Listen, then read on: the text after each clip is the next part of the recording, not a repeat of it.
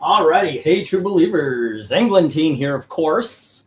I've put out the feelers for anyone who wants to join. So far, no one does. I don't know if they're doing their thing right now, but yeah, I'm kind of in a desperate situation. I made a little bit of a rookie mistake, an embarrassing mistake. I was hanging out with Gail and I said, "Hey, you got a birthday coming up, don't you?" And she gave me a look of death that only a husband can know. 5, 4, 3, 2. And she was like, tomorrow, meaning today. Now, Gail worked today.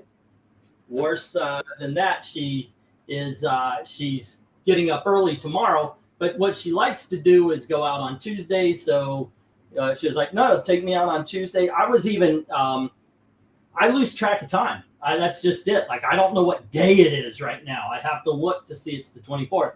And I told her, I said, no, this year I want to save up some money and I want to take you out. So bills are paid.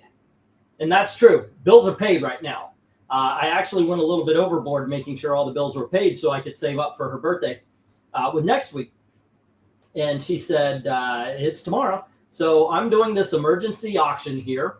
I've got some good deals. Buy 10 books, get 10% off. Buy 20, get 20% off. Buy 30, get 30% off. And if you get an entire lot, boom, that is an automatic 10%, which, by the way, does not count against what you get at the end of the auction. So if you buy 10 books for 10% off, it's only $9. You also get 10% at the end of the night. So there you go. Also, hello to Dalton. Hello. And Evil Black Cat, what's up? Not much. Let me put the go for lot 1 and explain what's up here, okay? Mm-hmm. And we will talk. Me and Dalton have something to talk to you guys about.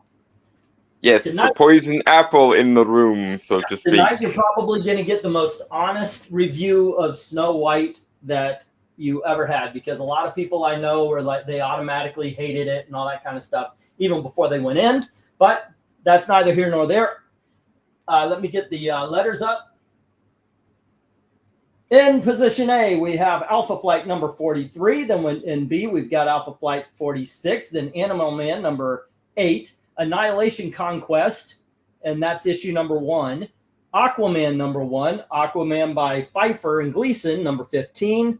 Number 41 by Vetch, it's number 5, 6, and then number 40. That's during the Jeff Johns with the Free Willy variant. Bidding begins at $1 each.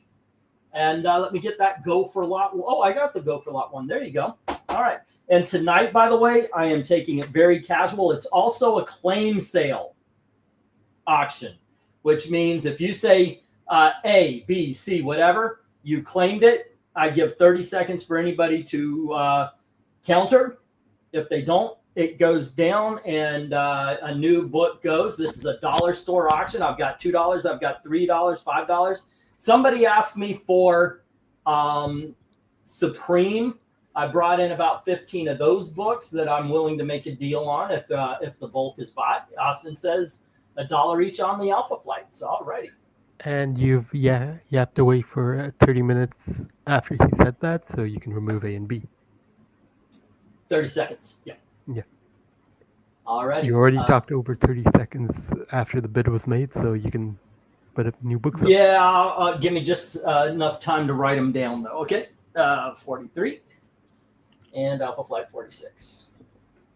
I am not prepared. Like usually, I'll make sheets. You guys have seen them. I've shown them.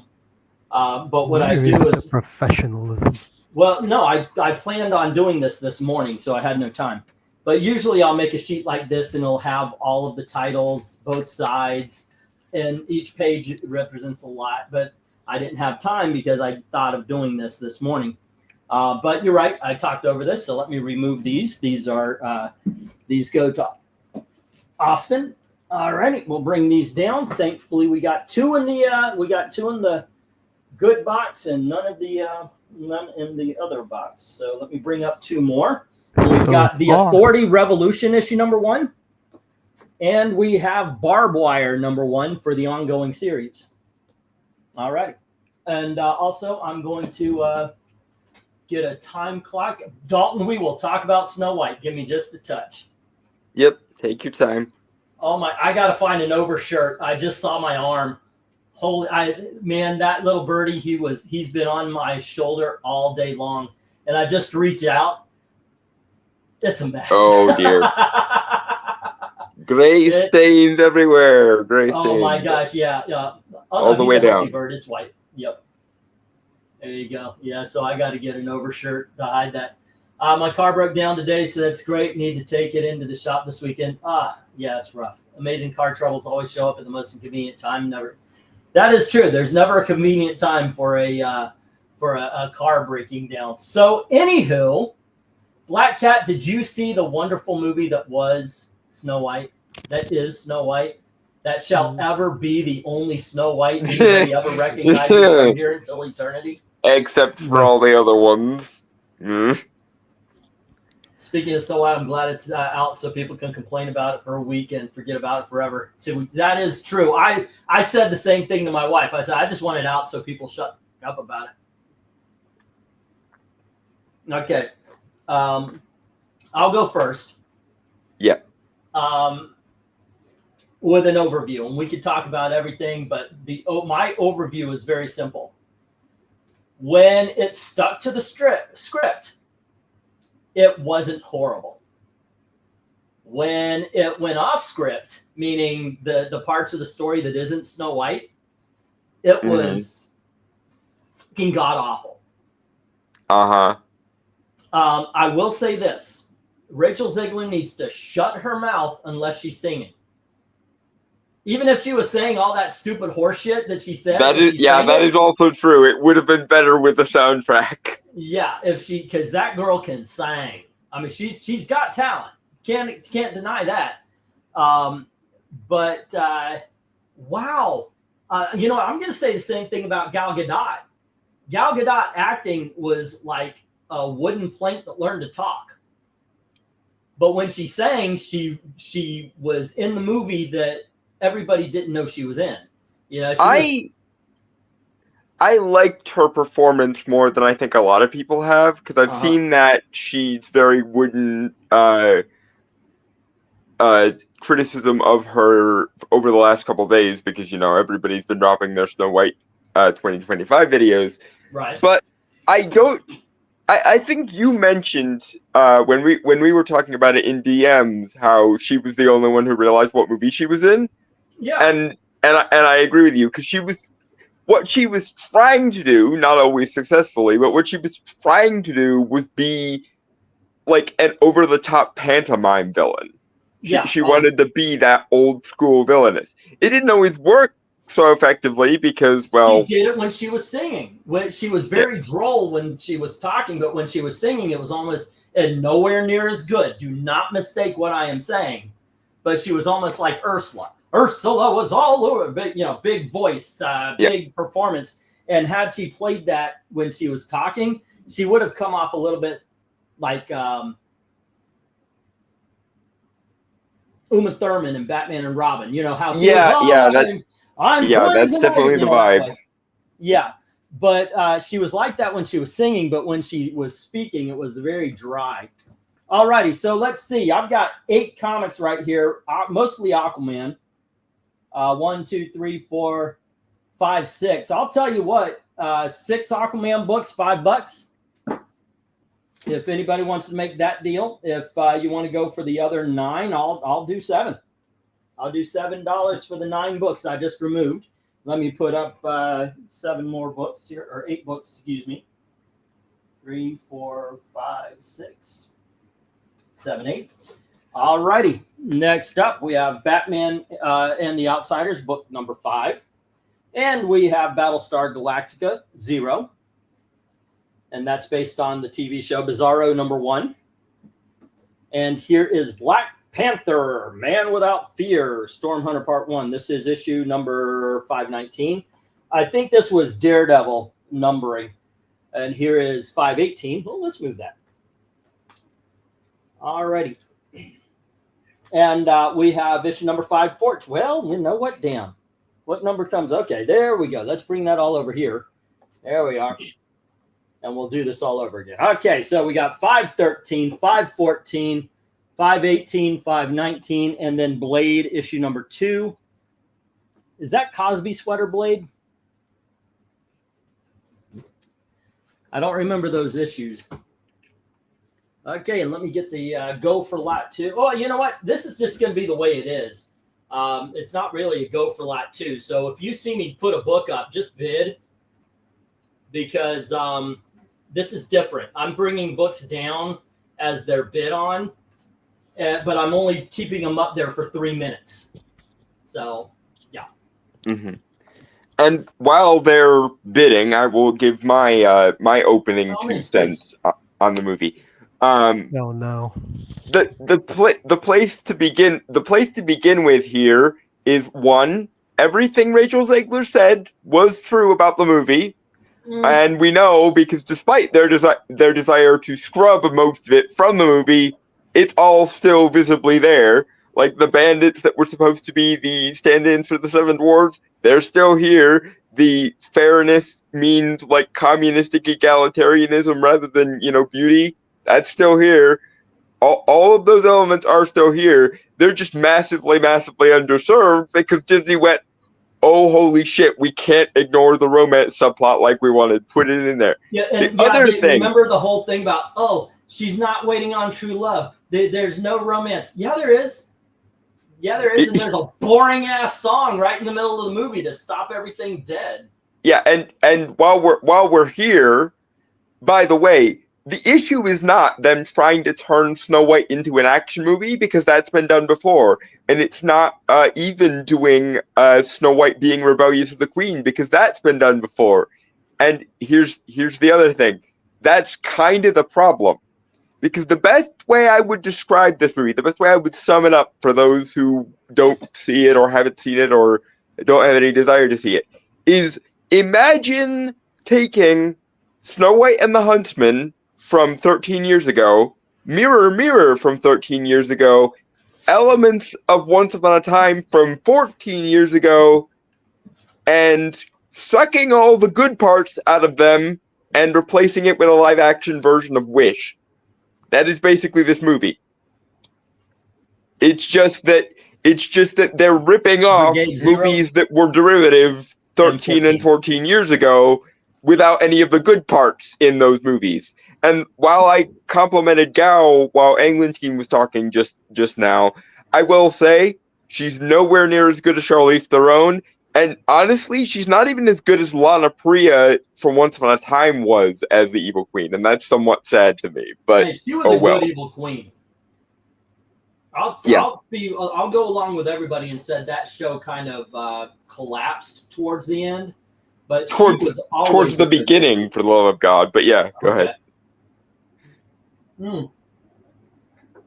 All right. Once Upon a Time's writing was so schizophrenic and counterproductive most of the time. I thought it was entertaining, but I always thought first of all, the Wicked Queen was like 18,000 times hotter than Snow White in that TV show. Well, in that version, they actually did just 86 the beauty subplot altogether, which, frankly, they should have done here too, but they would have gotten BTFO'd for it.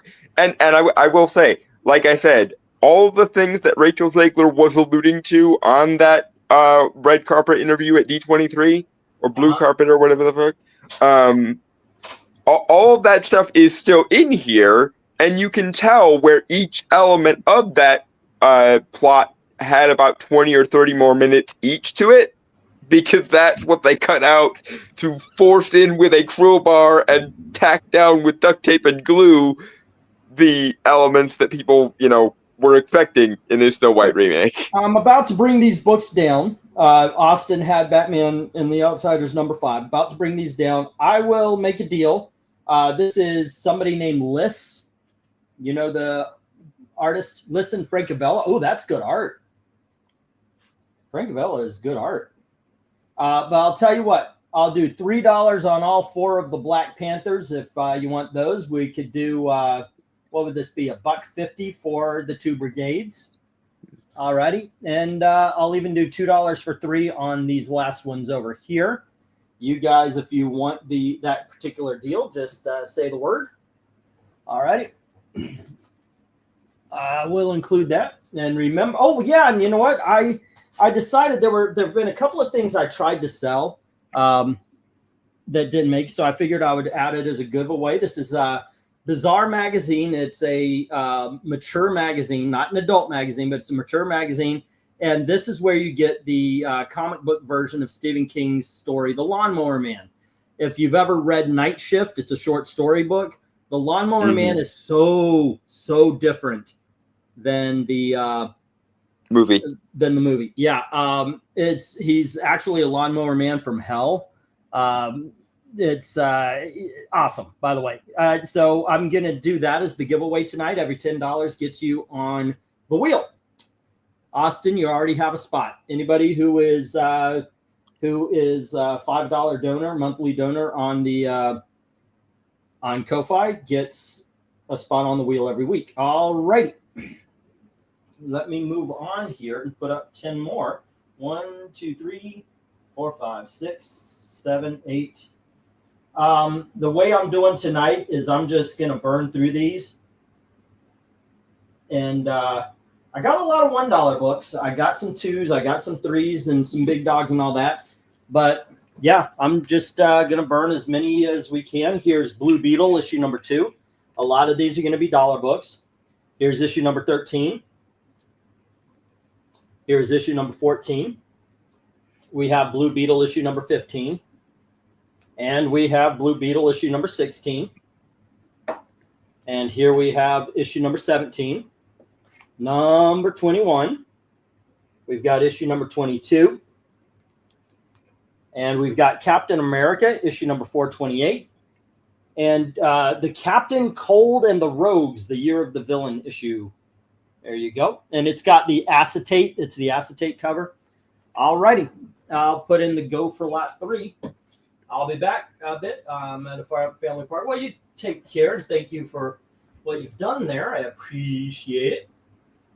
All righty. Let's get the go for lot 3. And once again, this is a claim auction where if you claim something, it's yours. Somebody has 30 seconds to challenge you on it, but there you go. All righty. And what were you saying, sir, about the Snow White being awesome and everybody being wrong about it? I was saying no such thing. Don't you poison that. I will not taste that poison fruit, sir. Don't even try to sell me on it. But Tish. But yeah, no. It's basically like I summed up earlier.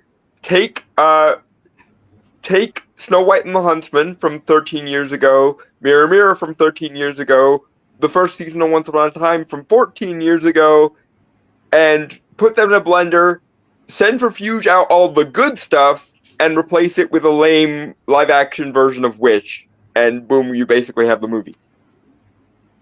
Yeah. So, yeah, also I got to talk. I mean, you and I did a whole thing about it when it first came out. We were talking about the fact we did.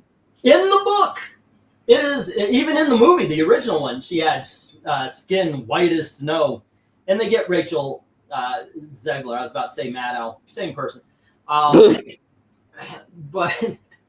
they explain it that she was born on a very snowy day, so they named her Snow. Yeah, it should be, and again, screw white supremacy in every conceivable hole, but this one franchise, this one time, you had one job, guys. It should do what it says on the tin. God damn it. Yeah. And the other thing I think absolutely has to get mentioned. Okay, G is Blue Beetle issue number 21, the Millennium Crossover. All right. And that's to Jim. All right. I actually told everybody, hey, join in. It's going to be a really casual night tonight because the bills are paid. I just, like I said, I overpaid. I was like, okay, I can pay this, I can pay that, I can pay that, I can pay that. And then I went to Gail. I said, holy shit, I got to ship things out. I don't have any money. And then she reminded me, of course, it's her birthday, and that's why we're here. Wah, wah, wah, Because I said, don't you wah. have a birthday come up? And yeah, so that's why we're here. I'm trying to get money to take her out, and anything over, because I'm trying to get about $100 because Elizabeth goes with us too. And I don't want to take her to, we go to Steak and Shake. That's our day out because it's like you could get $5 meals or something along those lines. But I'm gonna go expensive. I'm going Chili's. Yeah, jealous. So we want to take Elizabeth to make sure everything's done. So 100 for that, and anything over that is going to help her buy some glasses. So that's what's going on tonight, guys. At least you don't have to negotiate Disney prices anymore. Oh, a while back, I looked at a restaurant here that has Disney prices, and we were looking at it. But it's $20 to $30 a plate, and I'm thinking let's keep it between 10 and 20 a plate. Especially the three of us going out. She likes to get that. You ever have the artichoke dip? Yeah. And, chips? Yeah, she loves that. So I want to make sure I could get that for her. And of course, tip. And Elizabeth's going. And Elizabeth she got sick once, and they gave her. No. Well, they gave her antibiotics, and they actually attacked the probiotics in her stomach.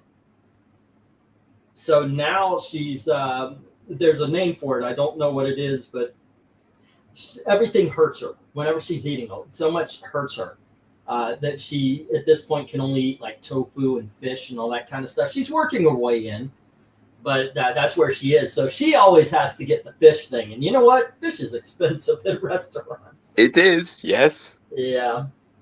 Alrighty. Let's see. Turn Snow White into a vampire movie. Book descriptions work in its favor. Hey, there you go. Alrighty. Let me get these down, and we're going to get the next round up. I spoke over the prebiotics, probiotics, nobiotics, antibiotics. Exactly. Well, antibiotics leads to nobiotics. Alrighty. So, Jim, I'm selling one book a lot, by the way. Actually, I sold 2 on the first one, but there you go. Alrighty. Let's see. How many do we have left? We've got 1, 2, 3, 4, 5, 6, 7. Okay, if anybody wants to take the rest of the Blue Beetle, 7 books, $5. These 2 will go $1.50 for the 2 of them. All righty. And by the way, once again, this will not stop. Like you buy these and you're 3 away from the 10%, even with $7. So there you go. If you buy 10 books, we get $10 or 10% off. If you buy 20, you get 20% off. If you buy 30 and up, you get 30% off, no matter what. There. Okay. And because Anglantine won't ask, I will. Even if you guys don't see anything you like tonight, please consider helping Anglantine out anyway. You just heard him describe what he wants to do for, his wife's birthday and so on. So, but like I say, he will not ask. He hates e-begging, but I do, because I know this about him, I am doing it because well, I can. Therefore, yeah. So please consider, even if you don't see anything you like tonight, helping Anglantine out so that he can avoid being banished to the couch, most likely. And I do pre-sales. So like if you get $100, you get $125 in credit and free shipping. I'll go 60 for 50. So there you go. That I'll do that even if you don't want to do a whole 100. All right. Okay, and next up we have this is a book that I tried to convince people is good, but I have not been able to just yet. This is Beautiful Stories for Ugly Children. That's issue number 10, and here's issue number 9. All righty, we have issue number 8, and we have let's see, we have issue number 7, and we have issue number 6. Then we have District X, issue number 2. And we have Daredevil, issue number 13. And we have Dart, issue number 1. And we have Deathstroke, issue number 7. And we have Dinosaurs Attack. That's issue number 1. If you guys haven't noticed, it's in alphabetical order, by the way. All right. Speaking of dinosaurs attacks, where's Breen? Breen is, I don't know. I sent out the, hey guys, anybody care to help? You were the only one that answered the call, sir. I don't know. They might be doing a reading or something. I don't think they do much on Mondays. Yeah. Or he might just be watching basketball or chilling out. I mean, everybody's welcome. Yeah, it's just, and like I said, today I'm feeling very chill. This is, yeah. And if anyone here has any young nieces and nephews, I recommend getting the top row for them as a gift. Oh yeah, especially if they're ugly children. Yeah, not exactly a kid's book, dude. That was the implication, E. Yeah. You were saying, Dalton? Nothing. I was just laughing at evil black cats. Being evil this time, yes. Yeah. I just finished a little piece of cake that my wife's work got her because they remembered. They even had it, happy birthday, Gail, so they worked letters into it for her and everything. That's why I mentioned avoiding you being banished to the realm of the couch for the next month or so. The work remembered, the husband did not. Aww. Oh, well, what you gonna do? What you are going to do is I'm gonna have rely on the kindness of your audience and hopefully not get banished to the couch, is what you're going to do. That is the major plan, yeah. Right now we're on lot number, what is this? Lot number 4, and we've sold 4 books. That's not bad. 1 book a shot. There you go. Okay, and remember we do have the discounts and the sales going on as well. Alrighty, but I started this.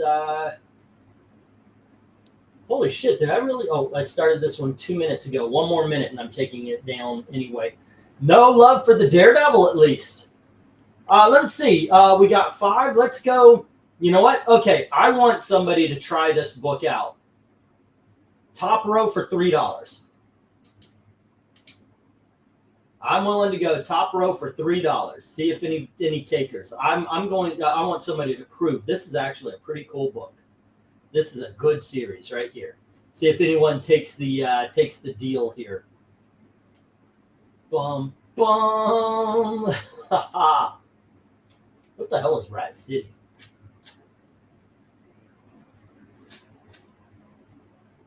Okay, so.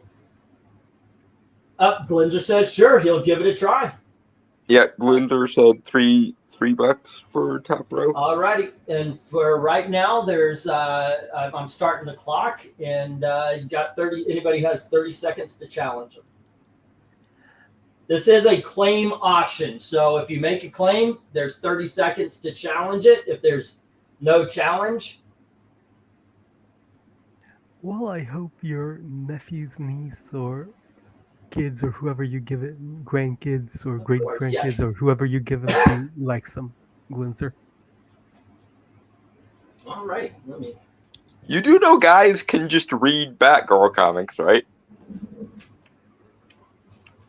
Bum bum. Evil Black Cat. There we go.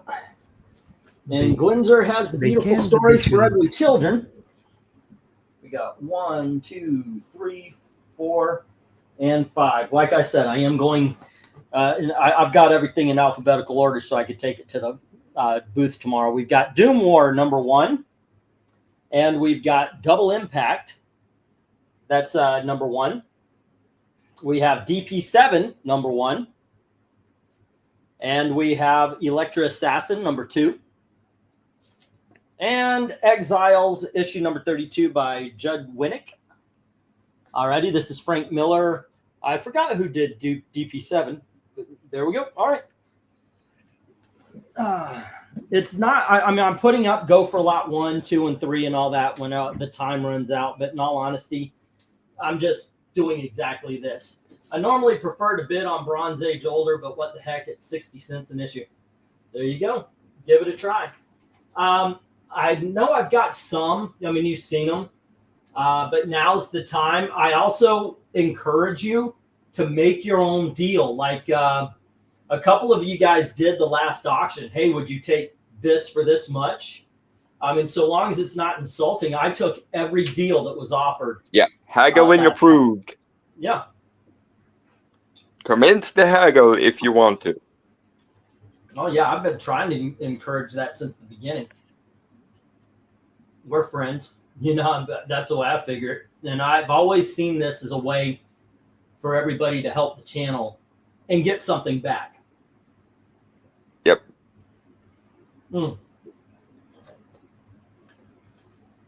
I gotta say, I want to. We are going to talk about this movie all night, or at least for a good amount. Yeah, DP7, Elektra, Daredevil, and Deathstroke issues. Tony, don't stop there. Okay. Now I said it's usually 10 books, 10 for 10% off. How much would I do those? You know what? DP7, Elektra, Daredevil, and Deathstroke. Let's say we get the Deathstroke for free. We'll give those 4 books for $3. How long have you been married and you still forgot her birthday? One Slick, we've been married since May 1st of 1994. What it is I didn't forget her birthday as much as I forgot what day it was. That's what I forget. Like, I have to look at a calendar to remind myself what day it is. And sometimes it's like, holy shit, I cannot believe it's this far into the month, you know? You should set alarms on your phone or something. That would be useful. To remind me. Yeah, you remember, I know it. Hey, when I was in school and you had to write it at the top of your paper all the time, I was like, yes, Mm-hmm. I know the date. But yeah, that's what I forgot. I forgot it was what day it was. I screwed up. Yeah. You know, you can program that in the calendar on your phone. I know you can. Yeah, Yeah, but look on the bright side. After 31 years of marriage, she's probably used to it. You know what? That's what I told her. I've told her that a lot, by the way. Because she'll go, gosh, why are you always saying such stupid things? I said, Gail, I've been doing that for 30 epic. Tony Hayes wants to know how much for the entire lot. 7, what would it be? It's get 10 books, 10%. What would I say? Buy any entire lot, save 10%. So that would have been 9. Bullshit. Let's go 8. Let's go 8. Let's save 20% off of that. An entire lot for 20% off. So it'll be $8 for the entire lot. Plus, by the way, that means you're 2 books away from the 10% at the end of the night. You have a text of your daughter to help you. Ashley will be coming home on April 7th, which, by the way, has triggered my mother to say, hey, we're going to go visit you. I know. Hey, that's awesome. I get to see my whole family. Good timing. Yep. 5. G, 1, 2, 3, 4, 5. H, 1, 2, 3, 4, 5. I, 1, 2, 3, 4, 5. Why am I writing 5 things out here? Tony Hayes is going to get these. All right. We had Doom War. And then we had Double Impact. Hey, what's next? DP7. And then Exiles, right? And then Electro Assassin and then Exiles. Okay, there we go. And alrighty, we're on to the second one. One Slick, I think he bid on the previous top row, unless I missed. Yeah, Glimzer had the previous top row. I'm treating this like a claim sale. So when something is 1, 2, when something is pulled off the shelf, I immediately replace it. In general, I'm only allowing something to be up here for 3 minutes, but I really did forget to start the clock this time. My forgetfulness, thank you. All righty, C, 1, 2, 3, 4, 5. D, 1, 2, 3, 4, 5. E. Also, I've got a whole bunch of bookses. I've got a whole bunch of books boxed up and ready to get shipped tomorrow or on Wednesday. All righty, Daredevil, and then Dart. And then it was Deathstroke and Dino. Alrighty, and it was, let's see, 1, 2, 3, 4, 5, 6, 7, and 8. Alrighty, and then the next two are free for Tony, and I will get these down and get a new lot up because it's been past the 30 seconds, so those automatically go to him. Alrighty, there we go. Okay, that did not work out, but it did. So there we go. And into the box it went. All right. There we are. Purple Haze. Tony Hayes, all in our brains. All righty, there we go. Let's get the next lot, ladies and gentlemen. 1, 2, what the? Oh, 3, 4, 5, 6, 7, 8, 9, and 10. Alrighty, kids. Oh, shit, falling down. We have Factor X, and this is issue number 4. And here is Fantastic Four by somebody named Hickman at 606. And then the number changes. It's issue number 4. Well, Shiitakes. We got 606, but here's 605. Alrighty, 605, 606. And then that's 14. Here's 13. Here's 12. Oh, okay. There we are. All right, let me do this real quick. There we go. Whoops. 12. All right, we got it. 2, 3. There we are. Okay. Sorry about this, guys. Got a little turned around. Okay, so then we have issue number 2 of Rick Remender's, Matt Fraction's Fantastic Four. And here's issue number 3. And then we have issue number 12. And we have issue number 13. Issue number 14. And then we've got Ultimate Fantastic Four, issue number 17. And we have issue number 13 of Claremont's run. All right, bidding begins at $1 each. And, of course, you see all the stuff that's scrolling by. So there you go. And let's say go for lot 5.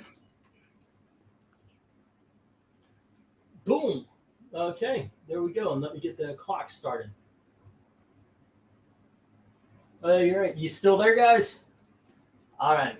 Yep. We were just trying to not get in the way of the. I appreciate that. I appreciate that. So, let me ask you something. We just watched what could very well be the worst film of the year. I don't know about that. I said could be. That means I think this is the worst movie I've seen from January till now. That is where I put it.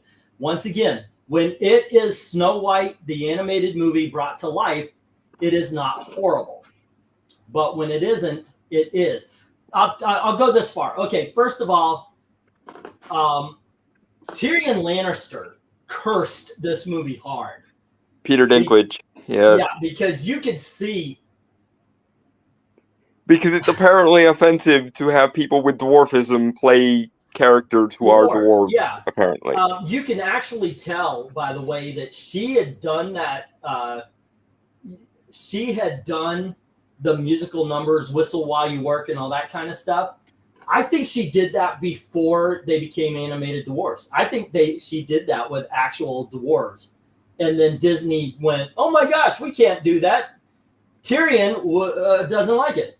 I don't know. I don't know about that. I don't think there ever were actual dwarves in this. You don't think so? It I looks so much like that to me. I stand with the premise that the bandits were originally going to be the dwarves, Yeah. and they weren't going to do anything with dwarves anyway, until they realized, oh wait, you mean they want the 7 dwarves to be in this Snow White and 7 Dwarves movie, and then they were going to hire actual dwarves, and Peter Dinklage threw a fit, and so they were like, screw it, we'll CG them, it'll be fine. But Right. narrator, it was not fine. It was horrible mistake number 1. Through 7, in fact. Yep. Summoner, it's all true. I messed up and I'm trying to make up some money so I could take my wife to work. Anything over goes into our bank account where we're saving up for her glasses. Yeah. Please I would contribute like, to the Not Banishing E to the Yes. Couch Fund. I need glasses, but she needs glasses. So, yeah. All right, let's get one. I'm going to do the 1 minute warning thing. There you go. And as you know, the sales are going on here as well. You see them scrolling across the board there. Let me take this down real quick. And can I edit this? Yes, I can. All right. I did this for Tony. I'm going to do this for everybody. There we go. All right, let's get the buy the entire lot, save 20%. And that still goes to the 10% at the end of the day. All right. Let's see. What's up? That's a very good point, Clifford. Thank you. That I needed that laugh, actually. I love Oh, boy. couches if he doesn't get That's true. 1, 2, 3, 4, 5. G. 2, 3, 4, 5. E. 1, 2, 3, 4, 5. No, H comes after it. I. 1, 2, 3, 4, 5, and J. Alrighty. Let's see. Yeah, take the whole lot. It's only $8 for 10 books. Alrighty. And let's see, do we get any takers on this one?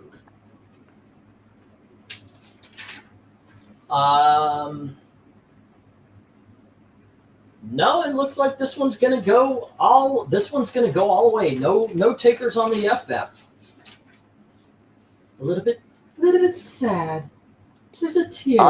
I'm a bit surprised because there was Hickman and Claremont in there, but oh well. No, I don't know.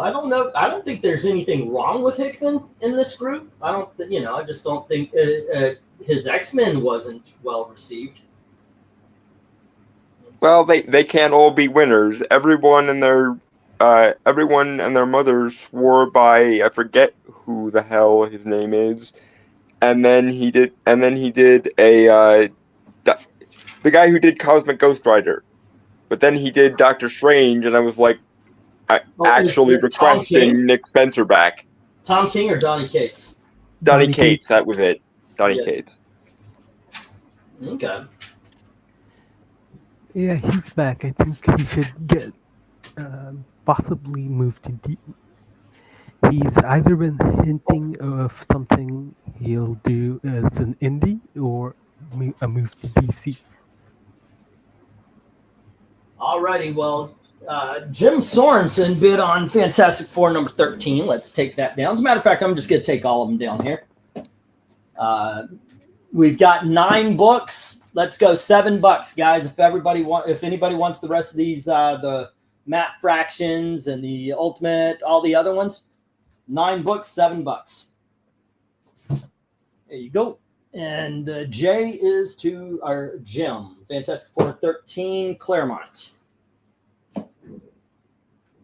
All right. Fant 4, Claremont. And that was for $1. All right. Zoinks. I'll be right back in a second. My brother's dog is being douchey and trying to get in my garbage. 2, 3, 4, 5. 5, 6, 7, 8, 9, and 10. All righty, kids. Next up, we have Fantastic Four issue number 355. And we have Fantastic Four Marvel Selects issue number 1. I think that is more kid-friendly. Then we have Fables. And we have issue number, what do we got, 35. And here's issue number 137. And we have The Fade Out by Ed Brubaker and Sean Phillips. That's issue number 1. Here we have Firestorm, issue number 84. We've got The Flash by Francis Manapul. That's issue number 9. And here is Forever Evil Rogues Rebellion, issue number 1. And issue number 3. And finally, we've got Eric Larson's Freak Force, issue number 12, before he became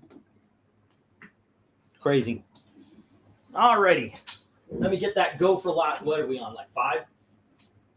All right, go for lot 5. Sure. Let's go there. All righty. And the way I'm doing it tonight is it is a claim sale auction. So if you claim something, you have 30 seconds for anybody to challenge it. I'm only allowing 3 minutes on the board, and then it's time to take them down. Obviously, if I'm writing stuff down, it might take a little longer, but that's the plan, Stan. How much progress on the marathon goal have we made so far? Well, we've got Jim with $2. We've got Austin with $3, and Tony with 8. So what is that? 10, 13. We're 13. So we're only $87 away from our goal. Make that Jim with $3 as he puts 1 on A. That would be 3. So we've got 30 seconds starting at 46.50. All right. A buck on the Fantastic Four. Yep. So at this point, only $86 left to go. Also, pinned to the top is the Ko-Fi link. If you do want, I've dropped it. So $50 gets you $60 in credit if you prepay for an auction. And we've actually take your wife to Burger King, get her crown. I do that normally. I want to take her out someplace nice, like TGI Fridays or something like that, you know, Wingstop, Hooters. And Tony Hayes puts 5 on the bottom row. All right. Somehow I think Hooters would probably land you on the couch even harder than you're currently being ushered towards the couch. I don't think that would actually be a good idea. Actually, because Hooters is filing for bankruptcy, go as many times as you can before you can no longer go. Yeah, something like that anyway. Yeah. I am amazed Hooters survived the era of #MeToo. I'm amazed it got this far, frankly. Yeah, me too. Yeah, I think the people who who usually go to Hooters, if the people protesting were protesting in front of them, they'd end up in the trash can. I'm kind of amazed that intersectional feminism never did really set its sight on Hooters to any meaningful degree. That was one massive blind spot they must have had. Though the awareness spectrum of your average feminist is about the length of a carbon nanotube, so there's that. What the heck? All right. And let's see, that is this. And then Tony said the entire. I don't want to see him selling comic books on his front porch, even if it's a nice day out. You know what else been? Takes a swipe at Hooters. I will remember you. TNA will always survive. In the 80s, Hooters was a band who sang the popular song "Then We Danced." Alrighty. So also, Tony, at this point, it is all claimed up. Firestorm. And then it was The Flash. And we had Rogues Forever Evil. Forever Evil. And that was issue number 1 and issue number 3, I believe, right? And then Freak Force. All right. And it was 1, 2, 3, 4, 5, and that puts Tony at 13. Alrighty. And what A is also gone, so you should probably replace those. And A already, and that was Jim with the Fantastic Four, and that was issue number 335, I believe. 355. Okay. We're moving right along.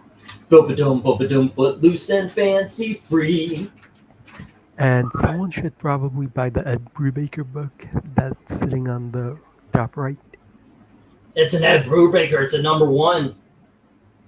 You want to talk about somebody Eric Breen swears by? It's Ed Brubaker.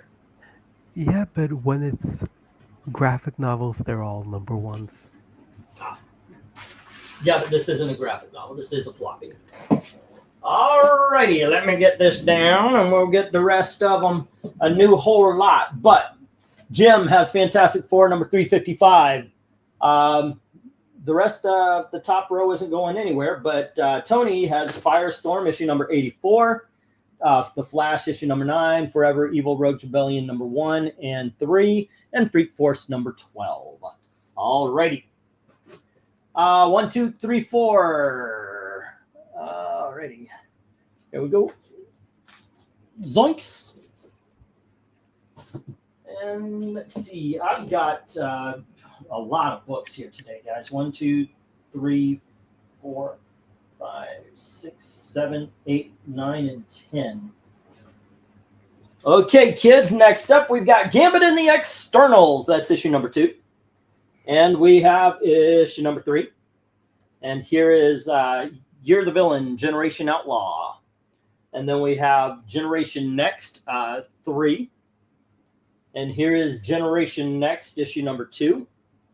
There we go. And we have Generation X, issue number 42. And issue number 28. Here is Godhead. It's a Green Lantern story. That's book 1. And we have the New Year's Evil GOG issue. And finally, we have Flashpoint Green Arrow Industries one shot. So that's all you need for that story right there.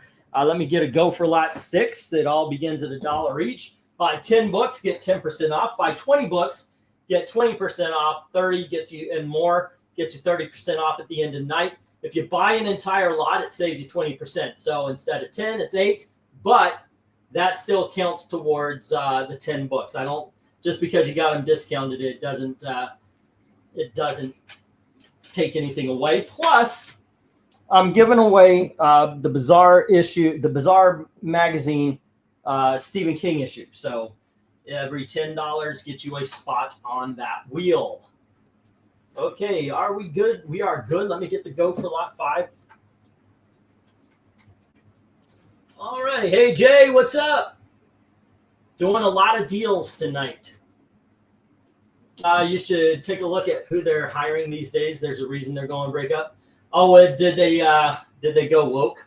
Did they come out against beauty standards, TM?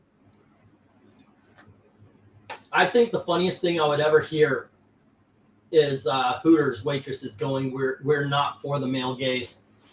Hold on just a second. I've got to return the chocolate milk to the fridge. I'll be right back. That is so much irony, I'm pretty sure it could warp space.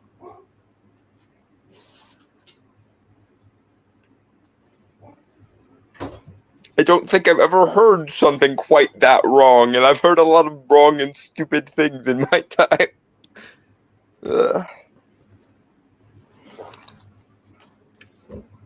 What? Dalton on an auction stream. Hell hath frozen over. Well, we're kind of started reviewing the Snow White movie.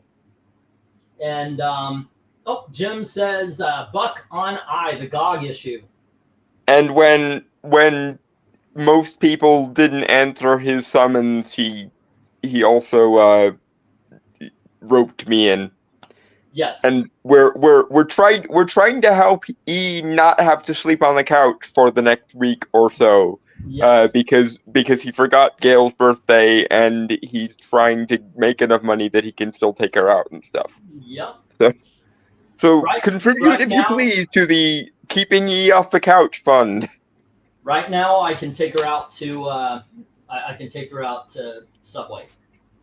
Yeah, the problem is no one wants to donate to keep E off the couch. We have to rebrand. I know it's more It should fun be- if I'm getting in trouble. So yeah. Yeah, it's make sure Gail has a nice birthday fund. That's People the are more willing to important donate to thing. That. Gail married herself a dud of a husband. Let's make sure at least because we know she's good. She came up with 4. She was the one that got all the math right when it was time to do that. So yeah, we know she's good, people.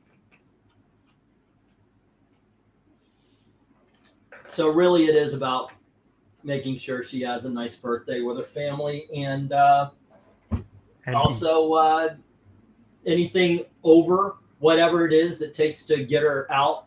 I know where we're going to go. She says, well, I don't know where we want to go, but there is actually, it's very much a Chili's / TGI Fridays kind of place, but it's local, you know, it's a locally owned, and it's really good.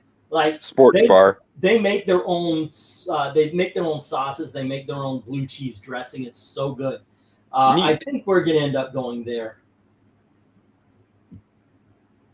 Okay, Jay, for right now, you've got about a half a short box, maybe about a third of a short box. I do believe it can fit in a medium size priority box. Breen's March Madness is basketball. E's March Madness is marital forgetfulness in his first year. I know it's a rookie mistake, man. What are we gonna do? Let me get the 1 minute warning here. Alrighty, I'm trying not to have books linger on this one. No, Jay, it would be about 20. It's about 17. I'm giving a discount. It's now $19 to ship a medium-sized box. At this point, it's almost better to wait for a short box if you're worried about price. If you want the books faster, obviously. But yet another casualty of Biden inflation, folks. yeah, but the problem is if this keeps going, it's like every month I've got to add $60. I've got $60 in boxes I need to buy. So, which is about $100 in supplies because I need bag and backing boards all the time as well. All righty, Jay, no worries. Let me get the 1 minute warning. There you go. All righty, so we had, I'm fine with that, Jay. I'm fine with that.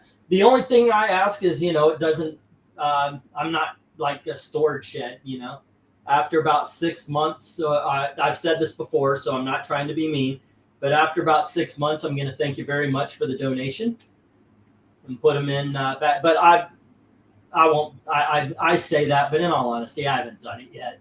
That reminds me, I still owe you $10 for that Doctor Strange Treasury Edition as soon as I can get my freaking credit card details sorted away.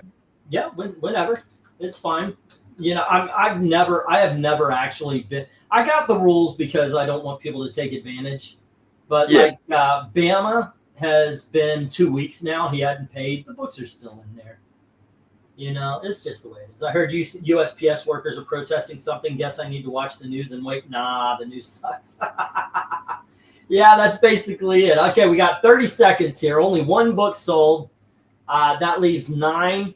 $7 for Yeah, you're 9 better books, off guys. asking Tim Pool anyway, so go for it. Yeah. Let's see how it goes. But I don't want to linger on any because I literally have 4 boxes. Well, 3 1/3 boxes worth of books, and I'm willing to go through all of them if we can keep the pace. I want this done by midnight. That's the normal run. I think we've been moving okay though. Yes. Okay. We just got to stop. Once again, the only bid was Jim on I. There we go. Alrighty then.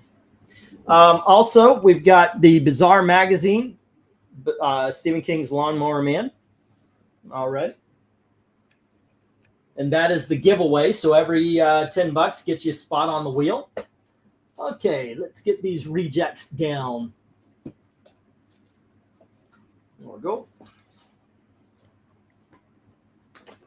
Yeah, there we are. I actually thought the Green Arrow would go. That's a cool cover. It's part of a good story. Gog went to Jim. Alrighty then. Let's see. 1, 2, 3, 4, 5, 6, 7, 8, 9, and 10. All right, kids. Next up, we have Green Lantern, issue number 199. There is a tear right there. Okay, just full disclosure. Next up, we have issue number 41 of Green Lantern. And then we have Green Lantern Futures End, number 1. And then we have Green Lantern Annual number 3, part of that Godhead storyline. And then we have Green Lantern issue number 16. There you go. And we have Green Lantern issue number 44. Here is issue number, issue number 2 of Green Lanterns. And then we have issue number 3 of Green Lanterns. Here is issue number 8 of Green Lanterns. And we have issue number 15 of Green Lanterns. Okay, there we go. Bidding begins at $1 each. And this is, by the way, this is going to end up to be a great night for the Green Lantern fans. All righty.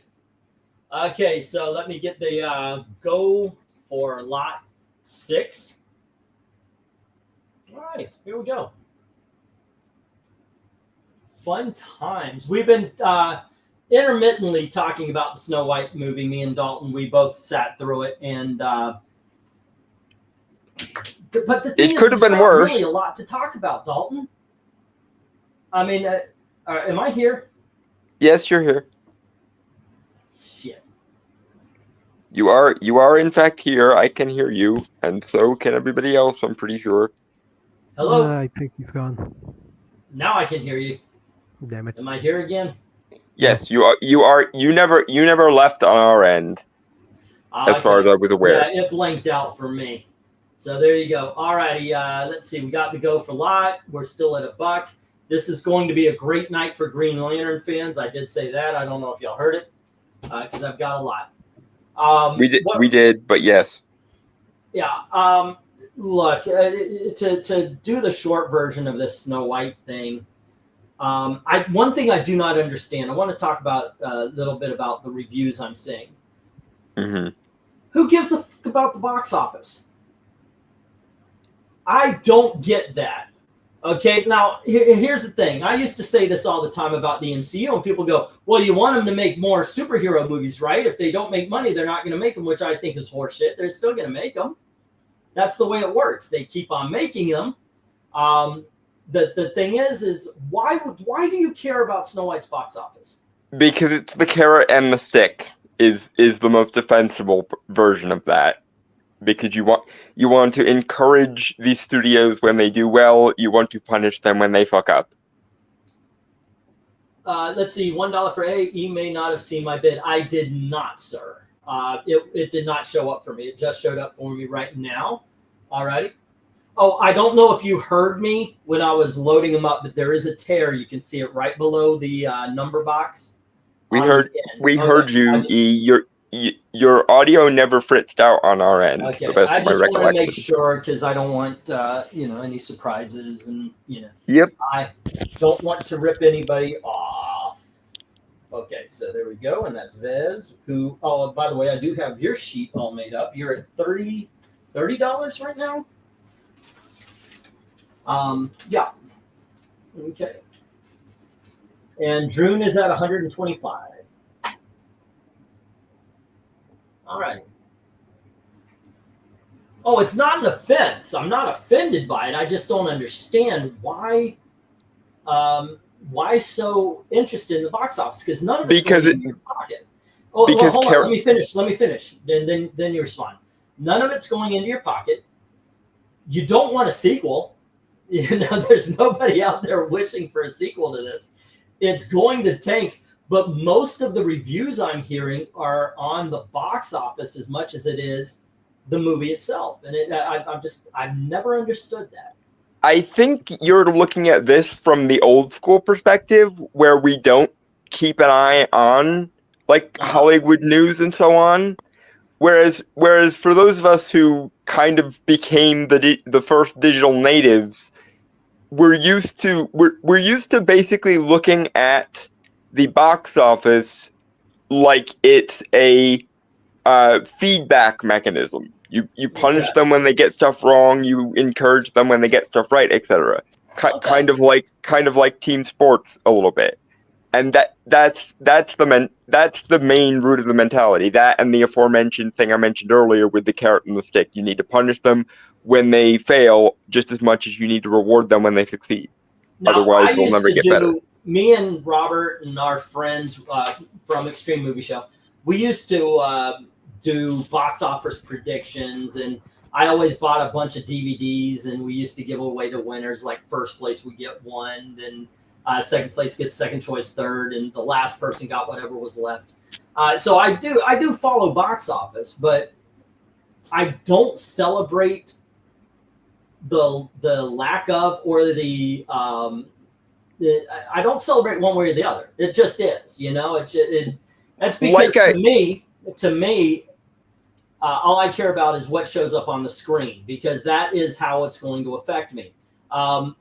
What it was, LA Confidential did not make as much money as Titanic did.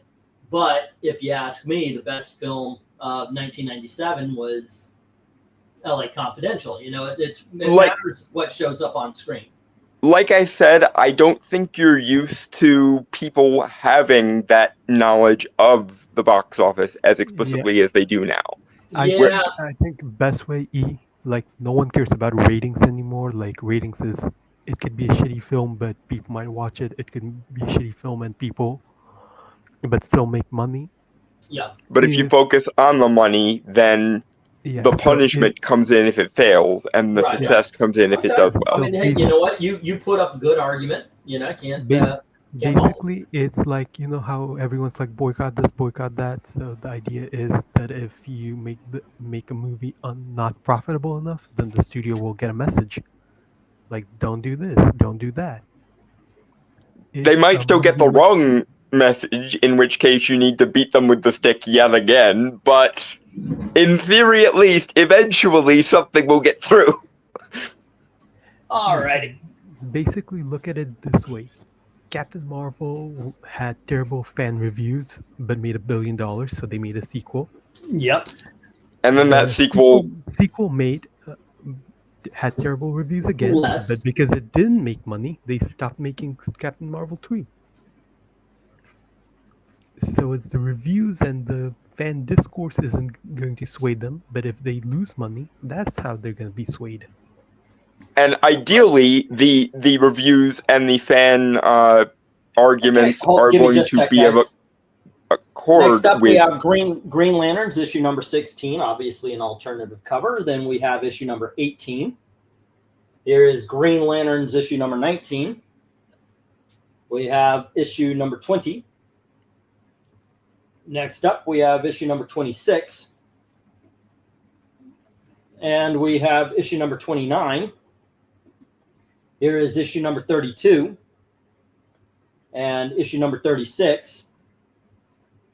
Issue number 37. And issue number 40. Bidding begins at $1 each. Once again, remember, if you take the whole lot, you get 20% off. So the entire lot, you could get all these Green Lanterns for only $8. At the end of the night, if you have 10 books, you get 10% off. If you have 20 books, 20 to 30 books, you have 20% off. And 30 books and higher gets you 30% off. All right. Let me get the go for lot 7. There we are. The movie added all the woke bullshit I heard I'm not watching. Okay, so they do the movie, right? But they add all this horse shit in there.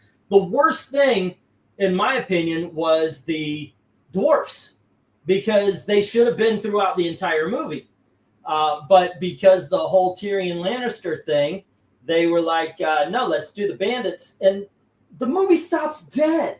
I mean, it was bad, but now it's damn near non-existently bad when they get to the bandits. They did the bandits before they did before Peter Dinklage was upset. It was Oh, only after Disney started caving to the fan pressure that Peter Dinklage ran his freaking mouth. oh man, Um, it did not feel like everything went together well. well, it didn't, because I think it's fairly obvious to everyone that the version Rachel Zegler was getting all sorts of shit for talking about was the original idea. And then when the metric fuck ton of backlash happened, Disney went, oh, we at least need to give them token references to the original. And so they tried to give us token references to the original. Then Peter Dinklage ran his mouth and they went, okay, screw it. We can't win either way. We'll just make them CG. It'll be fine. Yeah. Narrator, it was not fine. And I get what One Slick is saying. He says people watch the box office because for companies it's about the bottom line, not the entertainment value. Of course, I'm coming at it as a viewer. You know, all I care about is the entertainment value. As a matter of fact, when I sat down to watch Star Wars, when I sat down to watch Snow White, I made sure to get rid of all of the knowledge. You know, I just want to watch the movie. I don't want to think about the bullshit that Rachel Zegler said or any of that. What did they finally put on screen? That's the important part. That's what I'm going to review. Jim says he'll take the lot. So, you know what? I'm just going to get this down and get the next round up. All righty. I usually wind up meeting somewhat in the middle. The only choices that I particularly care about outside of the screen are creative choices. Like if I know going in that they're going with a hard to pull off creative direction and they succeed, then I actually praise the movie more because they managed to make an idea that I didn't think would work. Yeah. Like happened with Pierce Brosnan's Dr. Fate or with Multiverse of Madness. I knew what the movie was about on paper 6 months to a year before I saw the thing. What made the difference for me is I knew that a lot of it didn't work on paper, but Sam Raimi and I were grokking really hard, apparently, on the fact that Multiverse of Madness should be a Lovecraftian horror comedy first and a multiverse thing tertiarily, if at all. Okay. Next up, we have Green Lanterns number 41. Told you it's a good night for a Green Lantern fan. Here's issue number 45. And we have issue number 48. And here is issue number 49. And we have issue number 52. And then we have issue number 53. Love that cover. This cover is like the Vertigo. It's like Green Lantern, but the Vertigo movie poster. Then we have issue number 0 of Green Lantern's New Guardians. Then we have issue number 1 of Green Lantern's New Guardians. And we have number 16 of Green Lantern's New Guardians. And we have issue number 22 of Green Lantern's New Guardians. All righty. Let me get the go for lot 7. To Summoner's point, even if she hadn't run her mouth, the movie would have had a hard sell anyway because they casted someone whose skin is Not coffee white. brown to play Snow White. Yeah. So that was always going to be a hurdle regardless. And then as it turned out, Rachel Zegler has the same opinions as AOC, and well, the rest is history. You know what I would have loved to have had? The person who had interviewed them when they first started talking, oh, and she's not going to be saved by the prince. I wanted that person to go, so what you're telling me is you're getting rid of the themes and story features that made this a classic for 80 years, and you're going with a modern day girl boss that everybody's getting tired of. That's a bold strategy, Cotton. Let's see how that works out. But for the interviewer to try that, the interviewer wouldn't have to be on board with the message, and everyone in Hollywood is. That's part of the bubble problem. Or at least they act that way, right? Well, yeah, and the sad thing is, we've been saying this since what, 2015, 2016?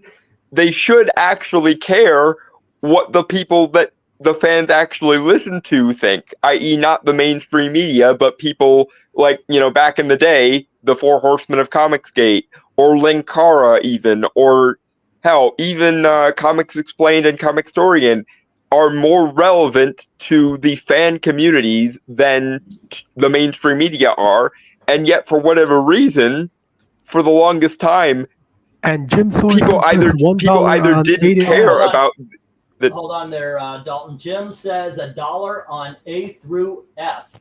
Alrighty, and he did that more than 30 seconds ago, so let me get these down. Yeah, Alrighty. but people either didn't care about the people actually listened to, or they actively demonized them. That's why one of the smartest and most actually progressive things Trump did so far is getting a new media seat in the press briefing room, because Give me just a second here, Dalton. We have Yep. Green Lantern Sinestro Corps #1, and we have Green Lantern Corps issue number 35, and we have I don't have these in numerical order. Issue number 22. We have issue number 48, 47.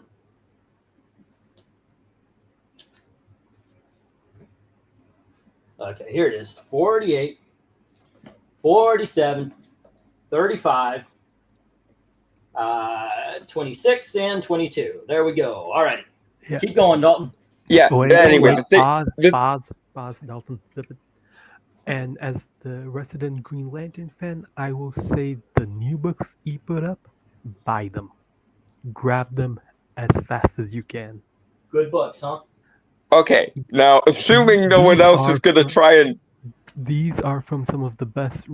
This is the best run of Green Lantern in modern era, like especially the Sinestro Corps one, and the ones with the old DC logo, not the new 52 logo. Like, oh, and So you say get A through F again. no, that's what I'm about to say. D is actually from a later run. Oh. You're- Okay. Yeah. E is from before the new 52. D is from after new 52. So I should do it like this. Yeah. All right. Cool. These cool, are two different runs. So But now the- top row should go again, right? Yeah, top row is Peak Green Lantern stories. This is the auxiliary story written by who was the artist of Dave Gibbons, I think. Like, he started that series. Peter Tomasi was in the series. Yeah. They were gone by this time, but this is still a fantastic run. All righty. Cool. Thank you, sir. Yeah. All righty. We got A through F. Thank you. okay. Keep going, Dalton, please. The thing I was talking about earlier, one of the smartest things the administration has done is put a new media seat in the press briefing room, because frankly that should have happened a decade ago, when people like Joe Rogan and Tim Pool started eclipsing the mainstream media by a significant margin, and yet we were all supposed to ignore it. Frankly, I would start swapping out the mainstream media seats for new media ones, because look at the actual clicks and the channel revenues of the mainstream media and the ratings compared to somebody like Joe Rogan, somebody like Tim Pool, people like the Daily Wire, etc. Yeah, that's true. And I have a discussion with my parents. My parents are very much far left. I mean, they are leftists. They're not liberals anymore. They're leftists. Every time go ahead. Before you remove that, Tony Hayes has $1 on I. On I, which was the New Guardians number 16, right? This one? Yeah. Okay. That was All what right. I was trying to stop you from doing. Thank you. Okay. Let's see. 1, 2, 3, 4, and 5. Yeah, these aren't in numerical order. Sorry, guys. Here we go. We have Green Lantern Corps issue number 34. And that's the new 52 version. And here is 36. And we have 37. Here is 39. And issue number 50. There you go. All righty. Glinzer, you are both correct there, and also more importantly, about 40% of Snow White 2025 is just a bad remake of Snow White and the Huntsman with all the good stuff cut out. Well, it's Snow White the movie. It's the animated movie brought to live action, but it's lesser. You know what I did like? You know, let me talk about some of the good things. One, Rachel Zegler is a talent. Unfortunately, she talks her way out of being a likable talent. And when she sings, she sangs. It's good. Second of all, the revamp of Hi Ho was exciting and it was fun and I was entertained. I liked it. And I also like the fact that the song goes through their workday. When you meet the dwarves in the original animated film, they're working and they're doing we're dig in a mine the whole day through. In this one, they wake up and it's hi ho, off to work we go, which we don't get until the day after they meet Snow White and you know she does the kiss and everybody off to work and all that kind of stuff. But this one, you get it at the beginning. They show what the dwarfs do, and then you get hi ho, home to work we go. And I think it's just a more exciting song. And it's a lot of fun. I actually like that better than the original. Yeah. Rhaegar, yes, I am well aware. It doesn't make it a non-stupid decision to do it that way, though. Any praise I'm giving this movie falls in the face of everything that's bad with the movie. Yeah, there's nothing you be miscast. Kathy Bates Gray's ass, but she wouldn't be Snow White. However, I would pick her over Rachel Zegler. Now, actually, the singing voice is really what made it. And I'm not saying she was great. I'm just saying that girl can sing. I'm not going to take that away from her. All right. Mm-hmm. But yeah, there's nothing you can see in Snow White 2025 that wasn't done better in either Once Upon a Time from 14 years ago, Snow White and the Huntsman from 13 years ago, or Mirror Mirror also from 13 years ago. They came out the same year. Yeah. I'm trying to think. I'm trying to remember the movie because really it is not worth remembering, by the way. Also, there's nothing you can see because I don't think any of the crowd here, other than you guys, are interested in seeing this movie. Yeah, but everybody loves to hear. Everybody loves to hear a movie get bashed on, especially if they know it's bad. Here we have Green Lantern Corps Annual number 2, and we have the Green Team issue number 1. We have Grim Ghost from Atlas Comics. They remade it. Tony Isabella wrote it back before he went nutso. Guardians of the Galaxy, Free Comic Book Day. All right. Don't you mean Jenny Isabella? No, I do not. Harbinger, issue number 20. I will never call Tony Isabella Jenny. Hawk and Dove, issue number 2. We have Hawk and Dove, issue number 1. And we have The Incredible Hulk, issue number 424. Hold on just a second. Let me get 2 more books here. I thought I counted 10. I didn't. Next up, we have Incredible Hulk from the Jenkins run, issue number 15. And finally, we have The Huntress and Power Girl by Paul Levitz. All righty. Issue, let's see, we're on lot number 8, I think, at this point, or 9 or something like that. I don't know. I'm going to go for lot 8. Lots really don't matter here because it is more of a claim sale tonight. If you make a claim, then somebody has 30 seconds to challenge you on it. Alrighty, for those of you who are watching in, you just put the letter that coincides with a book, and then however much or the dollar amount, and then the letter. So there you go. Bidding starts at $1. I'm going through the dollar books first. Mm-hmm. If you guys want me to change it up, just say the word, but I'm going through the dollar books first. We'll see how it goes. And Tony Hayes puts $1 on F and G. F and G, all right. And F, I thought Englentine said he was going to do Pilates. Okay, the Hawk and Dove number 2 and the annual number 1. Of all the things that never happened, Rhaegar, I think that never happened the most of all the possible things that didn't happen. What? You doing Pilates. Actually, I was thinking about doing yoga because I've got back problems. I want to stretch it out, but yeah, no. Alrighty, and that's Tony Hayes with $1 in the Hawk and Dove number 2, and Hawk and Dove annual. By the way, these are awesome books. I like Hawk and Dove. All right. Then let me write that down. Gonna write this down and all righty. Well, what else have you guys seen this year?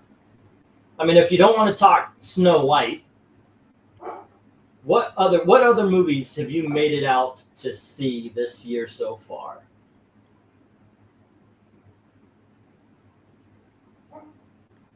Oh, really? That bad? You just don't go to the movies very Well, much. I have a rule whereby I pirate most things, and if something deserves my money, I will go out to the theater and see it a second time. What did you fly the Jolly Roger up to see this year? Obviously Captain America 4 because we, had to review it and so forth. Right. Yeah. I still haven't seen The Wolfman. I will see it eventually because you said it was all right. I liked it. Yes.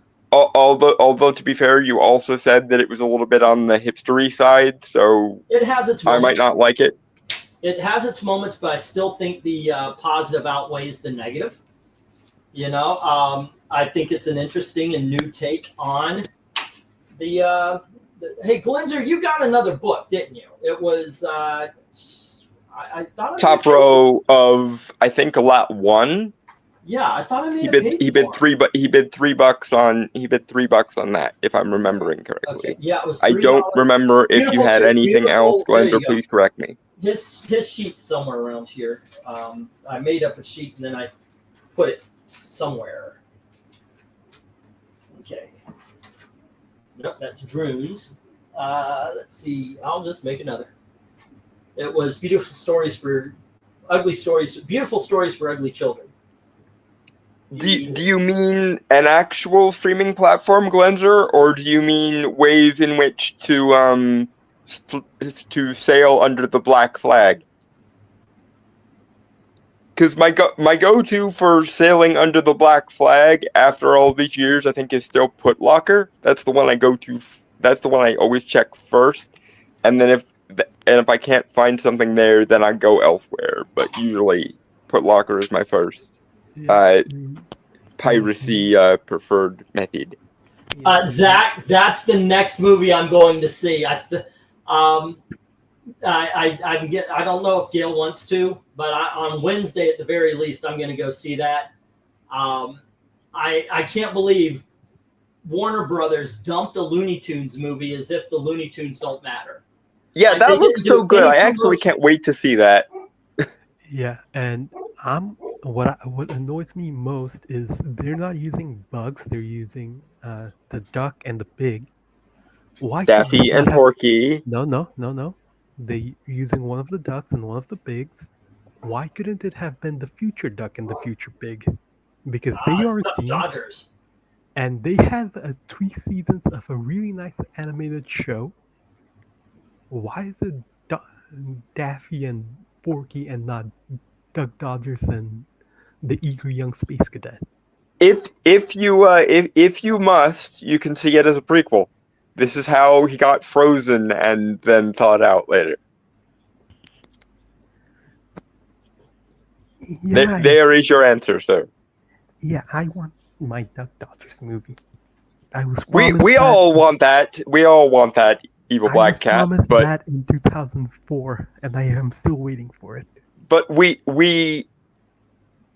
first need to get them to unfreeze the assets of Coyote versus Acme, because my God, I understand shelving Batgirl, but I do not understand shelving Coyote versus Acme, because Coyote versus Acme sounds good. Everything we know about it sounds good. There was no reason to shelve it. None. Yet. Are we going to ignore Are we going to ignore Dalton's Freudian slip right there? What would he say? Scroll back if you need to. Say what? If you didn't actually catch the Freudian slip, you don't get to call Freudian slip, sir. No, I didn't call it, but I'm asking what it was. No, I was talking to Evil Black Cat. You cannot draw reference to a Freudian slip that you actually didn't catch, sir. No, I got it, but did anyone else? I keep asking, what was it? Okay, You are bluffing, Akadub sir. goes to Tony, No. and Grim Ghost goes to Glenzer. The rest hit the rejects. All right. There we go. And alrighty. There we go. And yeah, let's try some $2 books. Why not? We haven't done any yet. 1, 2, 3, 4, 5, 6, 7, 8, 9, and 10. Alrighty, kids. We have Action Comics Weekly, issue number 632. And we have All-Star Squadron, issue number 39. And we have issue number 38. There you go. Let's see. Next up, we have Batman and Robin, The Boy Wonder, issue number 2. There you go. And we have issue number 3. Next up, we have Black Widow, issue number 2 from the 2001 run. And we have issue number 3. And then from the Thompson run, we have issue number 1, issue number 15. And we have Bloodshot number 0. Let me get the go for book 2 or $2. Rhaegar, the only lot 10, I guess. And it is a $2 start. And as surprising as it sounds, those Black Widows by Kelly Thompson are very, very good. They're actually pretty good. Yep. Yeah. And Rhaegar, the only reason anyone remembers Sigmund Freud is because he was the first psychologist. He was a utter hack and hypocrite as well, because everybody knows his famous "everything on earth is a phallic symbol except the thing I put in my mouth every day." Sometimes a cigar is just a cigar. Except all those other times when it isn't, because it isn't your favorite it's a big brown dick. Well, no, my issue with him is the hypocrisy. If everything under the sun is a phallic symbol, and you want to stick your colors to that particular field, fine, but you don't get to then call, except this very obviously phallic thing that I soak on every day. Yeah. Great guy. Really liked his mom. Yeah, I still maintain that a large part of the psychological profession is just diagnosing and pathologizing everyone else with their own issues. Look at the way the APA is treating the guidelines for men and boys lately, at risk of going full MRA. I just, oh my god, they actually call toxic masculinity and hegemonic masculinity mental disorders, basically. Yes, Tony Hayes, these are all $2 now. Yep, we're at the $2 books. $2. Oh, maybe I should put that up. Let's see. Brand color, font, default camera, presets. Where do you get that? Nope, that's not it. How does where does he get those wonderful toys? There it is. $2. I want my $2. Black Widow's gun is a phallic symbol. Could very well be. Freud probably would diagnose her with penis envy if he had his druthers. And Yes. Tony Hayes puts $2 on A, B, and C. All right, we got $2 on A, B, and C, and the 30 seconds begins.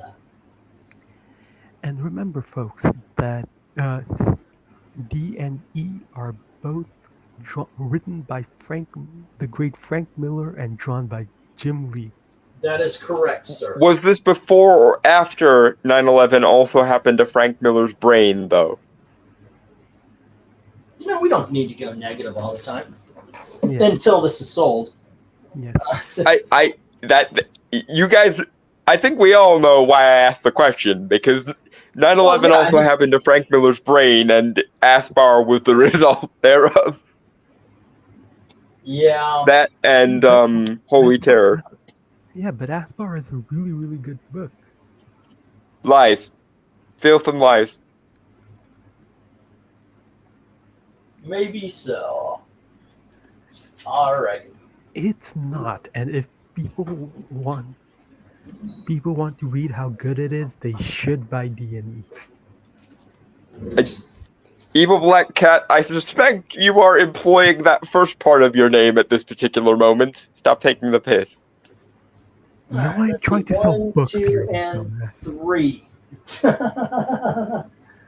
Alrighty. I appreciate you trying, but yeah, the whole honesty thing is kind of a trademark. Alrighty. We got, let's see, Captain Atom, issue number 8. And we've got Captain Atom, issue number 13. And here is Captain Atom, New 52, issue number 1. Part of the $2 lots. Cool, I got the issue with Black Guy hanging on the cross. Yes, both issues are All-Star Squadron fighting the Klan, basically. All right. Is that why Zach always likes this book? Maybe that's it. Well, I don't know. I mean, the Klan loses, so I don't know if he likes it or not.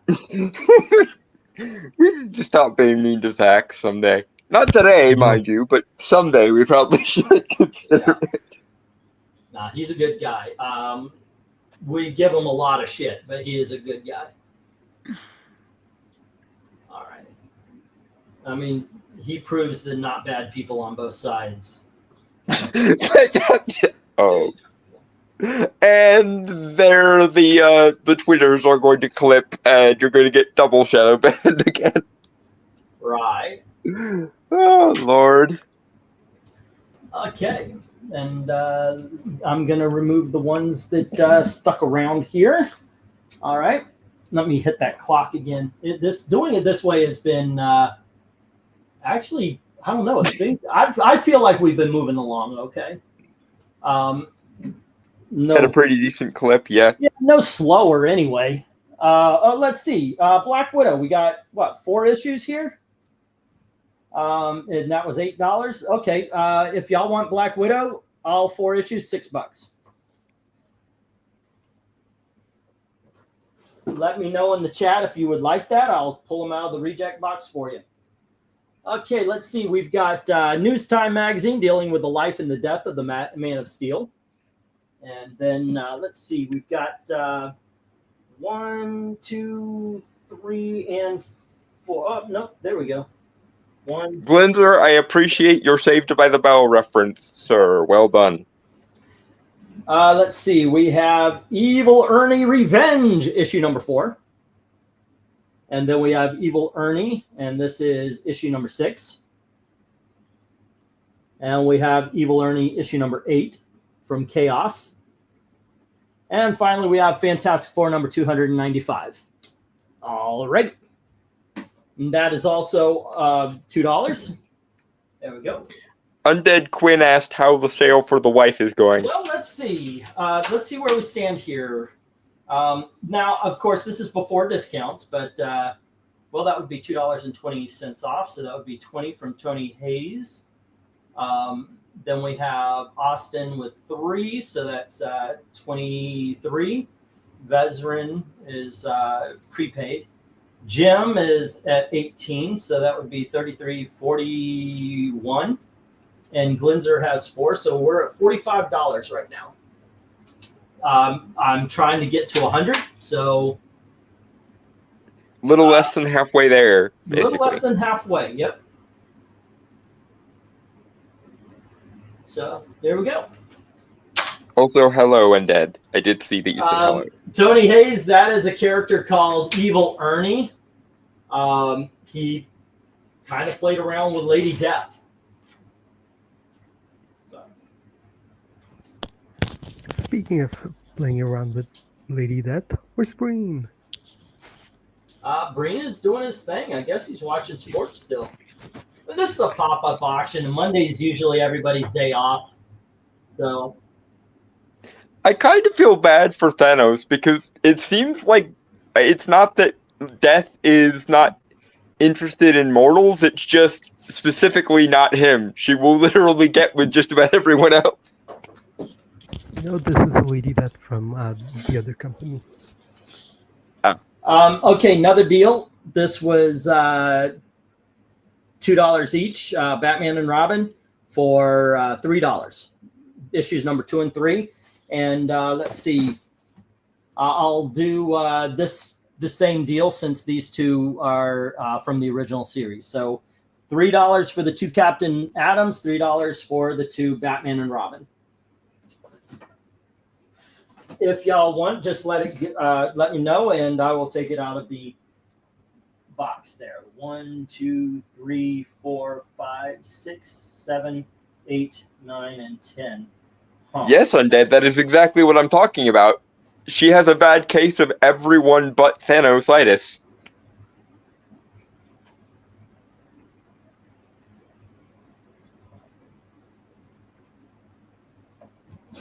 Let's see. 9 and 10. There we go. Alrighty. Oh shit! I pulled up 10, and I was only going to pull up 5. Any takers? Oh, Tony Hayes says 3 on the Captain Atom. Alrighty. That was Captain Atom, Tony Hayes, and Captain Atom,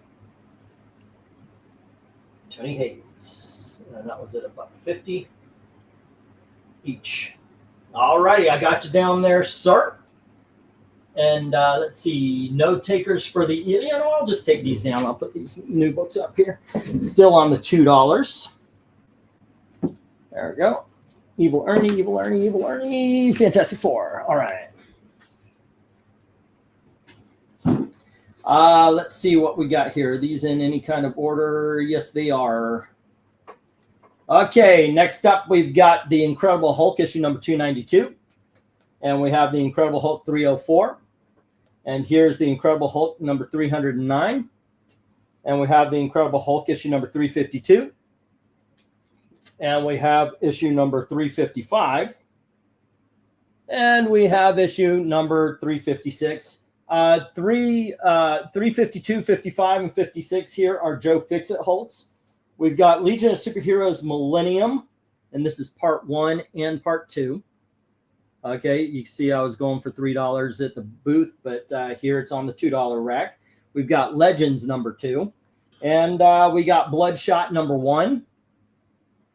Alrighty. And I need to pull another. Let's see. Screw it. Here's the first appearance of new Ninjak. There you go. Alrighty. Let me get whatever we're on right now. I think I'm just making up random numbers. I think it's like lot 11 or 12 or something like that at this point. How many more lots of the evening will there be? Are we almost finished, or? Oh, I'm going until midnight. I don't expect anybody to. I mean, you've been absolutely fantastic, and I love the fact you've been hanging around and chatting and all that kind of stuff. But I mean, everybody's got a life to lead. You know? Yeah, I'm gonna stick around. I just probably in another half an hour or so, I've got to go take my meds. So I will do that and then come back in about a half an hour. Yeah, but I'm planning on doing this until midnight. Hopefully, I will make enough money. Hopefully, I'll make over what the $100. So that you can start making a down payment on the glasses. Right. Yeah, she's blind, so her glasses tend to cost around $200 to $300. Which is twice the amount of what mine costs. So, yeah, it's bad, but you know. Alrighty, and I got to pull those Captain Atom for Tony, and they were Captain Atom number 8 and 13. Tony just sent another bid, $2 each for EFG. EFG.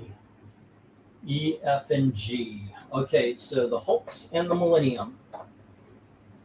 Okay, so Hulk It's issue number 352 and 355.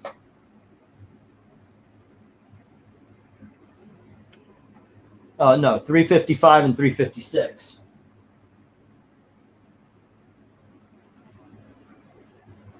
Hulk 356 and Legion Millennium. All righty, I got you down there, sir. Let's see, it's Tony. 2. D also, Tony says. All righty. I'm getting that down there. Oh, shit. Did I hit the go? Yeah, I did, as a matter of fact. Here we go. 11 seconds before I make a 1-minute warning here. All right. Did you have a file where you listed all your collection that's for sale and can be browsed? Summoner, I do not. But I think that's a good idea. I was thinking about starting just a website. All right. Okay, that's 352 that I need to get up there as well. Okay, Incredible Hulk 352. There we go. And we got the 1-minute warning going. How long has it been since we got a Bendis book to sell? Oh, I don't put Bendis books up for sale. Because no one buys them. Yeah, I mean, Because Bendis bends everyone over a barrel and then does it out like what grindcore. They're just nobody's interested in Bendis in this group, so I don't. You just made one. Wait, what? Yeah, that's what we're celebrating. What did I sell that has Bendis? G, I think. EFG. G had. Oh, the Millennium. Okay. Yeah. Wow, I did not know that. Presumably this was before he went insane, I hope. No, around the same time. Well, no, it was a while back. It wasn't modern. What, Millennium? It was 2013-ish, 19-ish. Okay. That's a weird name for a comic that came out then. I would assume that something called Millennium would have come out sometime in or around the year 2000 or 99, somewhere in there. Oh, No, the Legion. Okay, I did not even realize that. Go Yeah, figure. this was when he aged up John Kent, and this was the precursor to his Legion run. I did not know that. All right. Yeah, this is the. I truly did not follow Brian Michael Bendis. All righty. There we go. Let's get up the next lot. Hopefully it was just before he went insane then. 1, 2, 3. He didn't go 4, insane. 5. He just had one story to tell and was telling that same story every time. An obsessive compulsion to repeat oneself is a form of insanity, especially when it has Okay, such kids, anti-meritocratic qualities. We have 200 Legion of Superheroes 278. We have Legion of Superheroes 279. And here is Legion of Superheroes 280. And we have issue number 295. And here is issue number 296. Here is issue number 301. We have 302, 303, 304, and 305. Bidding begins at $2 each. All righty. As soon as I get that go for lot number, what should I say this is? Because I've lost the plot a long time ago. I believe we're at 12, because last time was 11. Yeah. All That right. is typically how numbers work. Hey, look at Scout Trooper Eglantine again from Return of the Jedi. Wait, what? What am I missing? I missed that too. I'm very confused. Okay. Hey, I'm okay with it. Look, if you're talking to people this long for this many years, It's Come on. the $2 thing. oh, $2, yeah. Yeah, you in the picture looks like a scout trooper. I do not, however, have $1, 2, 3, 4, 5, $3 or $5. So yeah, And in all honesty, I want to run the sales on the scroll the sales down more than I want to say out loud. I mean, you can ask how much, but there you go. Jim is saying these are some very good Legion books, and I do agree. Remember, if you buy the entire lot, that's 20% off. That's 2 books. So there you go. So you would get 10 books for $16. So it'd be $1.60 an issue. That is a great deal for especially those top row books. All right. 1, 2, 3, 4, 5. H. 1, 2, 3, 4, 5. I. 1, 2, 3, 4, 5. J. Okay, there we go. Let's see how this goes. Any takers? Any takers on the Legion? We're Legion. That was Ghost Rider. Millennium, because it was close to that new start, the new age, the new millennium after Christ, not because it was literally millennium, says Summoner. Yeah, I completely ignored the fact that was Brian Michael Bendis. Went right over my head on that one. Yeah, it's when he became Bowel Movement Bendis. Right. I definitely was taken by the Legion name because I don't have Millennium name. Yeah, I don't have Brian Michael Bendis in my auction. If I accidentally get any of the books, they don't go up. But one did. That's why I was like, how many years has it been? Yeah, it's been a while. Legion of or Brian Michael Bendis is persona non grata on my auctions. Which is a shame because his new Avengers stuff that you were trying to sell was actually good. Yeah, I heard that, but man, it did not go. Yeah, you can pinpoint Bendis' downfall was somewhere around 2014. Yeah. Yeah, before that he was a decent writer. I wouldn't say he was really good, but he was good enough.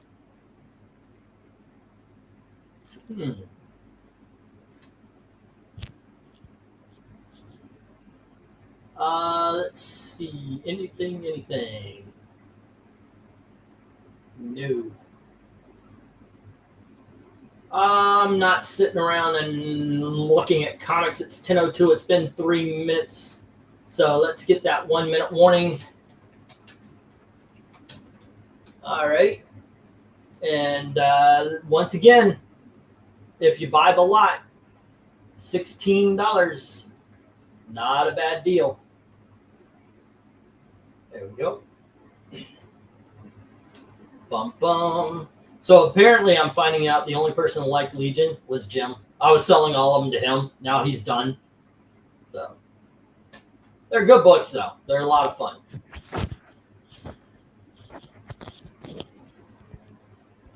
All right. And time to get these down and get the next round up. Zoinks and away. No love for the Legion. Let's see. 2, 4, 6, 8, 10, 11, 12, 13, 14, 15. Let's see. I had them in. Okay. If anybody wants to take me up on this offer, $2 for the top row each and $1 for the bottom row. So it'll be $15 for the lot. If anybody wants to try some excellent books. All right. There we go. Get those here. And let's get the next round. Let's see. Let's go for some $3 books. 1, 2, 3, 4, 5, 6, 7, 8, 9, and 10. All righty, kids. Next up, we've got Donald Duck Adventures, issue number 2. We're going with $3 books. Issue number 4. Here's Donald Duck Adventures, issue number 6. And we have issue number 7. And we have issue number 9. There we go. Let's move these over a touch. There we go. Next up, we have issue number 10. And we have issue number 14. Here is issue number 20. And we have issue number 21. And we have issue number 25. There you go. Remember, if you take every lot or a whole lot, it's 10% off or 20% off. Wow, did I say that? Yeah, that would make this $24 for 10 books. So that's $2.40 each. Not a bad price. What are you looking for there, Jim? And also, it contributes to the buy 10, get 10% off. Buy 20, get 20% off. Buy 30 or higher, get 30% off. I'm not done with the Legion series yet. I was reading the 1990 series. Wow, that was good. That was back when Mark Waid knew to write. It's sad that you lose that kind of thing, you know? All righty. Man, these guys made the people I buy the books from made a shipping label 5 days ago, and they still haven't shipped the books. It is about time. Let's go. Let's go. Send me the books. I need them for the auction. All righty. Let's see. I'll take the lot for 24, says Glinzer. All righty then. Okay, I'm back. 52, Waid, Legionnaires, Adventure. Okay, I'll keep it. When you say adventure, of course, you mean old and new, or just old? And hello to Dalton again. Yeah, like I said, I had to go take my meds, so I went and I took them. All righty. Donald Duck Adventure Lot 24. Okay, and that counts. I'm going to have to make a note. Says, there you go. All right. And that is for Glinzer. Let me get these down. We'll get the next round up. All right. Old and new, Jim says. Okay. Thanks.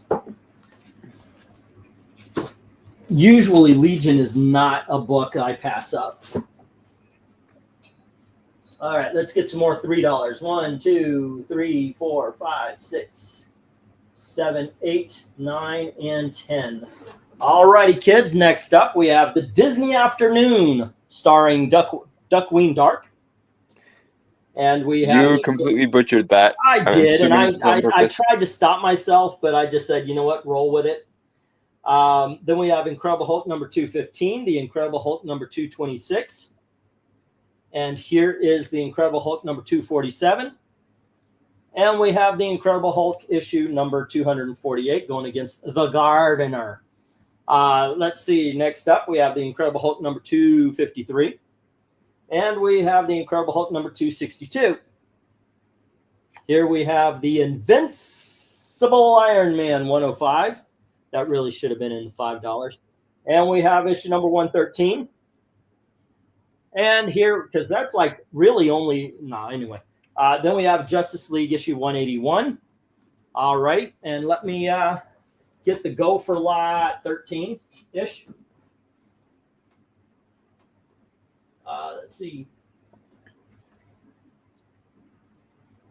Go for lot 13. By the way, I'm not stopping at any particular lot. I'm making these things shorter, trying to keep the pace. And I started with 3.5 boxes full of comics, and I want to try my best to get through all of them. That is a very good point, Clint. I was kind of thinking the same thing. They should have called Mega Duck that. Darkwing Duck.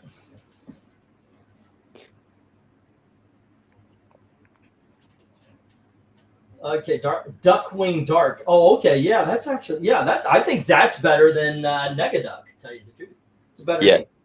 I came up with a better name than the people who created the character. To be fair, though Darkwing Duck is a very, very good show, I don't think the people who were writing it were thinking that far ahead. It's not as if it was Gargoyles. Right. Which is probably Disney's best stab at creating a serious action cartoon. You keep telling me that, but I keep refusing to believe you. Yes. I don't know why I am not watching. I don't know why I'm not watching the video you told me. Gargoyles, sir. Yeah, Christy gargoyles. Duff. You would actually really like it. There's a lot of like 90s comicsisms in it. Like there's mutants and laser guns, and they even throw in the Illuminati at one point. And no, I am not kidding you. Okay.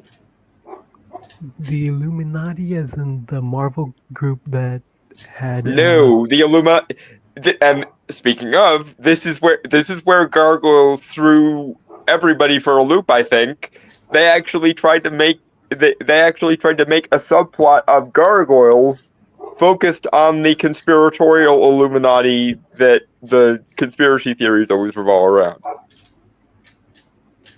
A show based on Gargoyles did this, ladies and gentlemen, because the 90s were just a better time for action cartoons, apparently.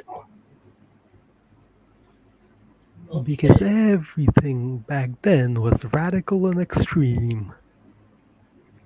And very, very Rob Liefeldian, actually, in some ways, with all the mutants and monsters and foot soldiers wielding lasers and what have you. Which was also...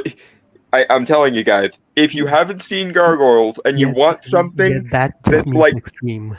that's like Disney's approximation of like Batman the Animated Series, watch Gargoyles. It's really good. Tony Or H just watch says Batman, yeah. $2 on H and I getting the Iron Mans.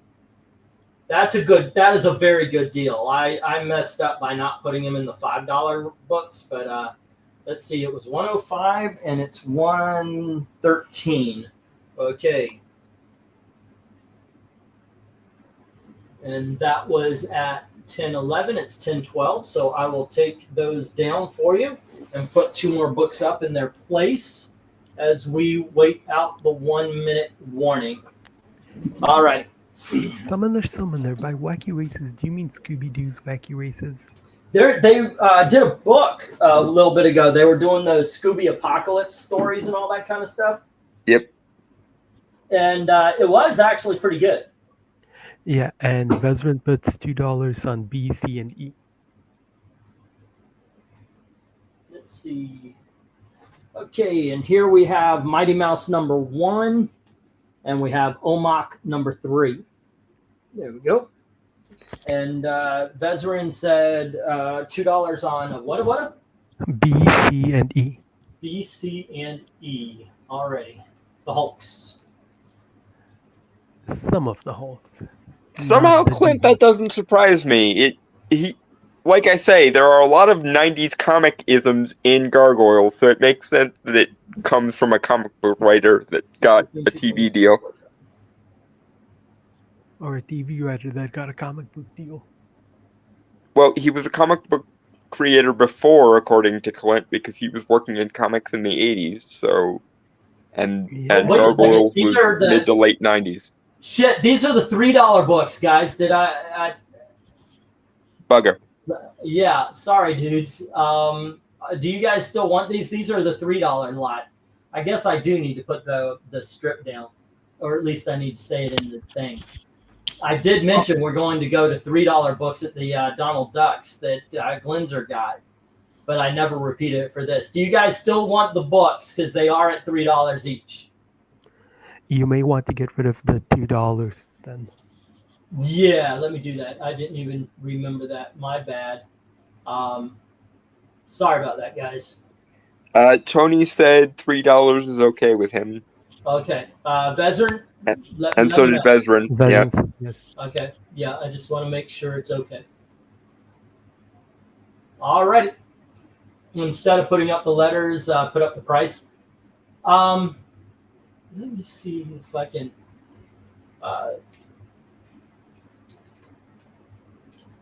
Let me see if I can get something like that.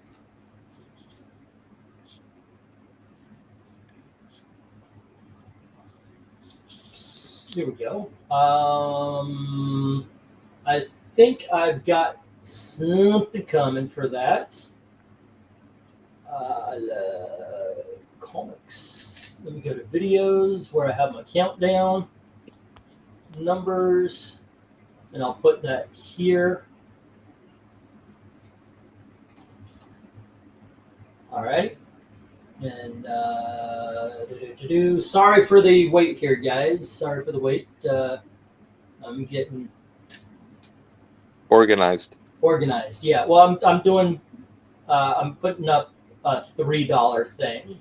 I think that's a good idea, but I had to go get it, which means I should. Here we go. And I should get a $5 because we're going to do that next. And I'll do that for here we go. And let me get some books up here. And okay, so Vezerin had the Hulks on A, B, and C. Alrighty. Is there any more bids on these books? All right, let me get those down for Vezerin. And it was also Tony Hayes had, all right, Tony Hayes, which one did he have? He had H and I think, were his. Okay, I already got those down for him. So let me get these, let me get some more books up here on 1, 2, 3, 4. 1, 2. Veteran says B, C, and E, not D, please. B, C, and E. Did I include 4 of them? You might have misspoken. I don't think you actually wrote it down wrong. Oh, I took the right ones. B, C, and E. Oh, I see what I did. Okay, this one stays. This one goes. There we are. That's what needed to happen. All right, and then we have Squadron Supreme, New World Order. We have Tom Strong, #1. And we have the Talos Special of the Wilderness Sea. There we go. All right, let me get the clock started again on these, and boom. There we are. And while we're talking, since they've been up that long, anybody else well, because they're not lettered tonight. Lettering is hard sometimes. BC and E. How much for the Darkwing Duck? We're on $3 books here, Crystal. And if you buy 10 books tonight, you get 10% off. If you buy 20, you get 20. And by that, I mean 10 to 20 gets 10%. 20 to 30 gets 20%. 30 and higher gets 30%. If you buy the entire lot of any lot that we have up, it's 20% off. And the numbers still go towards the last discount of the night. So right now, if you bought the entire lot, instead of 30, it would be 24. Disney Afternoon, the bidding starts at $3 right now. All right. I'll give her a chance to respond, and then I'm going to pop the books down from the other lot. Well, we got a minute until everything comes down anyway. So there you go. I'll take A and H. Okay, Crystal, I got that for you. Next time, go do it like this. Oh, no. Don't do it like that. I just realized what I did. Do it like this. You put the number, and then you go A, comma, H. Don't put the dash because that means you want A, B, C, D. Yeah, but there you go. So you put like $3, comma, because I always look for the numbers first. I don't want to miss your bid, but let me write that down for you. $3 is on, you want the Disney Afternoon and the Mighty Mouse. Disney Afternoon and the Mighty Mouse. Hey, we got 19 people watching here tonight. Thank you for everybody listening in. Feel free to say hello, even if you don't normally comment. It's nice to hear from everybody. And okay, let's put CG, and she's got $3 each on them. Okay, cool. There we go. Go for some dark glazed duck wings and some mouse. Sounds good. Mm-hmm. Let's see, Disney Afternoon. And then we have Mighty Mouse #1. Man, I sold a lot of Mighty Mouse the other day. I forgot who bought it though, but I had a whole bunch of issues. I kind of steered into getting cartoon comics. I don't know why. It is kind of a gamble. All right, we just got the stop, and Disney Afternoon and Mighty Mouse are with Crystal G. Everything else is hitting the reject pile. Zoinks. Alrighty, let's see. What do we got here? We got 1, 2, 3, 4, 5, 6, 7, 8. Let's see. Take the lot. That would be 24. Take the lot for 20. Take the last 8 books for $20. That's the deal on the table right now. All right. Let's see. 1, 2, 3, 4, 5, 6, 7, 8. Do I have 2 more? Let's see. 9. Were these supposed to be $5 books? Yeah, you said the $5 was going to be next, so presumably. Yeah, you know what? I'll skip over these 3. I've got some more $3, but I've only got one lot of $5, and it's not even a whole lot. I only have a few things here. Got 1, 2, 3, 4, 5 things. So I'll tell you what. Top row is going to be starting at 3. Bottom row is going to start at 5. Okay, guys. Let's see what we got here. Let's see. 1, 2, 3, 4, 5.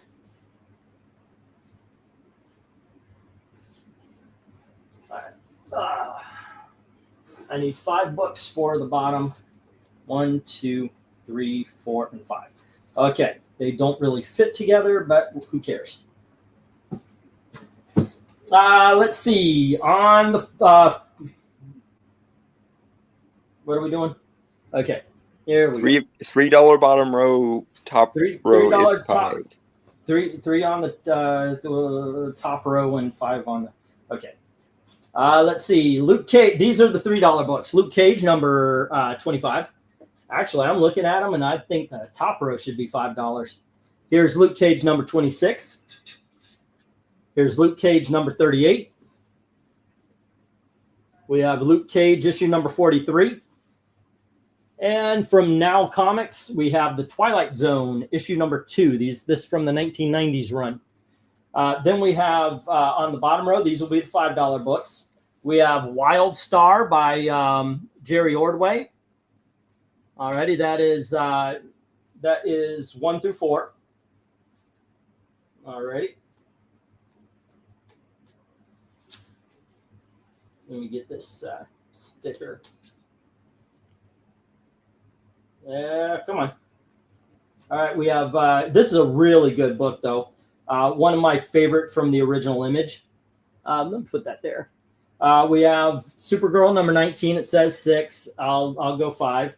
And then we have the Poe Dameron trade paperback from Charles Soule. All right, next up, we've got Captain Atom from New 52. And this is 1 through 5. There we go. And finally, we've got Excalibur Mojo Mayhem. All righty. Remember, top row starts at 3, bottom row starts at 5. All right. And let me put top row starts $3. Bottom row starts at 5. Okie dokies, artichokes, here you go. Let the good times roll. Come on, baby, let the good times roll. There we are. Wildstar really was one of my favorite titles. Power Man, I kid you not, I like it so much. I've got everything to do with Luke Cage as far as the essentials are concerned. His first appearance is one of my grails, but I mean, come on, that's just one of the grails, right? Mm-hmm. I think everybody would. You don't even give a about Power Man, but if you saw it at a garage sale for $5, you might pick it up. Old school number ones before the speculator boom are just a general good investment generally. Yeah. And some of us would only pick up Power Man if there were Iron Fist along with it. That's true. Some people would be like, no, I don't like Power Man unless Iron Fist is there. You want the first appearance of the Heroes for Hire then. Yeah. Some people would feel safer if there was a white guy when they're reading the black guy. Yes.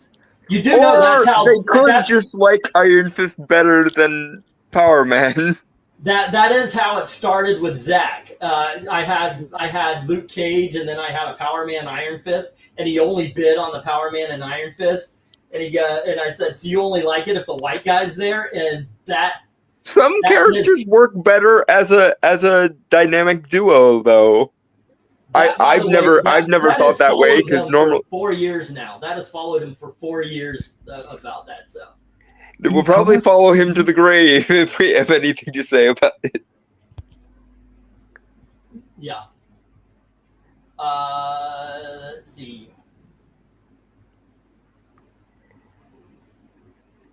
And we have $5 on Excalibur by Jim Sorensen. All right. Cool. Remember, bottom row starts at 5. Top row starts at, at 3. Excalibur. But I got to say, this is the second time Power Man has been on the shelf. Nobody's taken it. So I don't think it's just Zach around here, in all honesty. So the contagion is spreading. Yeah. Everyone to the bunker. And don't fill it with gas. We want to save that for the other bunker. But that's me going complete. What is it? Twitter on people. You know you're not buying Power Man because you're racist. You can hear the Twitter mobs from here, I'm sure. Yeah, you got it. But when you say that, you got to kind of click the. You know. Yes, the annoying twink voice that not even I can tolerate. I wish they allowed him to wear the blouse and the chain belt and the whole 9 yards. Put people in their comic book costumes. The old school suit. I own every Power Man comic, the 3 Masterworks hardcovers and Omnibus, so I do have love for it, says Glenzer. All right, rock on.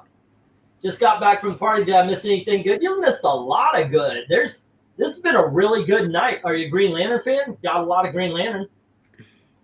All righty, I just got this the end of the 2:30, so I'm putting up the 1 minute warning here.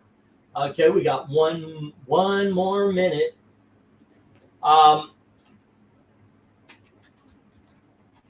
Let's see, 3 on 1, 3 on A. For Austin, that is Luke Cage.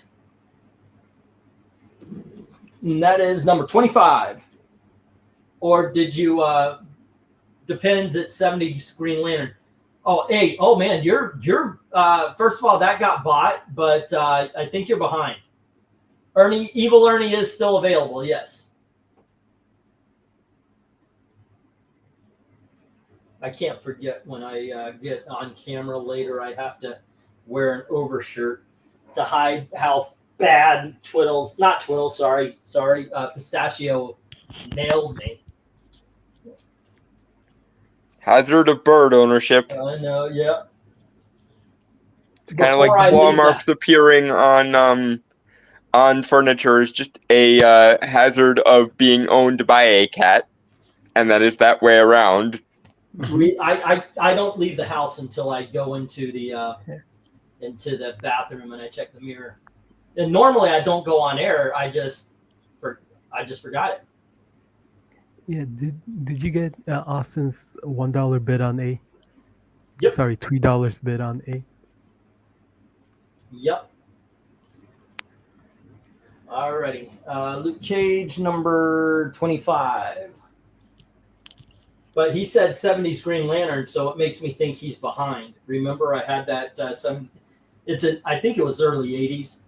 But No. He just, when you were talking, he came back, you were talking about if he liked Green Lantern, he said is a 70s Green Lantern. He was asking when the no. Okay, I get it. No, it was modern day. All right. It wasn't modern day. It was 2005. It was 2000. Yes. Yeah. You are right. Yes. The books you were talking about are which still feels modern to me, but eh. It's been 10 to 20 years. Yes, I know, but I was born in 1995, so I'm still used to thinking of the 80s as only 20 years ago. Yeah, you and I are the same age. Yeah, and I still have to occasionally You know remind what? myself, no, the 80s was 40 or 50 years ago No. now.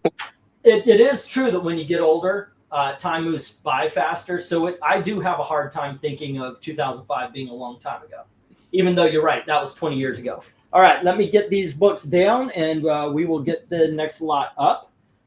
We had a bit on A and G. That's it. Wow. Okay. Sorry, Eric Boyd. I didn't mean to give you time flashes or anything. Yeah. Hey, oh my God, now I feel old. Hey, if you know the character of Fudge, you're old. If you're listening, you know who I'm talking about. Super Fudge. All right. And I if think you know, I think he was referencing Fudge as the stand-in for the swear a yeah, la like Christmas Story. Fudge, yes. Yeah. All righty. Before we move on, I am going to go through everything we're doing right now. I made a mistake. Yeah, you and me both, Austin, but I was always an old soul, so I didn't have a problem with thinking, oh, the 80s, only 20 years ago when I was a kid. Let me finish the spiel here. Sorry. I am doing this because I was talking to Gail. I paid off the bills to the point where I shouldn't have because I actually made it because I was like, I left only shipping money, and then more bills hit. And I was like, well, I only have this. And I said, don't you have a birthday coming up? And she said, it's tomorrow, meaning today. But she wants to go out on Tuesday. And I was like, holy shit, I've been married for 30 years, and I made the rookie mistake of forgetting the date that it was, so I missed my wife's birthday. So this is a help. Help keep Eglantine off the couch. We are going to be shipping books. If you ask to have it shipped, they are going to be all shipped tomorrow or Wednesday. More likely Wednesday. Because we had a cop follow us for half a mile, and we were scared as hell that he was going to pull us over. If they pull us over, more than likely they're towing the car, and then we've got to waste money Ubering. We have been trying to get this thing street legal for a month now. So we're going to get everything shipped on Wednesday for everybody who asked for their books to be shipped. Okay, let's go. I only have a few big dogs tonight. All righty. 1, 2, 3, 4, 5, 6, 7. There we go. And I guess I'll throw the lot of Justice League in as well. Oh, here's 8. Okay. I'm going to put this right in the center. I found this magazine. It's Frank Frazetta Fantasy Illustrated, issue number 1. All righty. And let's see. We have New Warriors number 1. We have Herbie number 1 from the 1990s. Gotham by Gaslight. I've already got that one, but still. Ooh. Baby Teeth number 1. Then we have the Saga of the Swamp Thing number 1. And we have Star Slayer, the first appearance of Grimjack. That's issue number 10. Which Swamp Thing is that? That's the one that leads into the Alan Moore run, but it's the first issue. Still worth getting it. I might be now into you for $20 if I think it through for a second here. You have to, when I say go for lot, you have to put it in the thing there. Amazing Spider-Man number 20, annual number 22. And you know what? I guess I can move these over. There we go. Let's see. What else do I have for Big Dog Thing? I put this up before with no interest, but here is a book I think is really good. It's Scotty Young's Middle West. It's a really good story. Well, no, I can't put that there. Let's see. What else can I do? I want to put this up. You know what? Screw it. I'm just going to put this up here. This is a lot of JLA Adventures. 21, 22, 23, 24, 25, 26, 28, 29, 30, 30, 33, 34. And then we have issue number 2, 3, 4, 5, 6, 7, 8, 9, 10, 18, 19, and 20. So 1, 2, Bugger. 3, 4, 5, 6. StreamYard is being annoying. Does somebody else mind putting my bid in? 12, 13, 14, 15, 16, 17, 18, 19, 20, 21, 22, 23 Justice League Adventures books. Okay. And it's less than $2 a shot because, and that's a great deal on these books. But it's 23 Justice League Adventures books for $60. What's the starting bid on the Swamp Thing #1? $8. I will do 10. Okay, I see. Well, you're gonna put it straight to 10 already. Okay, cool. I'll write it down for you, and let me get the go for lot. What are we on? It's just easier that way, so I can keep track of how much I owe you. Because it's $10 for Doctor Strange Treasury, and then another $10 for Swamp Thing #1. This is lot number 15, something like that. Lot number 15. We're gonna end tonight around midnight, no matter where we are as far as all this is concerned. Go for lot 15, and this is Big Dogs priced as marked. Now remember, every 10 books you get 10% off at the end of the night. Every 20 you get, well, not every, but for if you buy 20, between 20 and 29, you get 20% off. 30 or higher, you get 30% off. If you buy an entire lot, you get 20% off that lot. There you go. All right. And you want I'm putting you down for the Swamp Thing. So don't worry about putting it back up. All right. Swamp Thing #1, Dalton, $10. All right. And then you'll owe an even 20. Yep, that was my thinking. One slip. Did you have more than one Gotham by? Yes, I did. Yours is still in your box. Yes. Damn that for Zeta Fantasy Illustrated. Would you like me to open it up, show you guys what's on the inside there? All right. Would you guys like to do a spinning wheel for it, like a raffle? Everybody puts in $1. I was actually thinking about trying that, see if you guys would respond. If I get a book like this or something, and we could just do like, I guess it would be a raffle kind of thing. This is what it looks like on the inside. It's very bright and colorful, and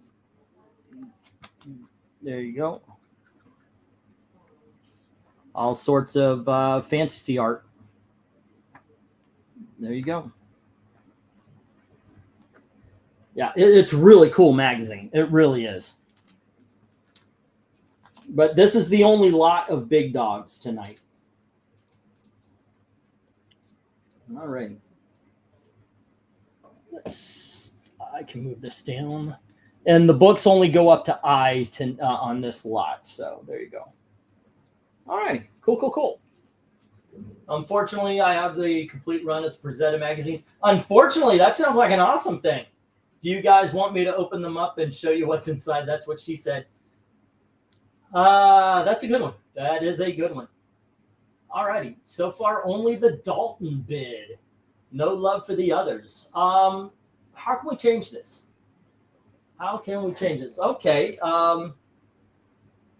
You know what? We've had Star Slayer, Baby Teeth, and New Warriors here for. Let's go to $6 on those three. Not $6 for all three, but $6. We'll go $6. $6 each. Yeah, each on the New Warriors, Baby Teeth, and Star Slayer, first appearance of Grimjack. And we'll go $8 on the first appearance of Speedball. Austin wants the fantasy magazine for 10. Yeah, the Justice League, that's a fantastic price anyway. So I'm not going to go lower on that. Yes, Austin, that is Frank Frazzetti's fantasy magazine. Take the 3. Oh, thank you for reminding me. Alrighty.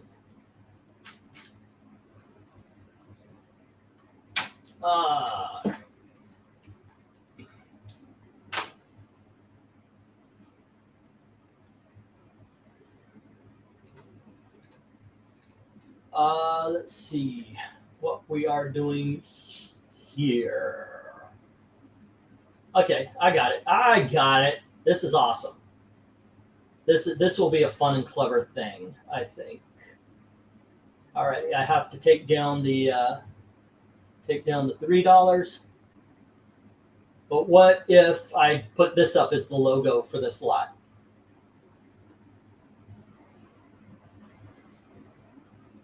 No, nobody. It's Clifford, the big red dog. These are the big dogs. Big dog. Get it?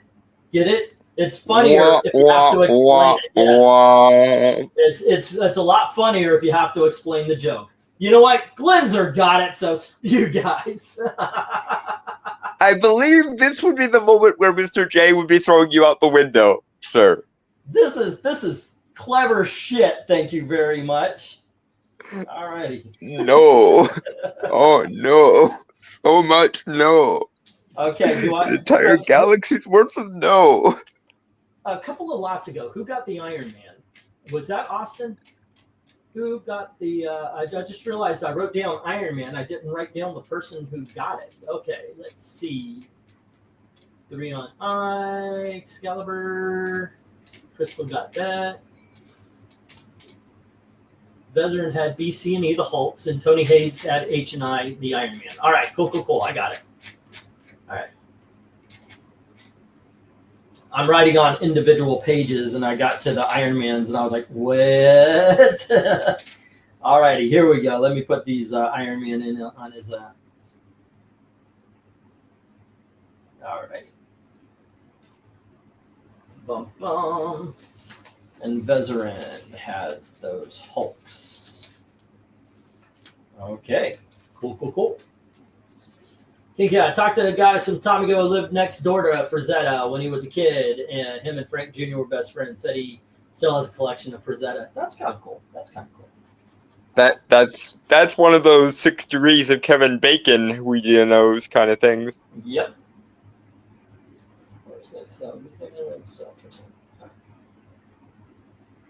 All right. It's a shame there aren't many celebrities anymore that you would actually want to have that kind of closeness with.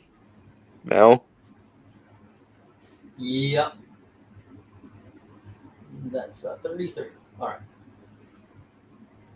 Okie dokies, kids. Let's see. We're not getting a lot of bidding on the big dogs. Tis what it is. We sold one. Let me get the 1-minute warning here. Which Herbie is that? That is the 1980. I want to say it was like 82 or 83 issue number 1.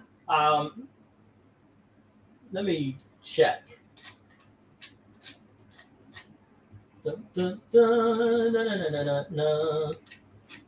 So I'm waiting for the next lot to come in or to get a word, because I got some good books coming in.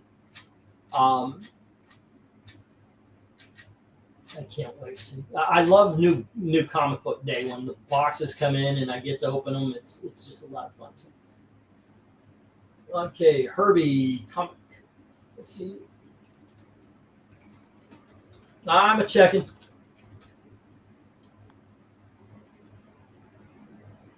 Let's see. Fat Fury. It might be 92, but I thought it was. I'm checking to make sure. Yeah, this is 1992. 1992. Already on the... Yes, you do. And the first appearance will be coming to you soon. I hope RDB got his... Oh, yeah. No. RDB, I sent all of the books last time.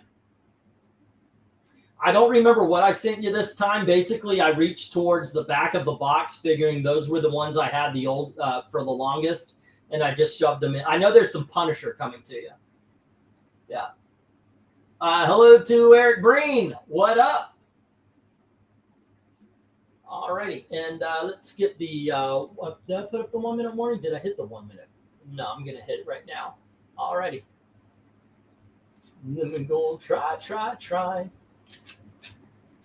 I got Moana soundtrack going through my head. We were listening to it in the car. Yep. You Yep. can take the Disney kid out of Disney, but you can't take the Disney out of the kid. That is a true fact, sir. Yes, I'm very much a fan of Disney still. Well, no, of the classic Disney movies. Disney now, I am not a fan. Yeah, there have been darker times in Disney's history, but there haven't been many. Yep, that is true. Okay, so let me make a Dalton page because it looks like Swamp Thing, and let me add the Frazetta. Doctor Strange Treasury Edition. Oh, well, Doctor Strange Treasury Edition? Oh, yeah, that's right. I still Yeah, that was the first one I was India for Okay. 10. All right. So that it's an even 20. And Austin has the Frazetta Mag. Also, before I do much with regard to that, I have a whole bunch of just generic books sitting in like a lot that I got when I was like 9 that you might be able to sell that I don't want anymore. So Okay.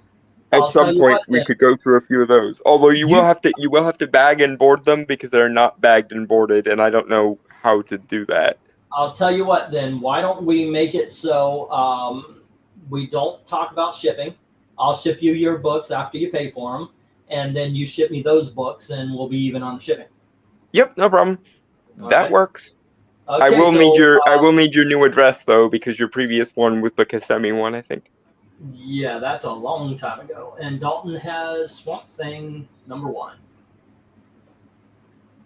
at 10. Alrighty, cool. Dalton, you missed out on the first appearance of the John Constantine facsimile that came out last week. Let's see. My grandma asked me, "Grandpa, do you want to watch Snow White with me?" To which Grandpa responded, "No, not just no, but hell no." Well, I'm here to tell you right now, if you don't go see the Rachel Zegler, you are missing out on possibly the most entertaining film of the year. I got the 30th anniversary of the original Hellblazer for Christmas last year, or this past year, actually. All right. I'll tell you what, that movie is so bad. We talked about it earlier. We don't need to go over it more. Okay. Just save your time and energy and watch 3 things that came out like 13, 14 years ago. Watch Snow White and the Huntsman, watch Mirror Mirror, and watch the first season of Once Upon a Time. Because 2025 Snow White stole elements of all 3 of those, and they were done worse. So just watch those 3 things, and you will have a better time with regards to Snow White related content. Yeah, $45 on the Justice League. That's the lowest I'm going to go on it. That's the best deal I've got for it. If anybody's interested, let me know. Alrighty. Don't watch any of 25% discount. Don't watch any of those movies. Watch Die Hard instead. That is not bad advice. Okay, let's go back to the. Let's go back. Well, this is a $3. I got some $3 books mixed in. These are $2 books. I'm going to set these 3. These are $3 books right here. Predator 2 #1, Wonder Woman, facsimile of the first appearance of Nubia, and X Factor, Prisoner of Love. If anybody's interested in those, let me know. I'm going to put those, but I kind of ran out of $3 books. Here are some $2 books, and this will be the. This is not. Is it the last round of two? No, it's not the last round of $2 books. We have Micronauts #28, and here's issue #29. Here's issue #30, and here we have issue #32, and here we have issue #33, and then we have issue #35, And we have issue number 36. There we go. All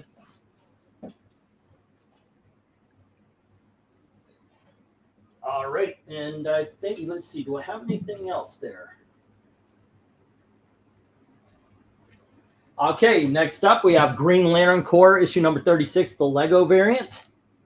We have Green Lantern Corps number 40, I believe this is, and it is the Forbidden Planet variant.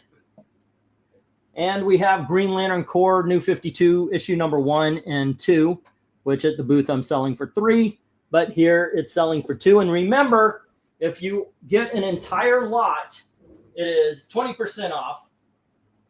And it does snow in Florida. Oh, very rarely. And it don't sit. Let's see. Also, if you get 10 books, you get 10% off your nightly total. If you have 10 to 20 or 10 to 19, 20 to 29, you get 20% off. 30 and higher is 30% off tonight. This is all to help out my wife have a good birthday. Anything above what it costs to take her out is going to go into Glasses Fund. So there you go.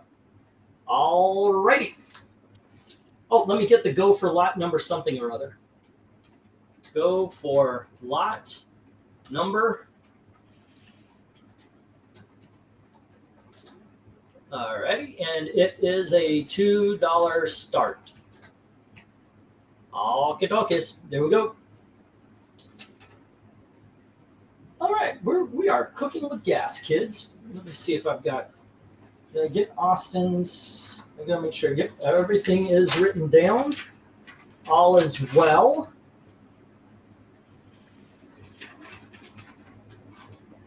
All right.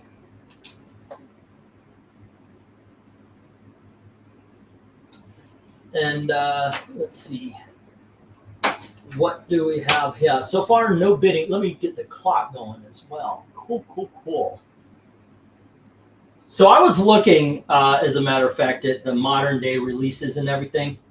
And I thought I was doing well, but since I got pulled over, I stopped going out, because I'm afraid of losing the car. Right. And I realized I had only seen seven 2025 films. Did he just say he was raising money to take out his wife? Yes. It's her birthday and he forgot, so this is also the keeping E out of trouble fund as well. Don't read too much into it. I didn't mean take her out, I meant kill her. Dalton, no one is donating to keeping E. Nobody's donating to help me out. They're helping Gail out. This is to make sure that she has a good birthday in spite of her marrying me. Yes. Which may or may not require a lot more money than we can feasibly afford, but go for it. Yeah, everybody understands that when I say, "Oh, she's my better half," everybody just goes, "Yeah, no shit." You are correct, sir. Yeah. Says everyone. No, actually, Gail I've been taking care of the car stuff, making sure it gets legalized and everything. Gail is rather embarrassed that this happened. She had a bit of a spiral. And so I've stepped up and to take care of things that she's very happy and such. So, yeah. He also needs to buy her flowers. Women love flowers. Not Gail, actually. Do you know what Gail would love? If I take her to the mall, drop her off, and go see a movie. If I take her to Michael's or to any of those cheap department stores that women love, and I just let her shop, give me a call when you're done, I'll come pick you up. That to her, and of course money to spend, but that to her would be a perfect birthday present. She has time, buy us Gail a spare tire. Women love spare tires. Well, she likes mine. But that would be a great gift for her because she has time where she can just lose her mind and shop. Retail therapy, as the old saying goes. Yeah, I mean she digs on it. We used to We used to do that. Like, there's no judgment, but she would be like, "Can I just want to go shopping and clear my mind." And yeah, go on ahead. So she would go and she would spend 6 or 7 hours shopping, and it would be like, if you want to do that, go on ahead. And I would go to the movies, and I would see 2 or 3 movies in a row. My version of that is sticking things in the saved for later list on Amazon. It's just like, I know I can't afford this right now, but I will put it there and I will return when I actually can afford things, and or when people ask me for Christmas present ideas and stuff. It was 23 books in the JL Adventures. That's why I was saying it was a deal at 60. It's a big ass deal at 45.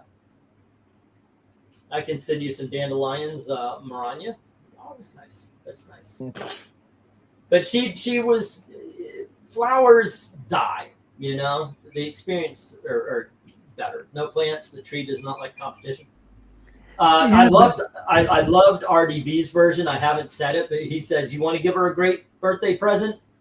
Tell her that we have a cat, because I've been reminding her that this cat that she loves and has been cuddling up on is not the thing. The original run had 35 there once, like, or 37 or something like that. But I keep telling her the cat lives 2 doors down. You know, we just brought him in when it was cold, and he stays here. And I keep saying, it's not our cat. She goes, can we take him when we leave? No, it's not our cat. It's not our cat. So RDV thinks it would be a great birthday present if I just go, yeah, we're taking him. Yes, it would. Although I will point this out, as a many times over cat owner, you don't get to choose that. The cat gets to choose that. The cat makes those decisions when you're a cat owner. You don't make them. Okay. We got the stop. I don't think there was any love for, what do we got? 1, 2, 3, 4, 5, 6, 7 Micronauts. You know what? I've had these forever. $7. Let's just cut it in half. Instead of $2, we'll go $1. Straight across the board too. We'll do the Green Lantern. Well, no, these are $1 each already. But we'll do $1.50 on the Green Lantern Corps, but we'll do $1 each on these. So if you want it, just say the word. If you want the Micronauts 7 books, $7, just say the word. Otherwise, they just go to the booth. Alrighty. One slick dude, Tony Hayes saying $7 for Micronauts, and one slick dude saying, "Yeah, I'll do 45." Okay. Do I have a One Slick Dude page? I don't think so. This is the first thing you bid on, right? Slick. Yes. JLA Adventures. Alrighty, and that is 45. And Tony Hayes saying Micronauts for 7. Okay, let me put that on his page. There we go. Marker. Tony Hayes, all in on brains. So we think that man has gone insane. So where does this bring the collection total to? Okay, hold on just a sec. Tony Hayes was Micronauts. $7. All right. And since that was 7 books, I got to write that down for the lots. Let's see. Tony Hayes.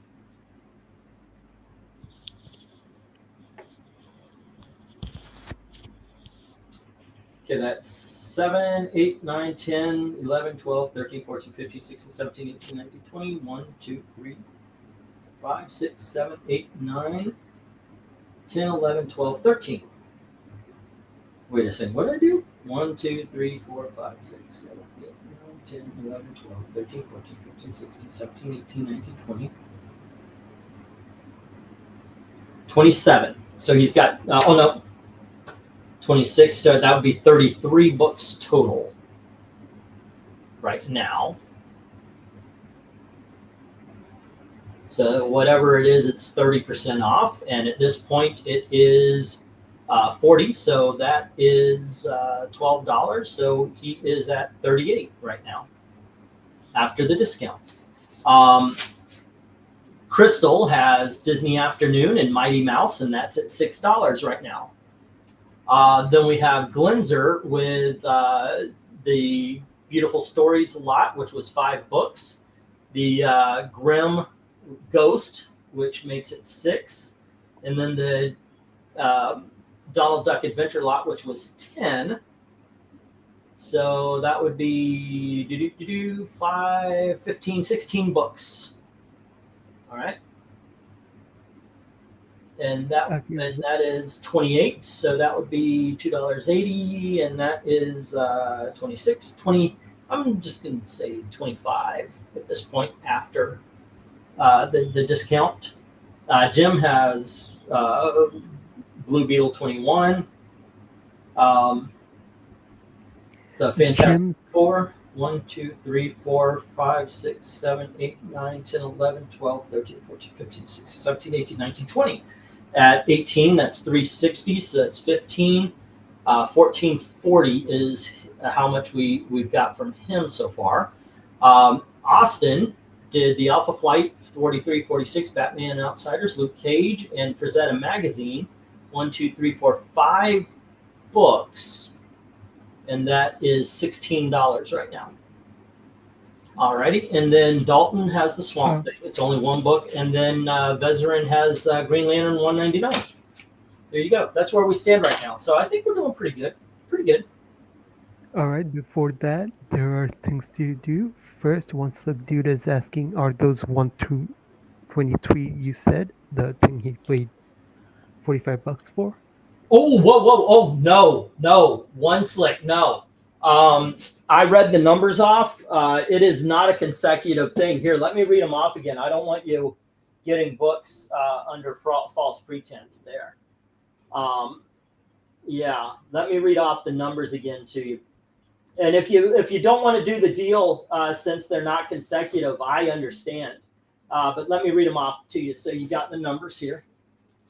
Hold on. It was issue number 2, 3, 4, 5, 6, 7, 8, 9, 10, 18, 19, 20, 21. Hold on. All right. And my Micronauts need to go into the tape pile. Okay. There we go.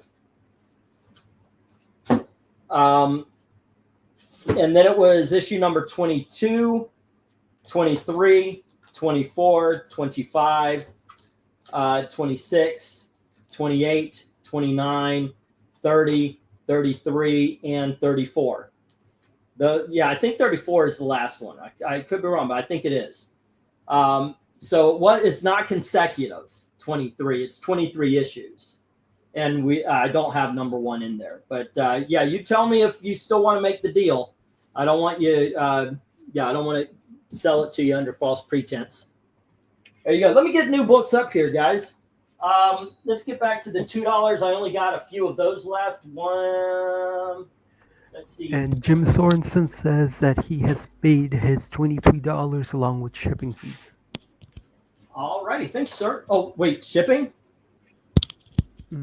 That's what the thing says. Time for me to hit the sacks. I sent $23 along with shipping fees.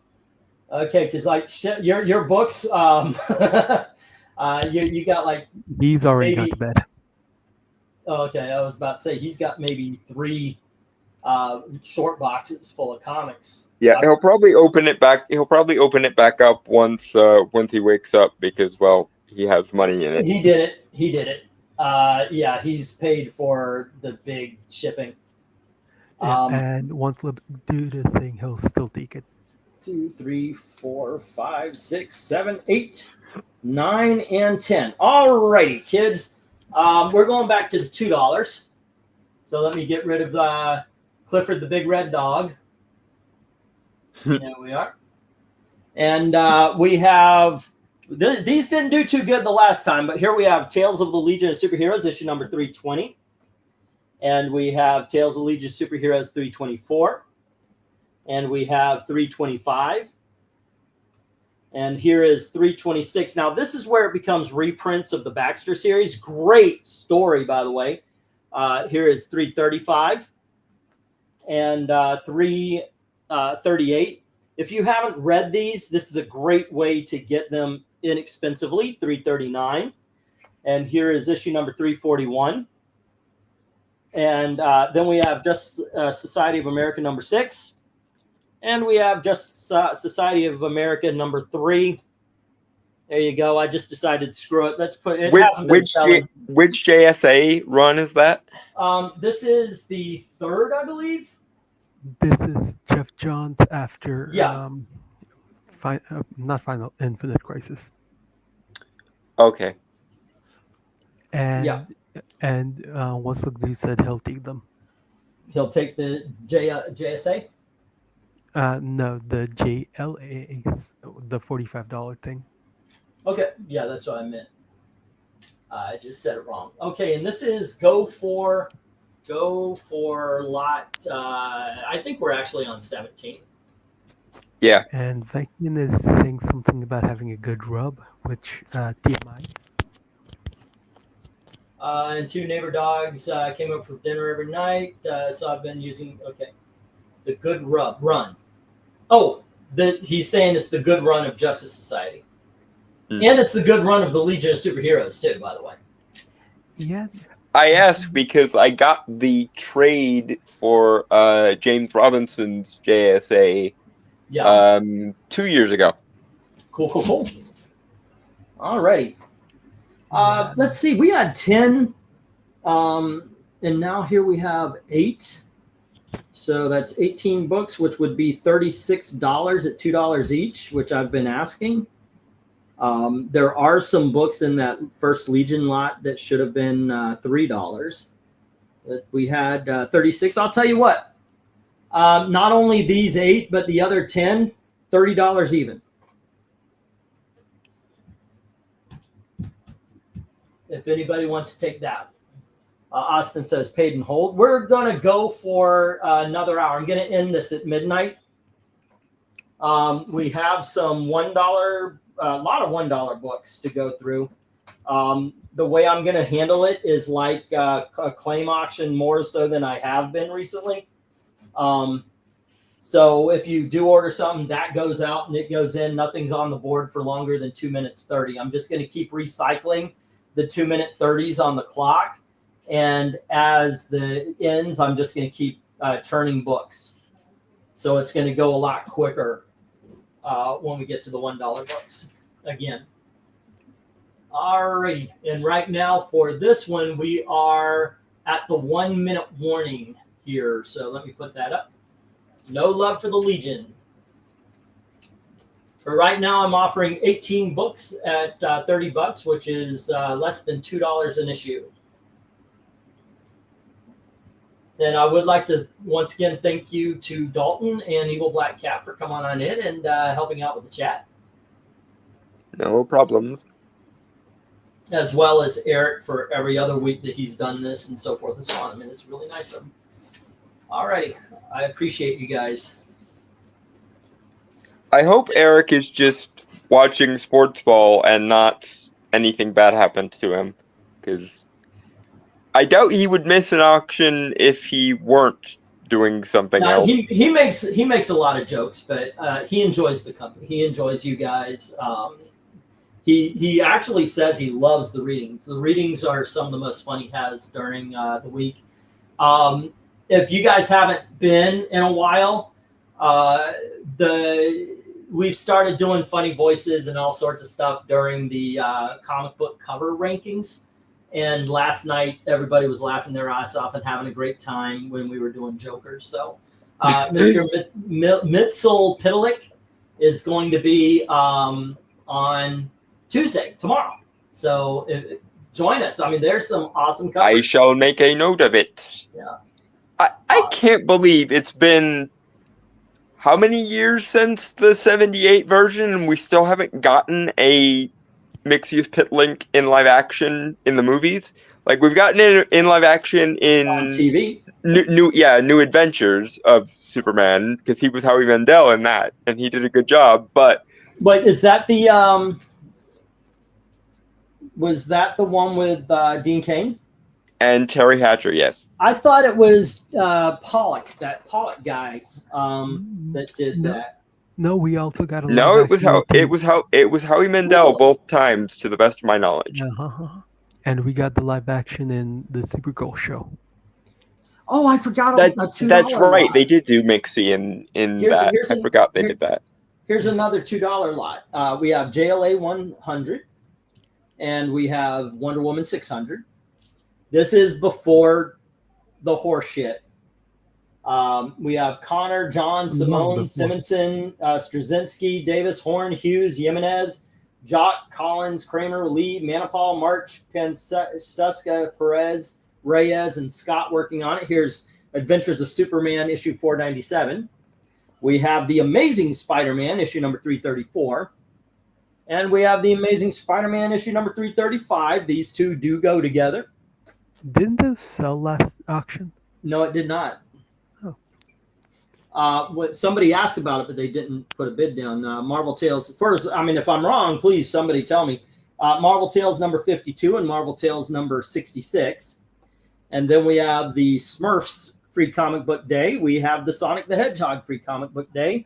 And we have RoboCop Prime Suspect number 1. Go for lot number 18. And boom.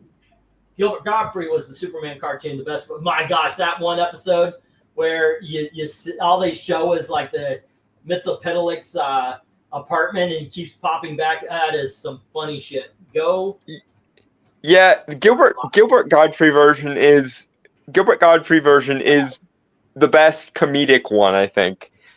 I would like to see him in the movies eventually, just for the dint of and people are gonna think I'm weird here, but I'd like to see them use Mixie as an actual threat in one of these, because given how powerful Mixie is, people always forget how OP he actually is when he wants to be. Justin, how you doing? We do I do flat rate priority here, so there's no math in it. Let me find the thing here. So the PayPal address is MediaMadmen1@gmail.com.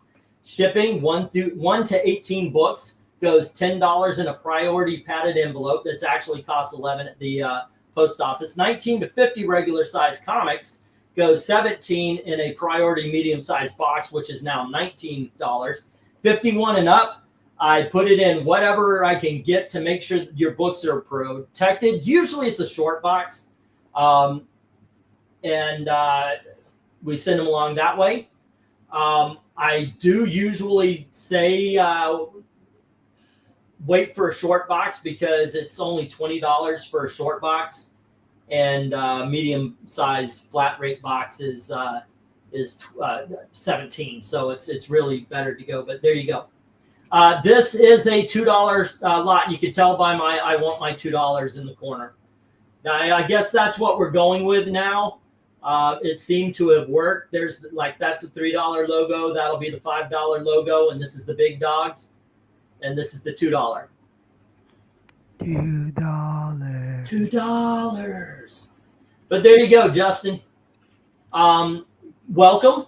I hope you enjoy. I hope you find something. I usually do comic book auctions for readers. Like when we talk about the book, we talk about story and art and all that kind of stuff rather than just value. We do have big dogs, but yeah. Wow, someone actually paid $10 for that Sonic. LOL. Yep. Oh, and Crystal G is saying show by... She says, I want that $2? Yeah, because that's a damn good deal. Now you have 30 seconds to challenge her, because on these claim auctions, we have 30 seconds. No, she said she'll buy that for $2. Sure. Oh, Jay, I am sorry. I totally missed out on that, didn't I? Yes, I totally blew the joke. I'll buy that for $2. Yeah. Wah, wah, wah, wah. Okay, I know I made a Crystal Page. Crystal Page, all in my brain. That song gets stuck in my head now because of Tony Hayes. Alrighty. And let me take that down. It's been over 30 seconds. There we go. And that's going to Crystal G. Screw it. Here you go. Whoops. put up Predator 2 number 1, and we've only got we got the minute warning going, so we got 1 minute left to the lot. Alrighty, and then we are back to the $1 books, kids. Remember, every $10, well, not every $10, $10, 10 books gets you 10%, 20 books gets you 20%, and 30 books gets you 30%. All right, there we go. All righty, Tony Hayes says $2 each on D, E, and J. All righty, D, E, and J, says Tony Hayes, and we've got until 3:05:30 to see if anybody challenges. And Glinzer is saying 2 on H. And that is the FGH, the Smurfs. Da, da, ba, da, ba, da, da, da, da, da. So did you watch that cartoon as a kid? Yes. Yeah, I did too. And I wasn't so much of a kid. I was like 12 when that. No, actually, I think it came out in the 70s, didn't it? Here in America. Yes, it did. Yeah, so I was probably about 8, 9, or 10 when it first came out. Okay, Tony Hayes had D, E, and J, which is the Amazing Spider-Mans. All right. I watched it because we had access to Boomerang as a kid. When I was a kid. Okay, and those are $2, and that's 30. What was that? 35 and 36 or something like that. 34 or 35, and that puts it at 42. All right. And then he has J, which is Predator 2, number 1. And that is 46, right? Yep, no, 44. All right. No, that's 46. I did my math wrong there on the other side. There we go, 46. And that's before discount. All right. And Crystal, I got written down already. I need Glinzer. Glinzer had H, which is Smurfs. All right. And that is 2, which puts him up to 24, 25, 28, 30. You're at 30 right now. All righty. And CG has had Sonic 30th. Alrighty, and that was at 2. And right now she is standing at 8. All right. Let me get these down, and we will get the 3 on D. D. Actually, Austin, I do believe that was taken already, right? Yep, that's taken by Tony Hayes. So it'd be 3:50. Well, it's past the 30 seconds. There you go. Let me get everything down here. We got Tony getting the Amazing Spider-Mans and the Predator. We have Crystal with the Sonic. And we have Glinzer with the Smurfs. These are the books that are left over. Wait. How are we doing on the marathon goal? Wait. E, when did Crystal say she's taking the Sonic? No, nobody said Sonic. Nobody said Sonic. Thank you. I did it again, didn't I? Yeah. No. I don't know why I do that. Why do I do that? She took the RoboCop. She got the RoboCop. She got the RoboCop. I got her down for the RoboCop. All right. You know what? I'm just going to give her the freaking Sonic, so I don't make that mistake anymore. So you're not a liar. No, right? Yeah. And E, the other thing was like Tony put 2 on D, and then Austin put like 3 on D.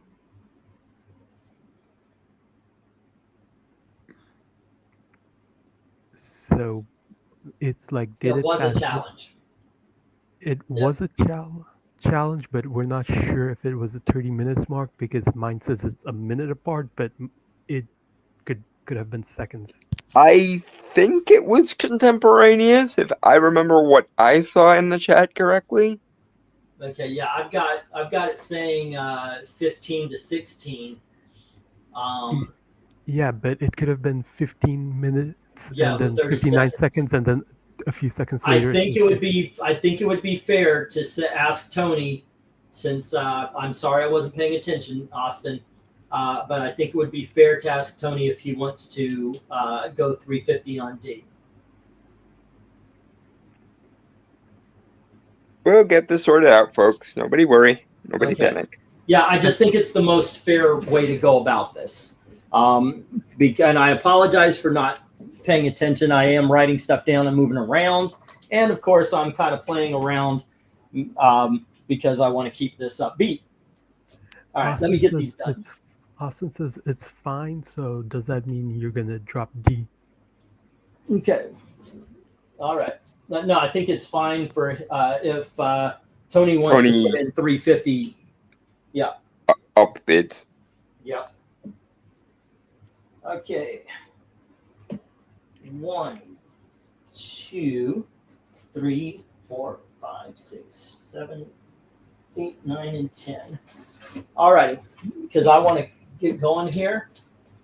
You want to? Are you sure? It's all good. I think I have those issues already. Austin can have. All right. Austin, you got it at 3. There you go. I'll put it on your page there, sir. All right. All right. Wait. Next. While that happens, I have to go. So later, people. All right. You have a good night. Thanks for hanging out, man. See you, evil black cat. All right. Well, there we go. All right. We're going back to the $1 books, and let me put the new banner up.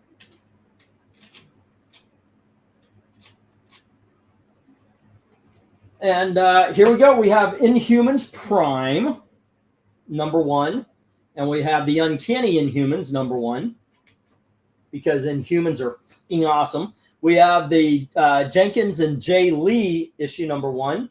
And then we have issue number 3. This is the same series right here. Issue number 6. Nope, not issue number 5 for 50 cents again. We have issue number 7. And here is issue number 8. We have issue number 9, issue number 10, and issue number 12. There we go. Bidding begins at $1. This is lot number 19, I believe. All right. Let's see. Go for lot 19. I'm hoping to get over 20. 20 lots is our usual thing, but I feel we've been going pretty good. We've been going at a brisk clip. All righty. Evil Black Cat did the stray cat strut. Stray cat strut. I'm the lady's cat. I'm a feeling like Casanova. Hey, man, that's all right. Goodness gracious. And there we go. We are off to the races because I know everybody loves the Inhumans except for Pixel. Pixel does not love the Inhumans. What does Pixel... Okay, I can understand disliking the Scott Buck version because screw Scott Buck, he's basically Marvel's answer to Joel Schumacher, but what does he have wrong? What's wrong with the Inhumans, generally? Okay, there we go.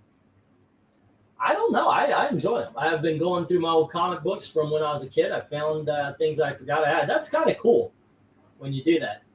Pixel likes Spider-Man! Parker, get your ass in here. Okay, anyway. Right, but like of one character does not necessarily dictate dislike of the others, especially because I don't think Spider-Man ever had any conflicts with the Inhumans, to the best of my recollection. Yeah, exactly. It's like what he said. Okay, 1 minute warning, because there seems to be no interest. I like the 1970s Inhumans, he knows. That is true. Bronze Age is better. I believe you have that on a t-shirt or tattooed on your head or something like that. Can't fight it. Should be on a coffee mug. Coffee mugs everywhere. Yes. All right. I overfroze my tea. Oh dear. Yeah. So it's one big ice block. Lockjaw is the best Inhuman. Pixel hates Spider-Man. He does? Of the Inhumans, I always liked Cormac, I think. The one who can do the like Robert Downey Jr. Sherlock Holmes thing to things. All right, let's get the stop. No love for the Inhumans. They have to go. I think people are finding it inhumane, but tish. Inhumans are inhumane. They are evil. Alrighty. They are so evil, they dehumanized one of their Inhumans because he looked like a dog. They literally said, no, he is a dog. Alrighty, kids. Next up, we have Iron Man number 258. And here is Iron Man number 293. We have Iron Man issue number 295.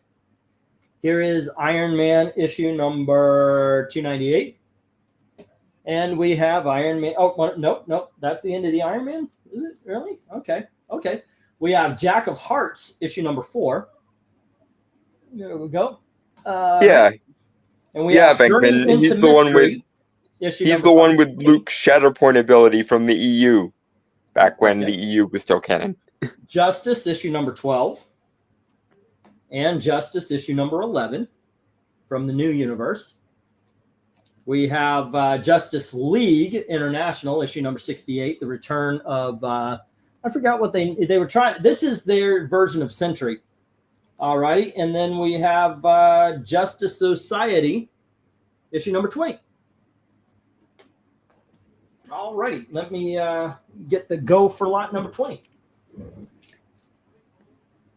All righty, go for lot 20.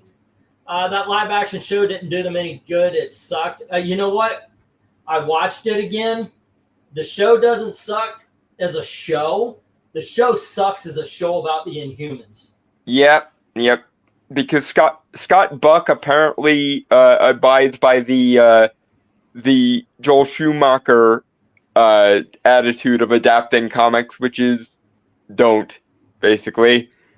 The same thing happened to Iron Fist, and I'm sitting here going, why in the hell are we letting this guy do all these shows? He ruins the... Preach. I mean, yeah, you are telling a true fact here.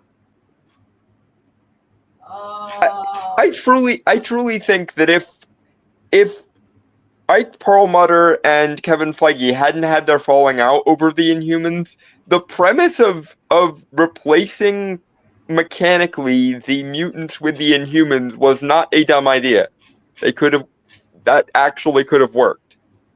It probably would have made some people annoyed because people, you know, there's a whole contingent of people who love them to mutants. But in terms of a world building premise, replacing the mutants, which they didn't have rights to, with the Inhumans makes sense and actually fits good with all the references to the Kree and stuff that's all throughout the MCU. G, H, and I just got claimed by Tony. All right. So let me get some other $1 books up here. We've got Justice League number 65. And hey, more Bendis books, guys, in Justice League issue number 59. That's actually the start of the Bendis run right there. All right. RDV, are you serious? Are they tapping into Solomon Kane again? Because I will have to keep an eye on that. We have King Spawn number something or other. And find out. There's no number on this. There is. I don't. This is not technically a Virgin variant, but there's no number on the front. It's issue number 13, or they're advertising for issue number 13, and this is issue number 12. I still need to get. This is issue number 12. Okay. I still need to get a trade or an omnibus or something for the Solomon Kane Castle of the Devil comic from a couple of years ago. I know Razor Fist recommended it when he did his Solomon Kane retrospective. Special Wizard Edition Kiss comic. There we go. All right. And let me get, there we are. And the start is on again. Solomon Kane usually winds up being pretty good in comic form. So is speaking of Razor Fist, Elric Abelbene. I have a lot of the Roy Thomas Elric books in hardcover form, and they're Awesome. Alrighty, let's see. And we got $1 on the Kiss book from Tony Hayes. Alrighty, get these down for him. Jack of Hearts. And it was Justice number 11 and 12. I like these new universe things. I try to get them as much as I can, but I don't find them anymore in the dollar bins and such. You know what I find in the dollar bins? Books from like last month. I see that because nobody wants them. Yeah, I find more new books. Like it's ridiculous. Almost as though comics started being really, really stupid in 2013 and have not yet recovered from said stupidity or something. Yeah, it's ridiculous how many of these I'm finding. Oh wow! You know, I just noticed the rejects are a lot bigger than. Well, no, that's because I don't have. I was about to say the reject box is a lot more full because I've got 2 going than the. And I don't care. I'm like in a good mood. Tonight's a great night. You know. All right. There's no love for the Iron Man at $1 each. That is rough, man. I am surprised. I am surprised. Like the sheer existence of Maranya didn't take those. Because Maranya is to Iron Man as I am to things mystical and strange. So there. Alrighty. Let's see. Which means we're both probably dreading the day when RDJ is going to ruin Doom for the 4th time. Because Dr. Doom just can't catch a break when it comes to adaptations. We are 4 Dooms in the hole, and the best one is still the Roger Corman one. Let me get this. We got Kirby Chrome, Captain Glory. Wait, this is a $1 book? Why the fuck do I have this? Okay, here we go. Night Glider. And then we have Knockout, issue number 10 from Vertigo Comics. We have Knockout, issue number 11 from Vertigo Comics. And we have Knockout number 12. All right, little 3-issue run of these. Then we've got Lady Death. All righty. I just got Austin, you just reminded me of one of the cringier comedic bits from. That's Lady Death, the Gauntlet number 2, and this is the Legend of Shield issue number 14. Okay, let me start that clock again. They completely wasted Maz Mikkelsen in 2016's Doctor Strange. It's one of the many things for which I hold against that movie. Okay, next up, we've got Legion of Superheroes issue number 17. We've got Legion Lost issue number 2. And we have Legion issue number 17. Alrighty, and we are still on the $1 books. Okay, I've got this. I'm continuously writing, restarting this clock so we don't stop. It's just telling me time to switch out books. All right. I am determined to get through at least 3 boxes, and we put down 1 whole one. Well, actually, I think we put down 2 right now. 2 of the 1.5 anyway. All right. Yes. Thank you, Austin. You do in fact know what you did wrong. And for as much as people give Multiverse of Madness shit, it was such a massive improvement over the first one. 14, 15, 16, 17, 18, 19, 20.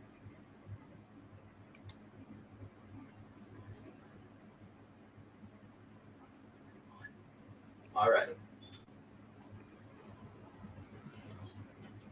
Honestly, for the first entire draft of that movie, Joaquin Phoenix was gonna be Doctor Strange, and then he jumped out at the last second when they told him he would have to appear in other people's stuff.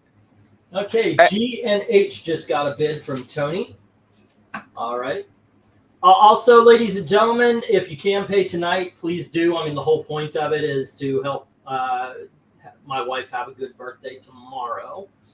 G and H is the Shield and the Legion of Superheroes. Shield number 14, Legion 17. 14, Legion 17. All right. And that brings it to 52 before discount. All right. No, do. No love for Knockout yet, guys. Come on. How can you refuse the Knockout? Honestly, RDV, speaking of Mads Mikkelsen, he would be the ideal cast for Doom, and Next they up, haven't. we have Lester Girls #1, and we have Lethal #1. All right. I wonder if the Lester sisters are anywhere nearby. Maybe they'd want to purchase that. What, Lethal or Lester Girls? No, I think they've seen it. Ah, But yeah, I think that. I'm sure I'm not the first person to make that joke around these parts. Not even a little bit. Yeah. Let's see. 1, 2, 3, 4, 5, 6, 7, 8. All right. Yes, We have I know they won't do. Bloodlines Annual #1. This next up, we have Magneto issue number 18. We also have issue number 13. And we have Border Worlds Maroon by Don Simpson. This is from Kitchen Sink Comics. And this is Volume 2, Book 1. And next up, we have a book called Mechanics, issue number 2. Both are like 1980s, 1990s independent. And then we have, there we go. I'm going to move these over. Then we have Micronauts number 8, The New Voyage. And then we have issue number 16 with The Beyonder. And finally, we've got a movie adaptation of a movie called Moontrap. There we go. And I'm starting the clock again. So. Yeah, I really wish they would just bite the bullet and ask Mads Mikkelsen to come back. It's not like this is the first time they've casted someone who's done stuff before in a different role. Although my second choice for Doom, if they can't get Mads Mikkelsen back, would be Christoph Waltz. Christoph Waltz would be an ideal Doom as well. It is okay for anyone to bid. It doesn't have to only be Tony. Just give everybody a heads up.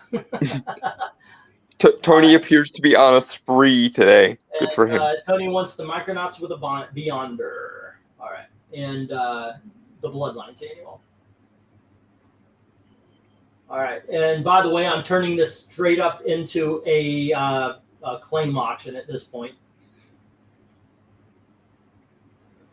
But by the time I write down everything, it's already it's done. I mean, the 30 seconds is up anyway. All right, here we go. Let me get these down. Clock's still ticking for these. Nope.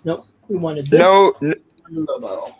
No, Glinzer. They're bringing back RDJ, which is probably going to mean that it's going to be a variant version of Tony Stark, combining the infamous Iron Man run and the Sorcerer Supreme Stark multiverse variant thing, which is the worst possible thing they could do, pretty much, except for all the other ways they've screwed Doom over in previous movies. Okay, we have New Mutants Annual number 7, and we have Next Gen number 3. There we go. Okay, and on this lot, we've got 40 more seconds until I have to turn everything over. So there we go. Who was the last Doom in the movies? Last Doctor Doom? Wasn't that... That was the Fanforstic version that was like telekinetic and metal and crap. Because they just... Why is it so hard to get to understand the concept of a sorcerer who happens to like robots? It shouldn't be this hard, god damn it. Okay, let's see, we're about to get the stop here. And I guess I'll put up the Go for Lot 20 after this one because it's a whole new... I'm going to change out everything at this point. Okay, so let's see.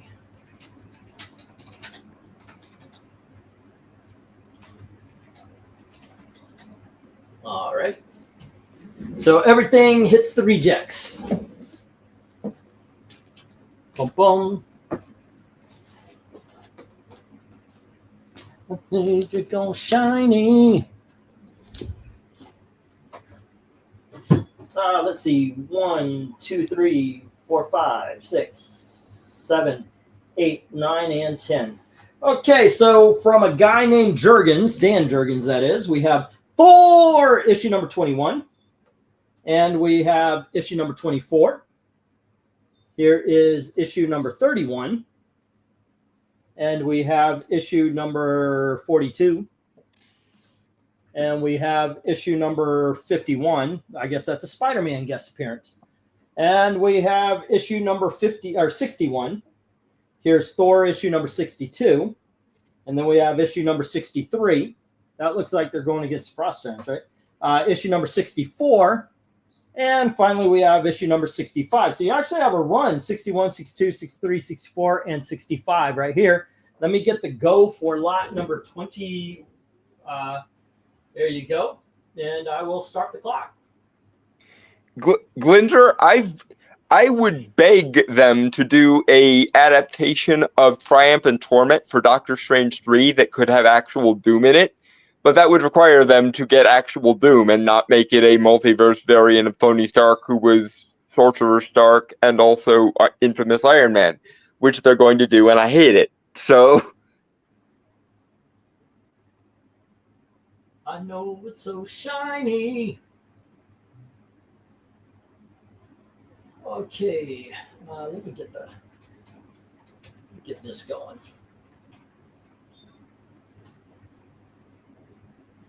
Wheel of Names, turn, turn, turn. Austin Proctor is already on it. That doesn't rhyme. Okay.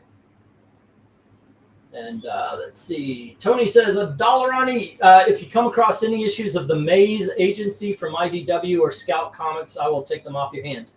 Thank you very much, Trusty. I don't know if the guy I buy comics from here in Muncie has some, but I know I saw some of the Maze, the older Maze, somewhere. I'll keep an eye out. All right, one on E, which is the Spider-Man issue of Thor. All right, I actually thought this is one of the lots that would just completely go.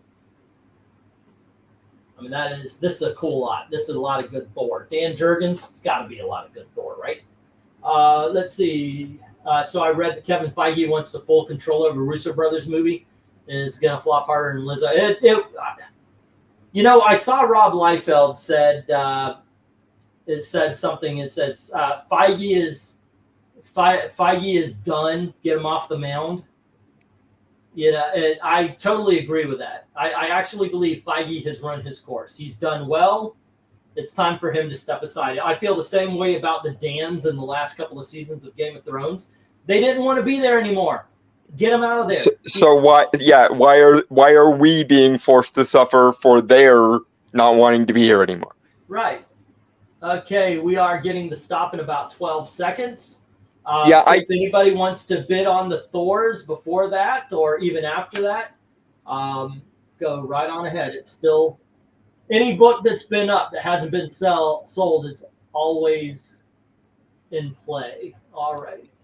I do agree, though. I think Secret Wars and Doomsday are gonna bomb because the Avengers movies, by design, are the culmination of everything the previous couple of phases have been building up. Yeah. And so much of what the previous couple of phases have been building up hasn't worked or has been objectively rejected by the fan base. They didn't follow up on anything. I mean, they finally followed up on the Eternals, but that felt like an add-on. Yeah, the closest thing we've gotten to a consistent through line is comprised of No Way Home, Loki, Multiverse of Madness, and Agatha All Along. And while a continuation of that storyline would make me happy because most of it is magic shit, it's not going to make anyone else happy. And unfortunately, that would leave out like 80% of what they've done in phases 3 or phases 4 or 5 and presumably also 6. So, like, it just like this year, Captain America 4 didn't do well. Thunderbolts probably isn't going to do well, considering it's the worst possible version of the idea they could have gone with for it. And it's mostly characters that nobody remembers or cared about in the first place. Give me some time. Sorry. Go ahead. We have Warriors issue number 12. And here is New Warriors issue number 13. And we have New Warriors issue 32. And we have New Warriors Annual number 2. Next up, we have Ninjak issue number 2. Let's see, we have Ninjak number 3. And we have Ninjak issue number 4. Next up, we have Namor issue number 1 from 2000s, I think it was. And then from the 90s, we've got issue number 5 and issue number 45. All righty, bidding begins at $1 each. Let me get that go for lot 22, which I think we're up to. Okay, let me resume my rant. The only thing that looks like it might be successful this year, other than Agatha All Along, which has already been a thing, is going to be the Fantastic Four. The Fantastic Four is the one that looks the most promising, that's a record of 2 out of 3 not being good. So, assuming they want to still build to things or build on things that have already happened, like 80% of the stuff from phases 4, 5, and presumably 6 haven't been good so far. Alrighty. Boom, boom. Let me pull up the Oh, calculator. Deadpool and Wolverine. I forgot Deadpool and Wolverine was also multiverse focused, and yes, it worked as well. But it's still like 80% of the content that doesn't work.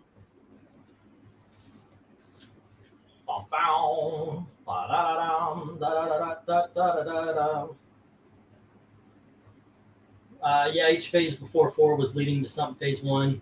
Yeah, it really does. It feels like, I mean, I don't mind something that's separate, but they were bringing it to us like it was leading to something. Like the endings would always suggest something else is coming, and they never followed up. When you had, in the first phase, you had Hulk, Iron Man, and then Iron Man 2. It followed up.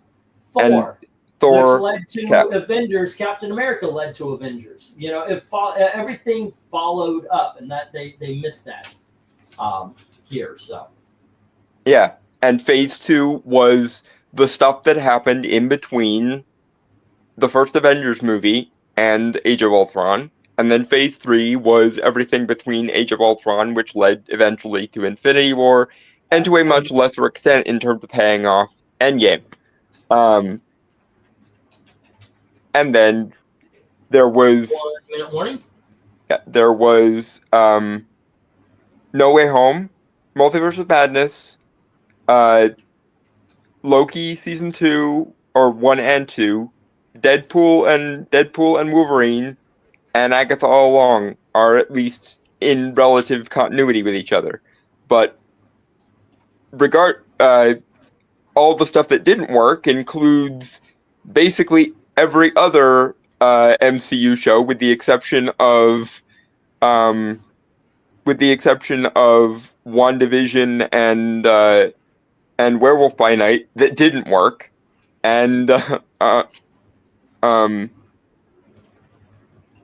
pretty much all the street level movie sequels, especially the ones during COVID, didn't work. So, neither. And Avengers typically builds on the momentum of the previous couple of phases. And what momentum is it going to be paying off here, other than No Way Home, Multiverse of Madness, and Deadpool and Wolverine, and maybe a little bit of Loki and Agatha if they can swing it. Okay, I think either this one or the next one will be the last. Probably the next one. Let me get the stop here. Werewolf by Night was a lot of fun. Yeah, I really enjoyed that. Yeah, no, that's why I listed it in the ones that actually worked. Every other Disney Plus MCU show doesn't. Other than Loki, a little bit of WandaVision, Guardians Holiday Special, and Werewolf by Night, they've all been either bland or outright not working. And it's impossible to build on stuff that's either bland or doesn't work. Because that was a large part of Captain America 4's problem. Was originally it was going to tie together Falcon and the Winter Soldier and She-Hulk, right. But Falcon and the Winter Soldier and She-Hulk didn't go well, so they had to let retool it. me get this up. Mr. and Mrs. X, issue number 5.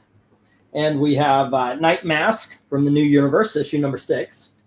Here we have Nightwing, issue number 98. We have Nightwing, issue number 111. All righty. And let's see, we have Nightwing, issue number 3 from the miniseries by Denny O'Neil. So that's early Nightwing. Nightwing number 70, which is from the Joker War. Good book, though. Outsiders number 14. We have Omega Men, issue number 1 from the Tom King run. We have Old Man Logan from Jeff Lemire. That's issue number 8. And we have Phantom Stranger from the New 52. That's issue number 10. All right. Go for lot 23. Go for lot 23. And let's see how this one goes. I didn't even know we were past phase 4 until last year. According a lot of people don't. One Slick said good night all. Have a good night, One Slick. We are just about done here. I didn't want to. I wanted to make sure we ended at midnight. Yep. And after that we'll do the math and all that kind of stuff and spin the wheel. But the last lot is either over by midnight or we'll start it by midnight. Yeah, Austin. According to Kevin Feige and Marvel's own timeline, Phase 5 kicked off with Ant-Man 3. Apparently. Oh shit! Somebody wanted Supreme. Who wanted Supreme? Are you still here? I actually, god damn it, I went to the place specifically to get Supreme. Oh fuck! I have like $5 books in there. What the hell's that doing in there? Oh, that's right. Yeah, I went to the flea market specifically to get Supreme. Is the person who asked for Supreme in the audience right now? The Image book. Because I actually went out on my way to go get them and I completely forgot about it. Go figure.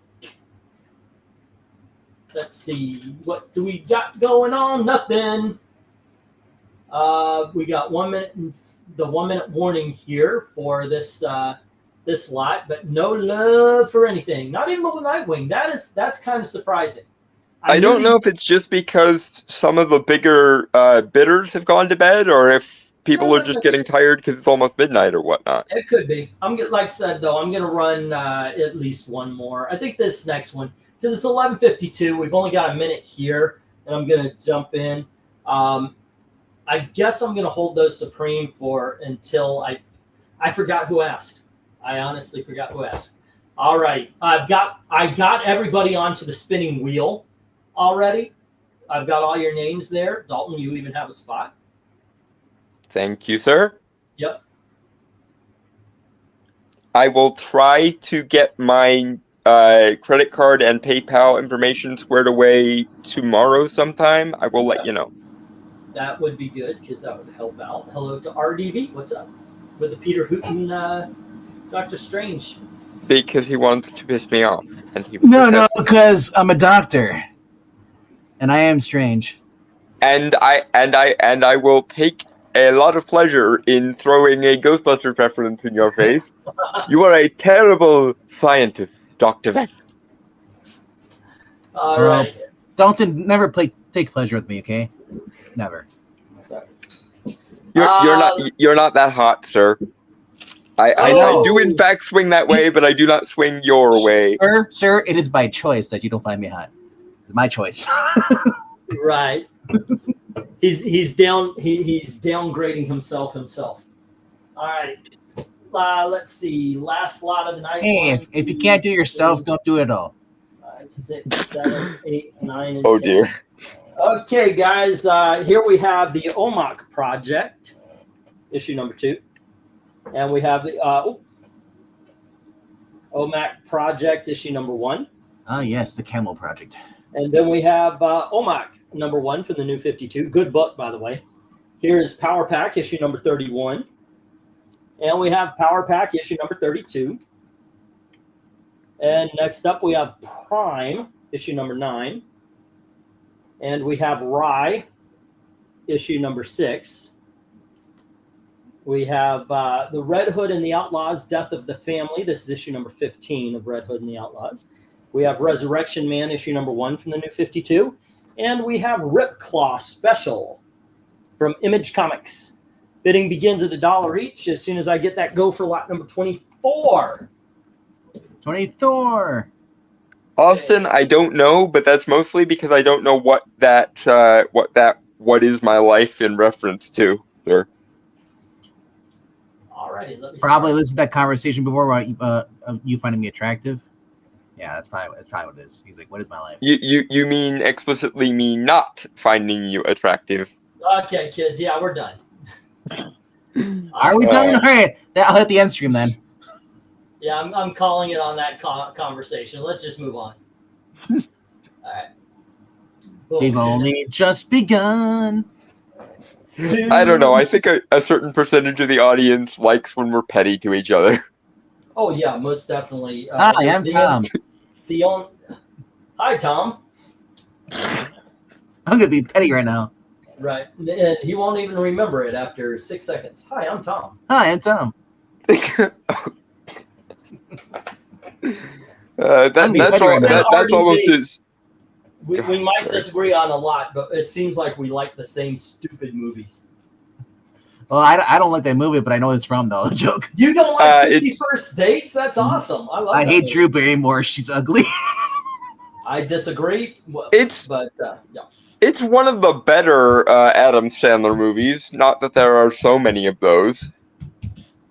One time, Austin, I had to stop Dalton and Icon. They're both bisexual. I had to stop them because they were getting way too into the gay talk. It was like, guys, we gotta steer it back. Corrupt and I play off each other very, very well. Yeah. Why are you complaining about that? It sounds like you got to go hang out with Joe Corolla and Josh. Yeah. You know, like Something like that, Eric anyway. does that on the pop culture. Oh yeah. Yeah, he's been on their guest couple nights. He's like, wow. I've never felt Right, so much. 30 seconds on this last lot. It's the last lot of the night. I don't want to put this down with no sales. I'll always put down OMAC. Let's see, $10. We got some good stuff up there. Rye, the Resurrection Man, the Rip Claw, the Prime, the Power Pack, the OMAC. All of it's good, actually. I'm going to do this just one time. This lot, $6.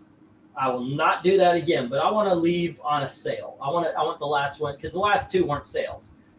Let's see if anybody wants to take that. How are we doing on your dinner threshold for Gale? Oh, I'm about to. We're about to read that off, as a matter of fact.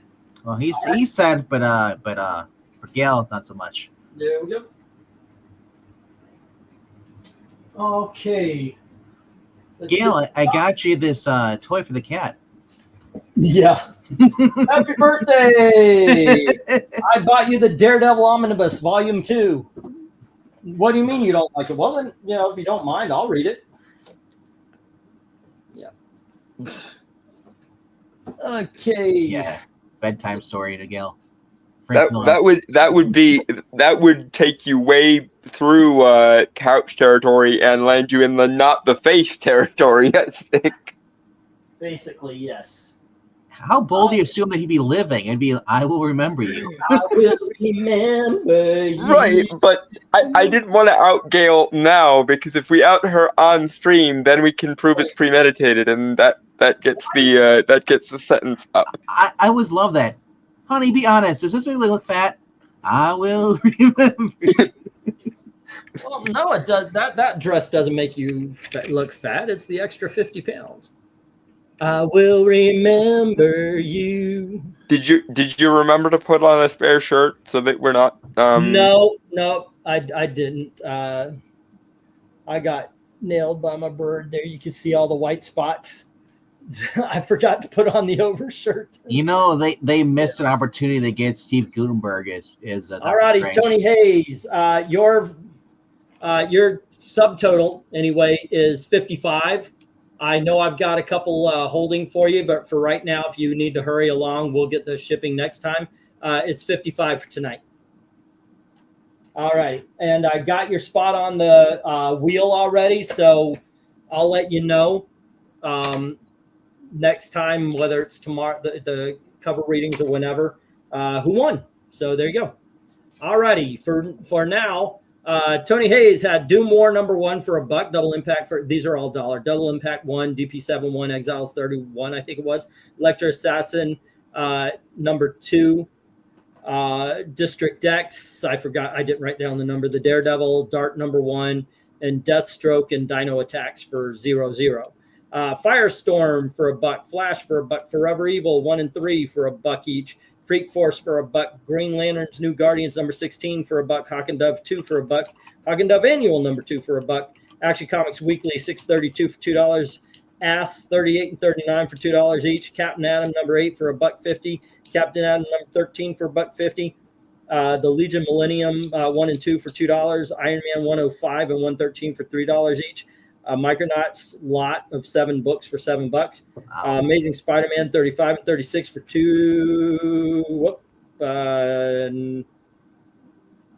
nope, because didn't it go to Austin gave it up, right? No, it went to Austin for 3. Dude, he got Double Impact. Let me know what you think of the movie. Yeah, let's see. Predator 2 #1 for $2, and then Jack of Hearts #4, Justice 11 and 12. Just International 68, Kiss Wizard Comics Shield 14, Legion 17, Lobo Bloodlines, Micronauts #16 and 451, and it's at 55. All righty, Bezarin had Green Lantern 199 for $1, bringing his prepaid down to 29. Dalton had Swamp Thing #1, the 1980s version. At yes, $10. sir. Austin has Alpha Flight #43 and 46 for $1 each. Batman and the Outsiders #5 for $1. Luke Cage 25 for 3, and the Frazetta Mag for 16 or for 10. So I've got 16 for you. All righty. And I looked, and I think I'm holding. I think you're on the edge of a medium-sized box at this point. Blue Beetle 21 for Jim. Fantastic Four, the issue #13 of the Claremont run. These are $1 each, by the way. Fantastic Four 355, the GOG Villains book, the New Year's Evil. Green Lantern 16, 18, 19, 20, 26, 29, 32, 36, 37, 40, 41, 45, 48, 49, 52, and 53. And that is 18. Oh, shit. Tony. Okay, so all right, so it should go. Okay, Tony, that would bring it down to 51, dude. Yeah, because that was that one thing where you said it originally. You had said it ended. It was ready for the pastime go by, but then realized that he had bid it already on the. But he gave it up to Austin. It was only one book though. It was. But also Austin. That's kind of out of context. That's sus phrasing. Yeah. Cue the Archer meme. Phrasing. Okay, so I think it was only the one book, the 35. So it would be 53. Alrighty, but hold on there, Tony. Don't. Did you pay yet? I think you said paid. Or yeah, 55 paid away. So. Okay. Yeah, he said headed your way like 10 minutes ago, so he probably has already paid. Gave up the comic, yes. Okay, yes. That's what I was talking about. All right. Okay, so let's see, 51.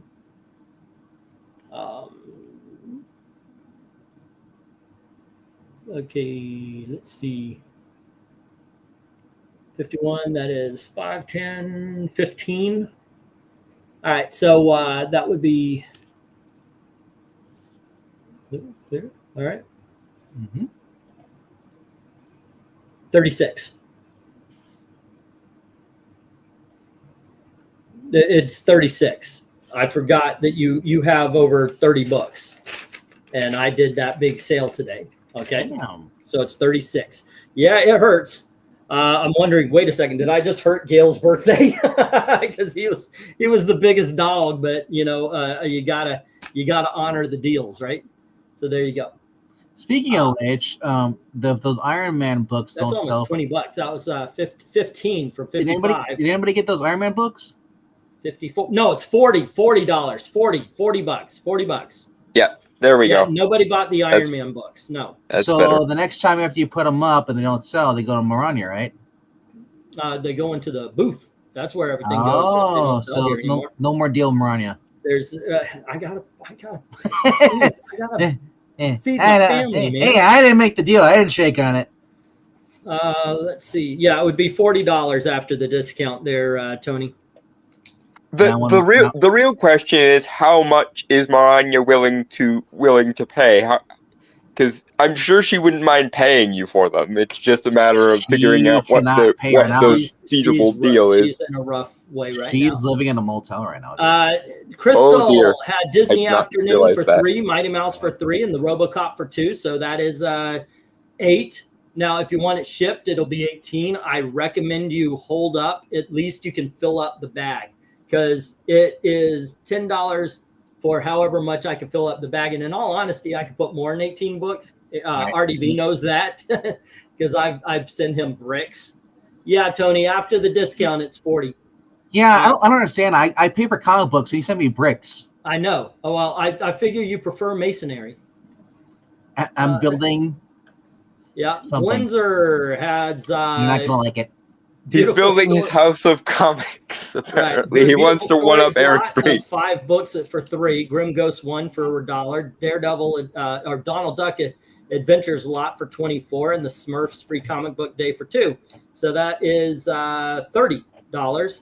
And you have 5, 16, 17. All I know is if I keep paying for comic books, you send me bricks, I'm gonna build you a mausoleum for you. So Glenzer, that is $27, please. Alrighty. And Glenzer, I know I'm holding half a short box for you right now. No win. Remember, Tony, it's scrolling right across the bottom. Obviously, if you want to pay $55 because it's Gail's birthday, I appreciate it. But I do have to honor it. Oh, you send 30, so send 10. We can always put it to credit, considering he's probably going to want to buy stuff later too. We could do that, but yeah, it's $10. Yeah, there's a $10 balance. Oh, Glenzer. That was Glenzer. I'm looking at it like he's Tony, and Do not confuse the people who are paying for your wife's birthday dinner. That would be a bad idea. No, this is awesome. Glenzer goes, keep the change, you filthy animal. That's Home Alone. Any day, anytime. By the way, I do watch that movie every Christmas. I watch both of them. Yeah, I like the first 2. Don't remind me anything past the first 2 exist. No. I like both of them. Done. That's it. There were only 2. And the same way there's no, we don't talk about. Yeah, it's the same way there's no Detective Comics number what you call it. There is 1,000 because they didn't keep the numbering. There are only 2 Home Alone movies, and it's Detective Comics Volume 3, issue number 42. So what happens when I send you a Detective 1000 and you have to sell it? I will call it Detective Comics Volume 3, number 42. That is continuing until the day he dies. Kind of like what happens every time somebody mentions Secret Empire. Yeah, Dan Didiot and Jim Lee fucked up when they stopped and renumbered Action Comics and Detective Comics, which would by this time have had natural 1000s. But they fucked up. Even in the 80s, when they really restructured everything with Crisis on Infinite Earths, they knew better than to stop and renumber Action Comics and Detective. They knew better. Did these idiots do? No, they didn't. Yeah, so we got Detective Comics Volume 3, issue 42. Done. Yeah, that's right up there with Joe Quesada's famous, it's magic, we don't have to explain it, blunder with One More Day, and also very much fuck you, sir. There are only 2 Home Alones, there's only 3 Indiana Jones, and there's only 2 Alien movies. I don't know. The Alien versus Predator franchise is okay. In all honesty, actually, with Aliens, I like 4 also. I know a lot of people don't, but the director is a very good visual director, so I like it. He did a movie called Children. Oh, goodness gracious. City of Lost Children. City of Lost Children. It is so good. I sent you 50. Well, thank you, Tony Hayes. Happy birthday to what? She's going to love this. She's going to love it.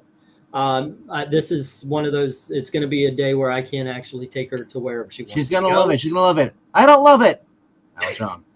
No, in all honesty, it's up to her. The only thing is, of course, our daughter's going to come with us, and she's got dietary needs. Restrictions. So, yeah, so it's not like the entire city is open to her. She can't sit at home? No, I'm not going to leave my daughter at home. No. You can leave her. To go, instead of bring the daughter for her mother's birthday, no, you got to bring her along. Now, if she's bringing her problems with her. I know where Gail's going to want to go. You are treading on some very dangerous ground, RDB. You're making the man. You're saying bad things about his baby, for God's sake. What are you doing? What did he say about Elizabeth? I'm trying to get out of the auction. No. No. He said that she didn't have to bring her, not if she's going to bring her problems with her. And I was like, oh my God, sir, you are playing a dangerous game, sir. I you know what? I know that, I know RDB is my friend, and he means no disrespect to my daughter. I have no disrespect. What are you talking about? I have more respect for his family than he does. He has, well, you at least have more respect for my family than you do me. Exactly. we know this. There's data for it. We can point it past live stream. Hey, guys, don't leave yet. Don't leave yet. I forgot something. Okay, here we go. Let's see who gets the magazine. Some American Feel. Here we go. All righty. There we go. Let's we got 1, 2, 3, 4, 5, 6 people. So it's 1 tonight. Let me shuffle this along. Actually, there's no magazine. What's the cutoff to be part of the wheel? Was it $10? It's every $10 gets you a spot on the wheel. So if okay, so I am on the wheel then. You're on the wheel once. How many people are on the wheel? How many people are on there though? There's like 6 or 7. Okay. Yeah. So, some bad news. You won't get the magazine, but you'll get a nice giant blow-up poster of that. He's got in the middle there. There you go. Yeah. By the way, thank you very much for creating that. That is a lot of fun. I just love it because I'm watching you spin, going, "Hey, I'm having fun!" Ah! I know. If I spun that much, actually, I'd be vomiting by now. All righty, let's see who wins the Bizarre it's like Disney. magazine. Wheel of Prosperity, turn, turn, turn. Hey, Austin. That is funny. He's only got 2 spots on the wheel, and they put. You saw me shuffle it, and they put it right next to each other. Let's see. There we go. And had we had 10 people in there, I have that Katie Keene book, and let's see, 1, 2, 3, 4, 5, 6, 7. Well, your second one would have been this discount. The discount, yeah, the discount, $5 discount. Yeah, let's see. If I love this, by the way, doing this. Yeah, it's a merry-go-round. It would have been one slick. Yep. Yeah. Yeah. I like that idea of. A discount, $5 discount for the second giving place. away 2 books is like getting. It's like the first person getting the grand prize. Then there's a runner-up prize. Well, the $5 discount. I don't want. Otherwise, if you give it you're a good trip to Disney World. I came in second. You're a good trip to Disney World. It's like, wait. You get the steak knives. Well, this was pretty much how it was going to be because Tony had 4 against Dalton. So there you go, Dalton. You absolutely would have lost. Absolutely, it's fine. Yeah. I don't particularly care. I owe you $20 fair and square, and I will also see about sending along that bunch of comics that I don't. Dalton, you get absolutely nothing, and you'll like it. You nothing. So let me write on Austin the magazine there. I hope you enjoy it. I enjoyed it. It's a good book in the Night Shift book, and it's a good story in the comics. Wait, the magazine, you liked it? Yeah, the Bizarre magazine with the Lawnmower Man. Oh, okay. You're talking about. Yeah, I didn't have money to put something up. I got a that Secret Six thing I tried to sell. Nobody wanted to buy it. I've got a couple. Next of things. week's auction will be his DVD collection. Right. Okay, and it was Bizarre Magazine. It's a good thing we're not putting your mom in charge of this, E. You might wind up with another loss like Song of the South. Right. Yeah. I mean, if you start that's something too. You could always put some movies in there. Okay, I don't know how they would go. I remember I did that once with Batman Beyond. It did sell. You know where we go? Would be the Walmart ones. The what? The Walmarts? The Walmart DVD books. Remember those? Yeah, I'm not selling those. Those are out of print, brother. I'm not selling them. I know. If I say you did some out of print, what would your price be if you sold them? I don't know. I still have one of those somewhere for Pirates of the Caribbean. Because I remember they were $30 at Walmart. Have a good night, Tony. Thank you. Originally, it was like around $30 at Walmart. I got them as the Batman Year One. Yeah, they have like a hardcover trade paperback, and inside the and then I got the inside is the DVD of the cartoon. I think the other one wasn't Red Hood one of them. Red Hood was one of them. Yeah. The one where it had all the different stories went with black and white. We had Batman Year One, Gotham City Stories. The movie where Justice League fought the crime syndicate, that was in there. Yep, Two Worlds. The Wonder Woman, the first Wonder Woman movie, animated movie, was with the Wonder Woman Gods and Monsters. Yeah. Okay. Okay. So yeah, a lot of good stuff in that. I've got them all too. I collected Volume 1, all the ones in Volume 1 and all the ones in Volume 2. The one I want to watch again is Justice League Doom. That is such a great movie. It is. They brought back their whole entire original cast except for the guy who was Green Lantern, Jon Stewart. They got Nathan Fillion back. Gee, wait, they got the DC animated universe cast back together. Yeah, and then the only conclusion was they replaced the Green Lantern with the Hal Jordan, Nathan Fillion. Well, I mean that's an upgrade to me. I think those are fighting words for a lot of my generation, sir. I love Nathan Fillion's Hal Jordan more so than I cared for Jon Stewart's. Speaking of the movies being dumb again, why on earth would you have Nathan Fillion as a Green Lantern but have him be Guy Gardner rather than Hal? Hal, I know it because they want the guy from Early Edition who no one knows. It's kind of like having there be a Robin to whichever person they're gonna get to be Batman. Hopefully Jensen Ackles, because that would be non-stupid. And starting with Damian Wayne, I'm just like, okay, Dick, Jason, and Tim would all like a word with you, because why in the hell would you start with the edgelord Robin? You know what they should have done before Kevin Conroy died? They should have just rebooted the Justice League cartoon and let it go. Look at how much love Invincible's getting. That's the only thing I regret about Batgirl not being a thing. Yeah. Is they were originally gonna make we're gonna have Kevin be or was it Keaton they were going to bring back again and have him be Old Man Bruce? One of them was going to be in Batgirl, and that's the only part of Batgirl I actually regret not seeing. Because Kevin Conroy will forever be the voice of Batman for my generation and a bunch of generations after mine. Honestly, when you bring out Batman, a lot of people will say Kevin Conroy. They will not say Adam West. You know. They won't even say. I know I got shit for this before The Flash came out, but as I told you guys, most people when they think of Batman think of Kevin Conroy rather than Michael Keaton, even.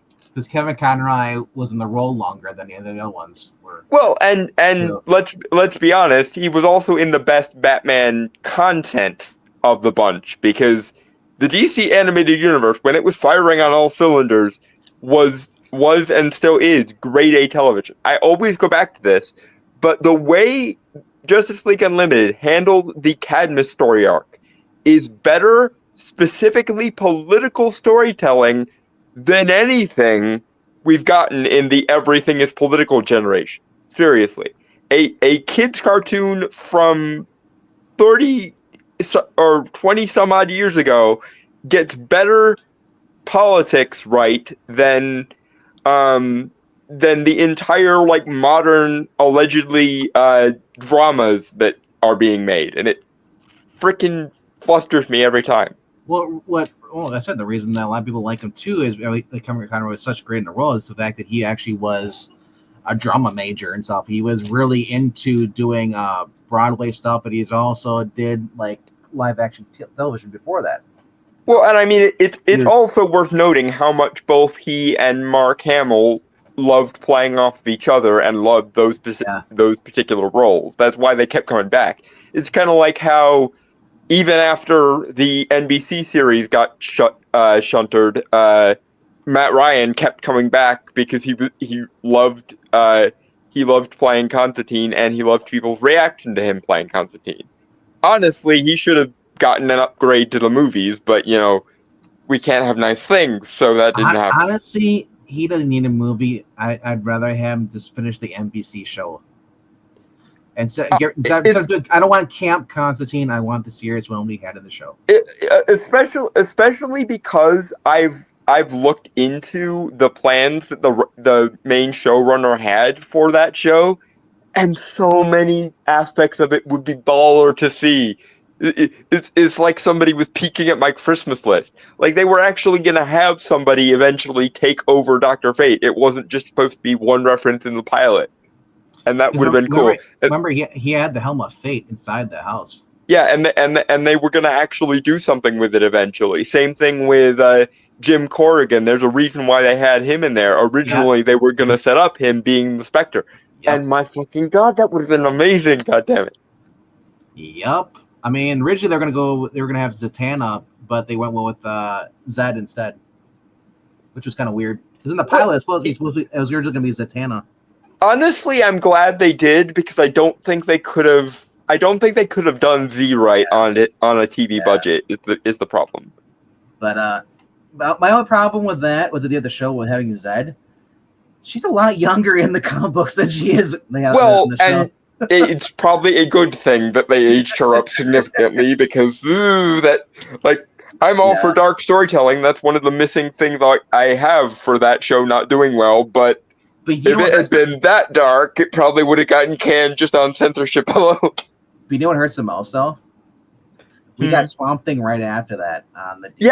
Can you imagine those two playing off each other? It would have been freaking amazing. And Stargirl, too. That could have been cool, too. That is one of the most underrated shows, and it's tragic that it got canceled after one season. I think the one that gets underrated the most is Doom Patrol. Doom Patrol was freaking really immaculate. Yeah. That grabbed the 1990s Doom Patrol feel perfectly. And just ran with it straight into the end zone. Yeah, it was really good. I have not, by the way, watched season 4 though. I forgot it was out. And I need to get back to it. But I'm thinking, you need to see it at some point. Yes. Well, what I'm going to do is I'm just going to watch the show all over again. So I've got the momentum. Yep. Yeah. Speaking of shows you need to watch, I will say it again. Gargoyles. Good night, Austin. Say again. Gargoyles. You need Gargoyles, to. Yes, we need to do an old man watches Gargoyles for the first time. And it really, I would be telling the truth. Unlike a lot of people are like, this is the first time I'm ever watching Ghostbusters. Horseshit. I see these kids and I'm like, no, I don't believe because your parents you've watched this before because you're waiting to big up your reaction for the screen. Yeah, your parents would have been my age, and your parents put Ghostbusters on like it was the only religiously. Yeah. And the networks too. There is no way you could have been my age and not seen Ghostbusters at least twice or 3 times on network television alone, just by sheer dint of channel scrolling. Frankly, this is my first time watching Christmas Vacation. I'm 32. You're lying your fucking ass off. Yeah. Anyway, guys, tomorrow is Tuesday, where it's my wife's birthday. I know I said that we're doing Mr. Mixie-Spitlick, but it's my wife's birthday. So unless you guys are going to carry the ball, yeah. I don't care. Okay, so are we moving it? Are we moving it to Wednesday then? Yeah, how about we just plan on doing a live stream tomorrow? If you guys want to do a live stream tomorrow at 10:30, and then because I cannot promise I'm going to be home. I gotta see what Eric's up to. If he's even joining me tomorrow or not. Okay. No, but there you go. But I would do, if you're definitely not going to be here, reschedule those. Yeah, I'm going to reschedule it because I just don't know if I'm going to be here. If you're moving Mixie to Wednesday, I will definitely be on that. What's your schedule Thursday or Friday? I mean, it's fairly wide open, I think. Okay, because I'll move. I don't have anything scheduled for Friday, so I could just bounce. I mean, I can be there on Wednesday. It's not a big deal. Well, I've already got something. As long as we're still doing it like between 9 and 10, because I do have Duality of Man on Wednesdays. Yeah, but that's usually done by like 7. I've already got Dr. Fate ready for Wednesday, so I'm just going to go there. But You're doing Dr. Fate, and you didn't tell me because of how many ways do you want to die? I'm messing with you, dude. We're doing. I was about to say I would be quite cross with you. Now the cat's out of the bag. Let him join us. We're doing Jared Stevens. There you go. Yeah, it's going to be the greatest of all Dr. Fates. I walked into that one. Yeah. I will still burn your houses to the ground someday for this, but I walked into it. That's considered arson and illegal. It's Eclipso. On Wednesday, it's going to be Eclipso, and I can put Mr. Pitalik on Friday, and then we have Dark Side or Clayface or something on next Sunday. So Eclipso is still probably one I'll be there for because Eclipso. There you go. That's awesome. Wednesday. There you are. So you can tell when First Reaction is fake. They always guess everything correctly, like in 7, says Cleanser. Dude, they're totally not going to do this, and then they do it. Yeah. Exactly. Some of the time I will give it to them. Some of the time these things you can guess because I do that a lot when I watch things for the first time. I'm like, oh, is this going to happen? And then it happens. One thing I also don't like is something happens in the movie. Yeah, the bigger than necessary reactions. If you guys have not been checking out us on Monday nights or the Geeky Public Show, we read Teen Titans Go. Marani has this bad habit of like guessing what's going to happen next in the panel, and then it happens, and she ruins the joke. Well, she's also been reading comics for X number of decades. I know, so but that's probably why. Let the audience guess. Don't just say it's like, you know what? I bet you Bruce Willis is dead. It's and then he is dead. Yeah, it's better to keep quiet, and it's better show. You got to think of your audience. Your audience has to figure it out, not you. I'm just like every single time. I'm like, no, we're on you. I don't blame her. I've done that a couple of times before. That is the Peter Horton hearing a who right there. Actually, no, I'm not Doctor Strange. I'm Steve Gutenberg. So what is the big?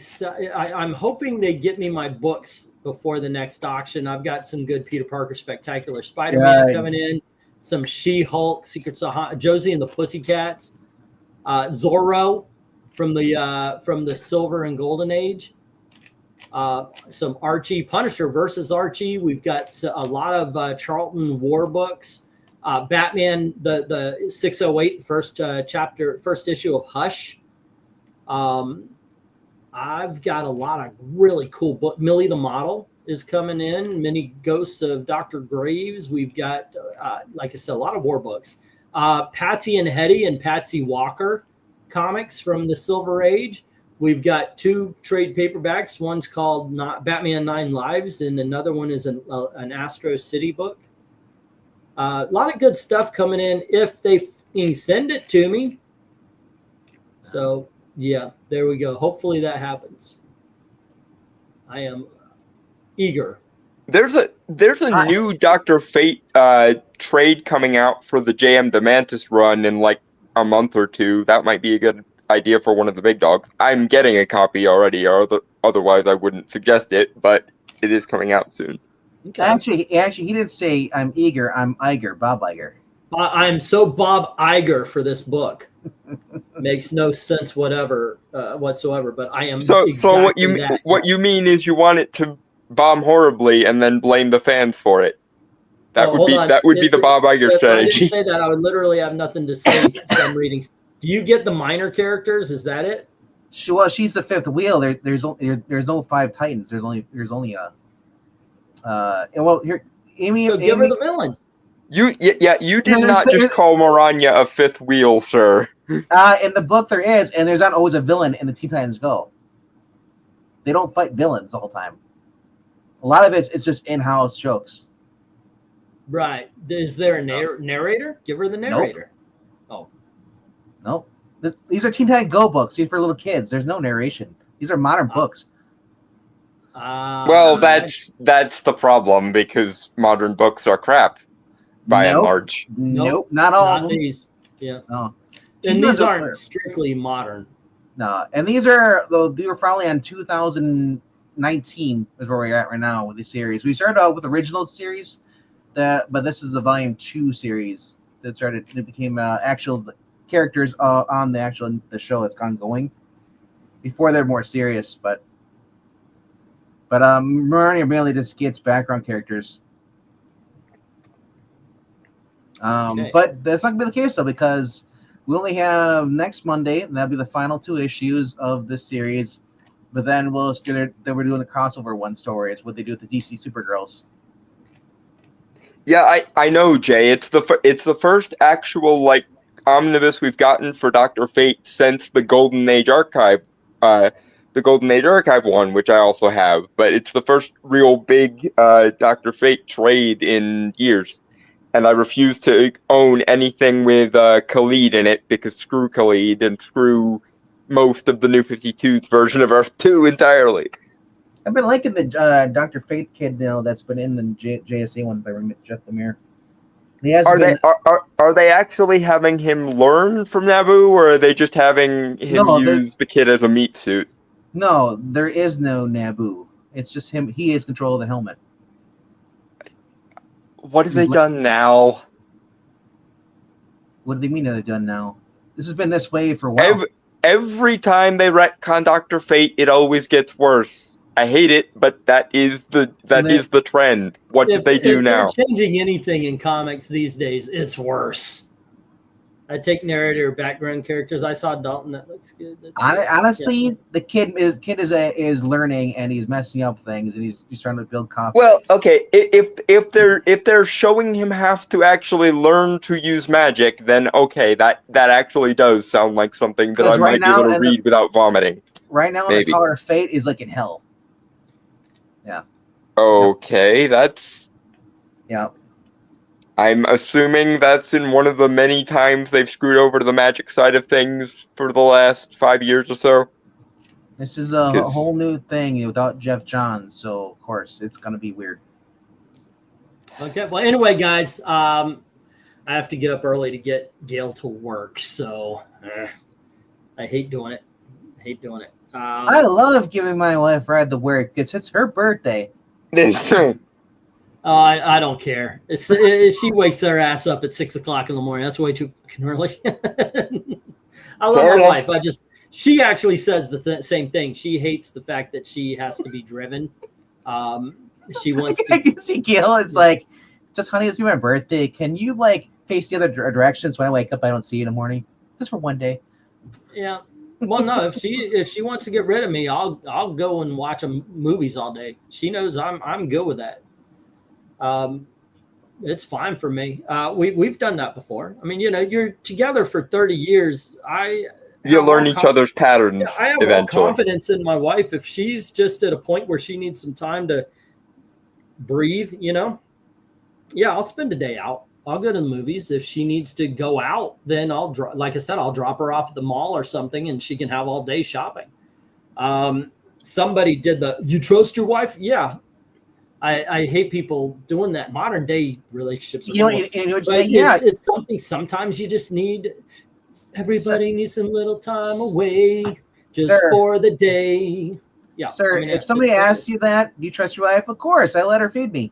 Yeah, There you go. my Yeah, I know, right? my response to the query, do you trust your wife, is that is obviously your own projection. How paranoid are you about I know, yours? right? It's ridiculous.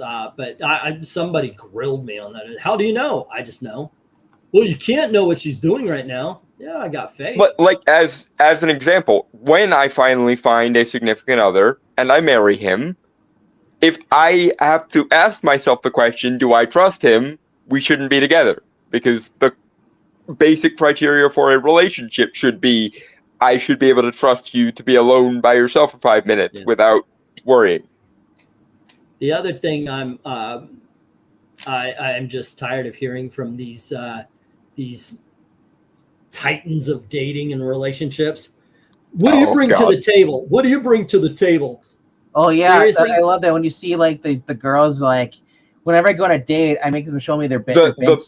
The PUA types who are like, you have to wow her every 5 minutes or it's she'll leave ridiculous, you. by the way. But here's the thing: these guys need to know there is no table. Okay, there is when you there's only pie. When you meet somebody, the whole point is you get together and build the table. You're a team. You are now working on your life, the life that you are working on. This whole thing, if you're going in automatically, well, what good are you? Which is basically the question they're asking. You're doing it wrong. To be fair to the PUA guys, there are a lot of modern day women who do see it that way, and they are just as vacuous and stupid as those aforementioned PUA guys. They are not relationship worthy. Bang them. Leave them, I'm just gonna say, guys, get a good job, get a nice house, get everything all set, and then if you don't find the right person, at least you're set. You're not just sitting there like worrying about relationships instead of actually improving your own life. There's a line in a movie I love. It's one of my favorite movies of all time. It's called Rear Window by Alfred Hitchcock. Stars Jimmy Stewart, Grace Kelly, and Thelma. Help me out, Maranya. Thelma Ritter, I think Ritter? it is. Yeah, it's with the R. Yeah. She has the line, and she says, you kids today, you always overanalyze, you always overthink. It's not like when I was a kid and we would just meet somebody, bam, like a car crash in the middle of Times Square, and that's the way you meet somebody, you build a life together. This whole thing about, I need this. If a woman tells you that they value money, okay, you're a whore. What's your price? Let's get that out here right now. We're not going to have a relationship, so it's going to be all about sex. What is the price I need to fuck you, and then I'll go home? If she starts talking about money, straight up bring that. Look, if you're a whore, let's talk price. Otherwise, go fuck yourself. That's just flat out it. Because when you want to build a relationship, you shouldn't go through all that. You should talk, you should go do, and have. Jay says he's having an affair with my wife. I was wondering why my left hand was sticky. Yeah, Jay. Speaking of Jay having everybody's number, yeah.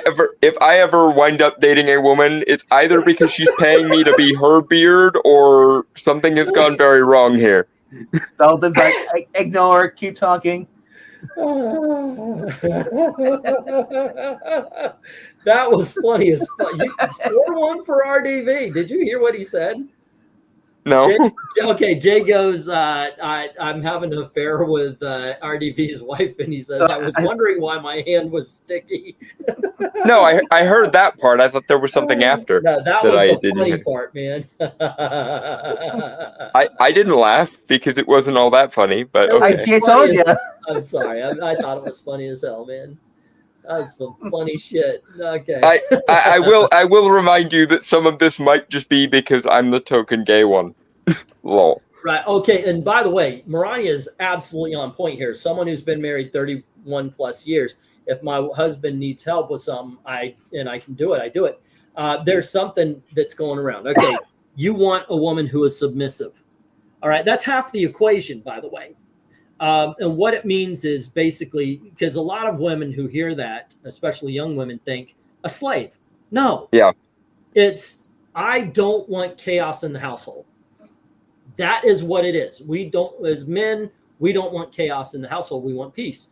And that's that. Well, that's what feminism has done. It's submission and protection.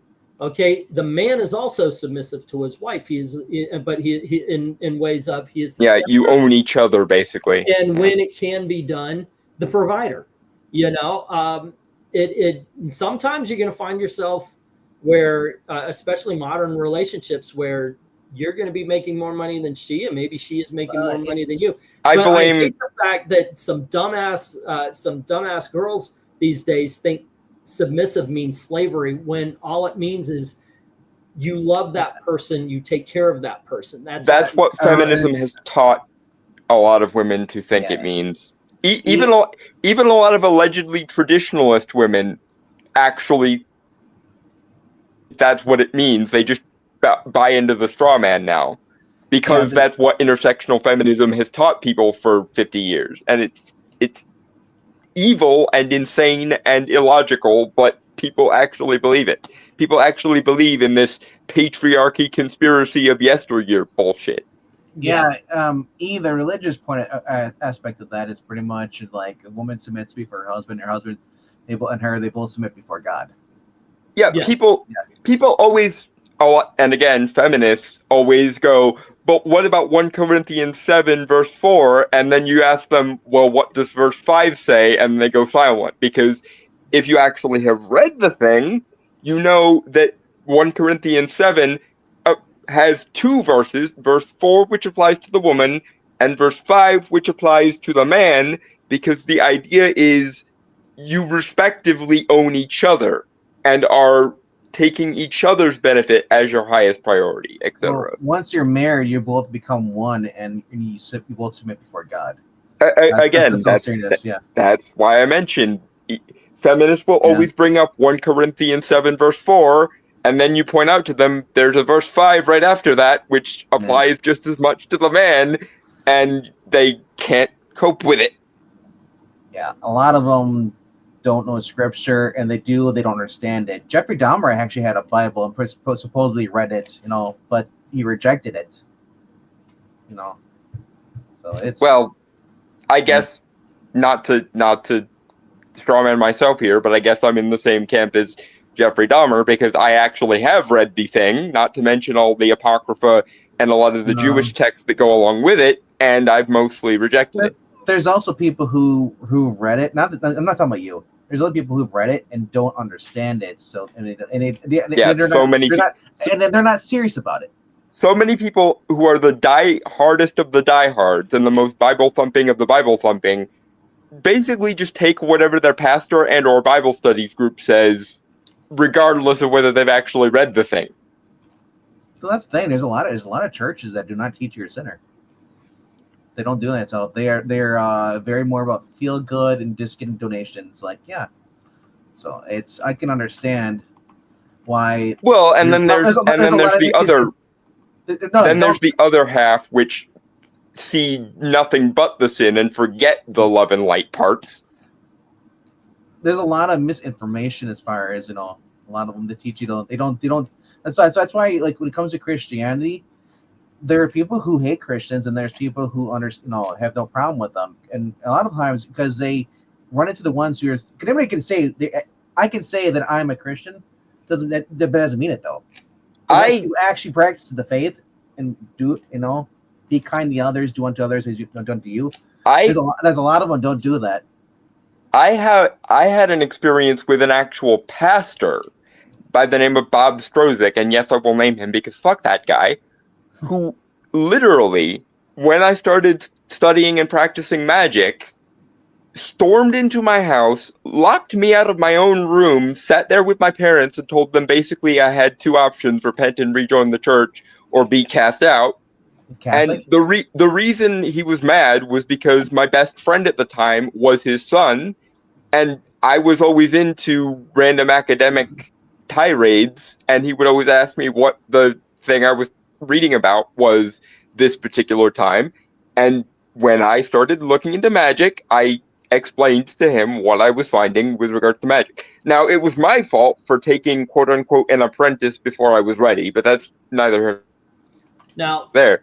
But this guy storms into my house like the day after Christmas and does that shit. And that was actually the moment that I left Christianity, because from my perspective, being as like half of the medieval works on magic were Christian in nature anyway, I didn't see any conflict between being a magic practitioner and a Christian. But he highlighted the difference and he made me choose, so I chose. Was this a Catholic pastor or preacher? No, this guy was a Methodist, but he was a I will say I am not the only person who had issues with this guy. I had 2 other people come to me after I had this experience with him and say that they actually failed to have him removed from their church, the place he was previously, because he was such a hardliner that he was ruining Christmas celebrations for them and shit. Rania is saying that the one word left out of the wedding vows was obey. Neither of us have to obey each other. Gail had it tattooed on my chest with O is her picture.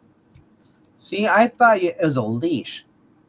Yeah. Anyway, guys, I do have to bow out because I do have to get up at 6 to pick up Gail. I'll reschedule this, the Mitchell Pitalik for Friday. Okay. Because I can't promise I'm going to be home tomorrow. If you guys start up a normal, I'll change the what you call it, thumbnail to just a hangout stream. Yeah. Mm-hmm. And well, actually, no. Just like you said, don't change it at all. Just change the day, reschedule it for a different day. If I go live, I'll create one. You can create one. Okay, fine. Yeah, that sounds good. That sounds good. Because otherwise, they're expecting, and I decide I don't want to go, and then it's just sitting there, and it's like, well, okay, we're doing this. Works for me. Yeah. And if I do get home in time, or if I'm going to. It will be by Gail's order. If she wants space, and I'll go and join you. Which order is that? 66. Whatever. Yeah, the order 66. Yes. But what I'm saying is, if she wants to hang out all night, then yeah, I'm cool with that. If she wants to jump on and hang out with us, I'm cool with that too. Yeah, she never will. I think that would have been awesome, but yeah, she never will. I wonder what she would be like on a live stream here.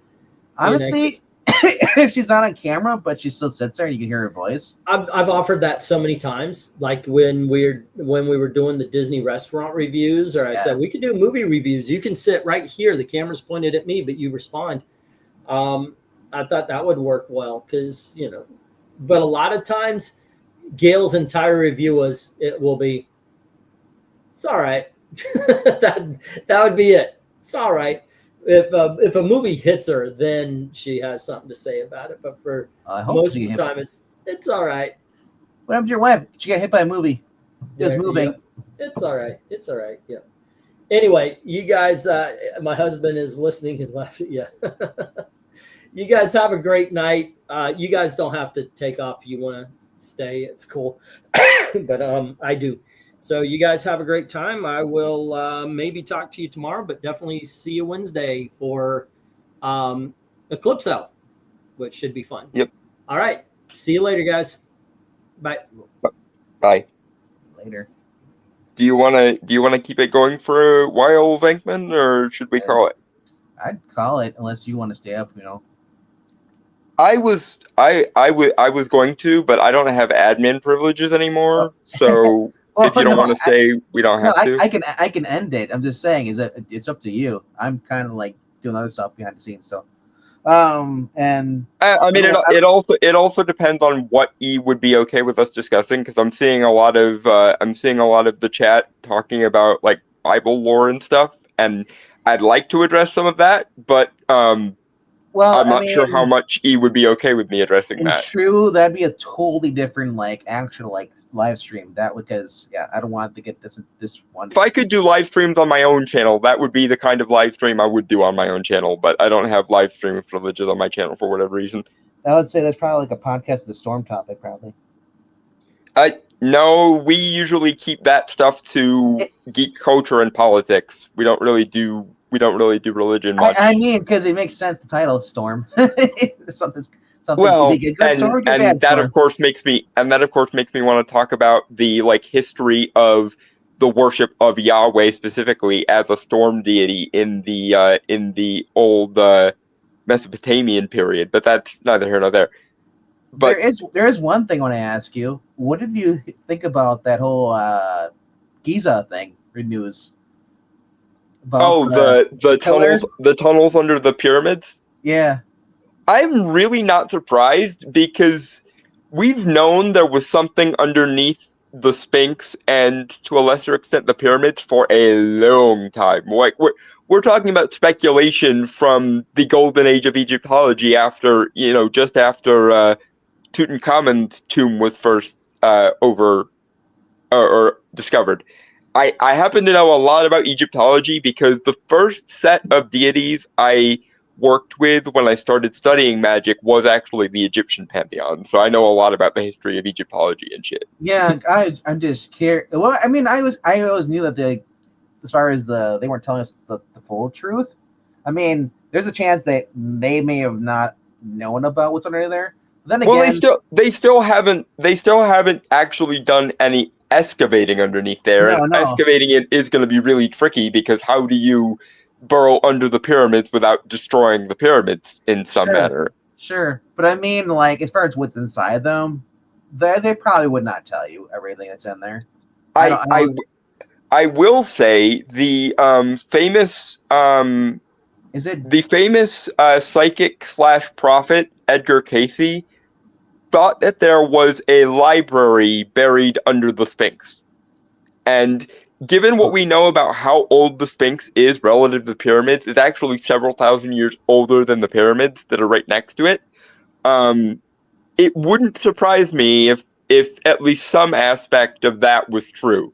Now, mind you, Edgar Cayce got into some really weird shit with some other stuff, especially his thoughts on Atlantis. But it wouldn't surprise me if some aspect of that was true, because we do know that the ancient Egyptians did create, essentially library caches. So it wouldn't surprise me if one was under the Sphinx. Well, that was one of the rumors they had. They had a hidden library that might have been lost under there.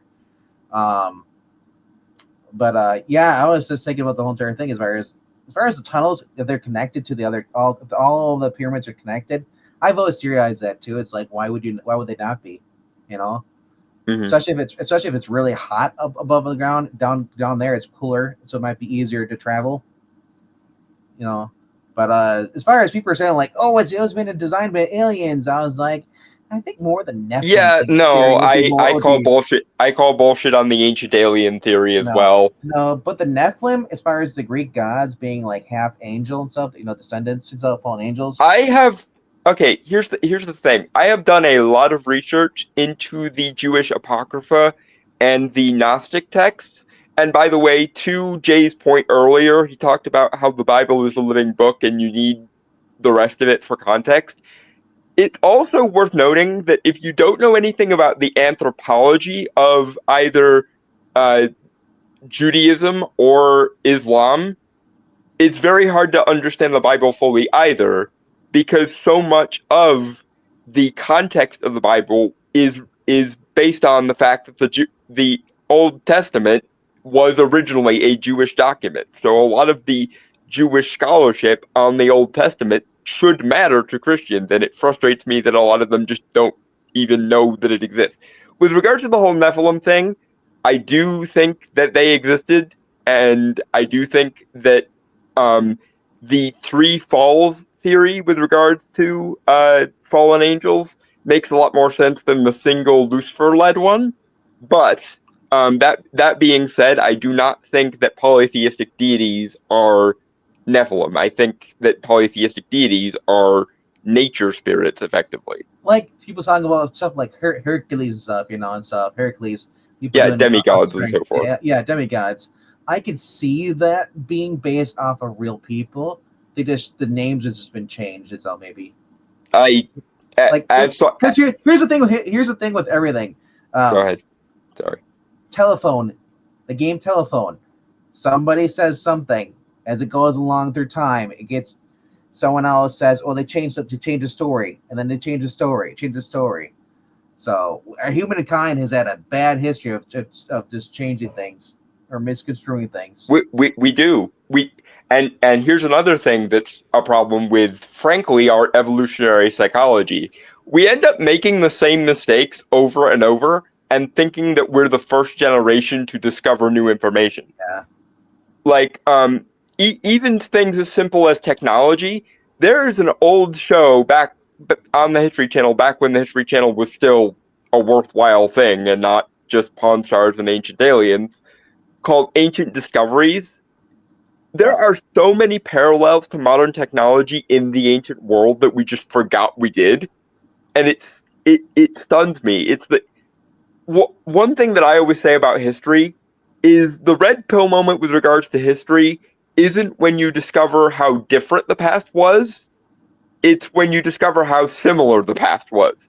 Like, they've discovered graffiti in Pompeii, making the same sorts of dick jokes or X person was here jokes or for a good time call references in, like, we know they did that in Pompeii from the graffiti. And if something is like granular and minute as that can have historical antecedents, how much of human history is just discovering a thing, then forgetting it, and then discovering it again and forgetting it over and over again? Yeah, as far as the cave paintings of the Native Americans, back in I think it's New Mexico and some of the down there. Like when I have like things, I wonder if that's someone decided like I'm just gonna doodle on, because I don't have a coloring book, so I'm just gonna color on the wall. And people are like, well, oh my gosh. I mean, we have at least some idea anthropologically of what they use those for. But speaking of the Native Americans and the ancient Greeks and the Egyptians and so on, so many ancient cultures had the idea that that civilizations moved in cycles. You've got the, I think, 6-world theory from the Hopi Indians, and a similar thing for the ancient Mayans and so on.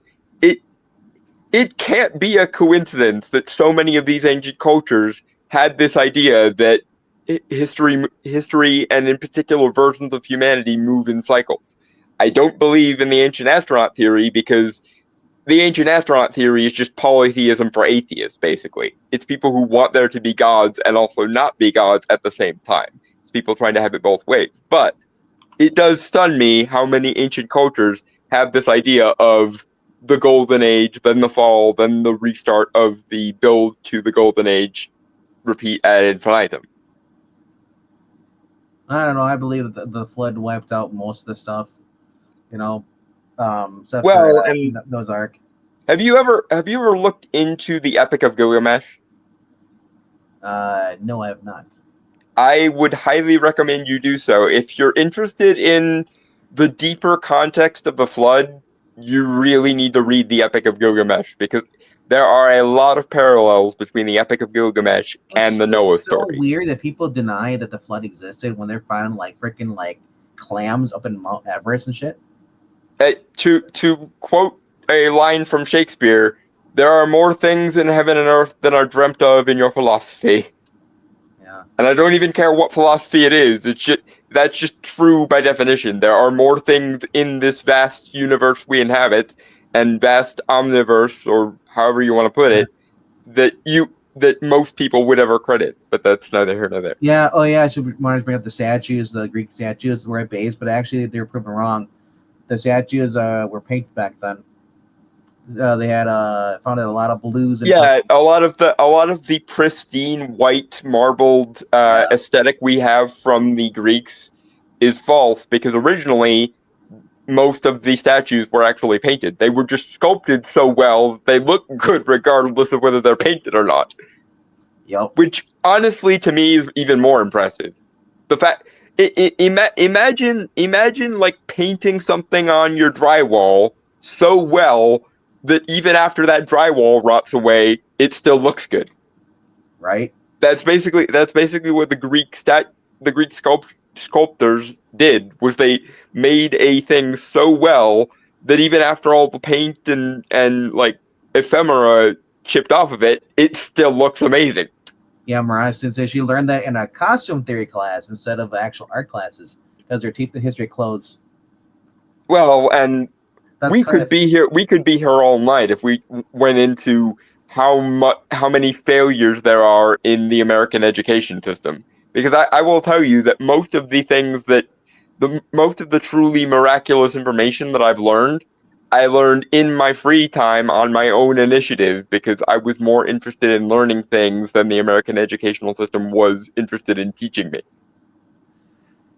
Yeah, but I think it's just funny though. There's a lot of people who takes a lot of stuff, historical things, for like 100% fact. But then, like, so as far as the whole Giza thing, like, there's also theories like, well, it's false. It was just released to distract us from what's going on in U.S. politics. I highly doubt it. Yeah, no, I don't. I don't think that Egyptologists would lie. I think they can be misinformed or they can ignore certain pieces of evidence, but I don't think they would outright lie about something like that. There is one guy though, because the guy's in charge of, I forgot what his name is, but he denies it. It's not true. He's in charge of the Egyptian pyramids and all that stuff. But okay, even if that one instance isn't true, which I don't know about that, if that one turns out to be false, we are still discovering that human existence has existed for longer than we knew. Because like when I was a kid, people could project back to about 10,000 BC. And that was basically the cutoff when I was a kid. Now, based on recent archaeological discoveries and new discoveries and excavations and whatnot, we can project that back another 100,000 years. And honestly, I don't know how far back we are going to wind up going because, frankly, I don't know when we broke off from the previous the missing link hominid ancestor. So, in theory, we could straight up go back farther than that, just on the general principle of, okay, when did humans come about from our previous hominid ancestor? Yeah, Graham Hancock is the one that a lot of people have been listening to about. Oh yeah, the guy who has the like ancient supercontinent theory.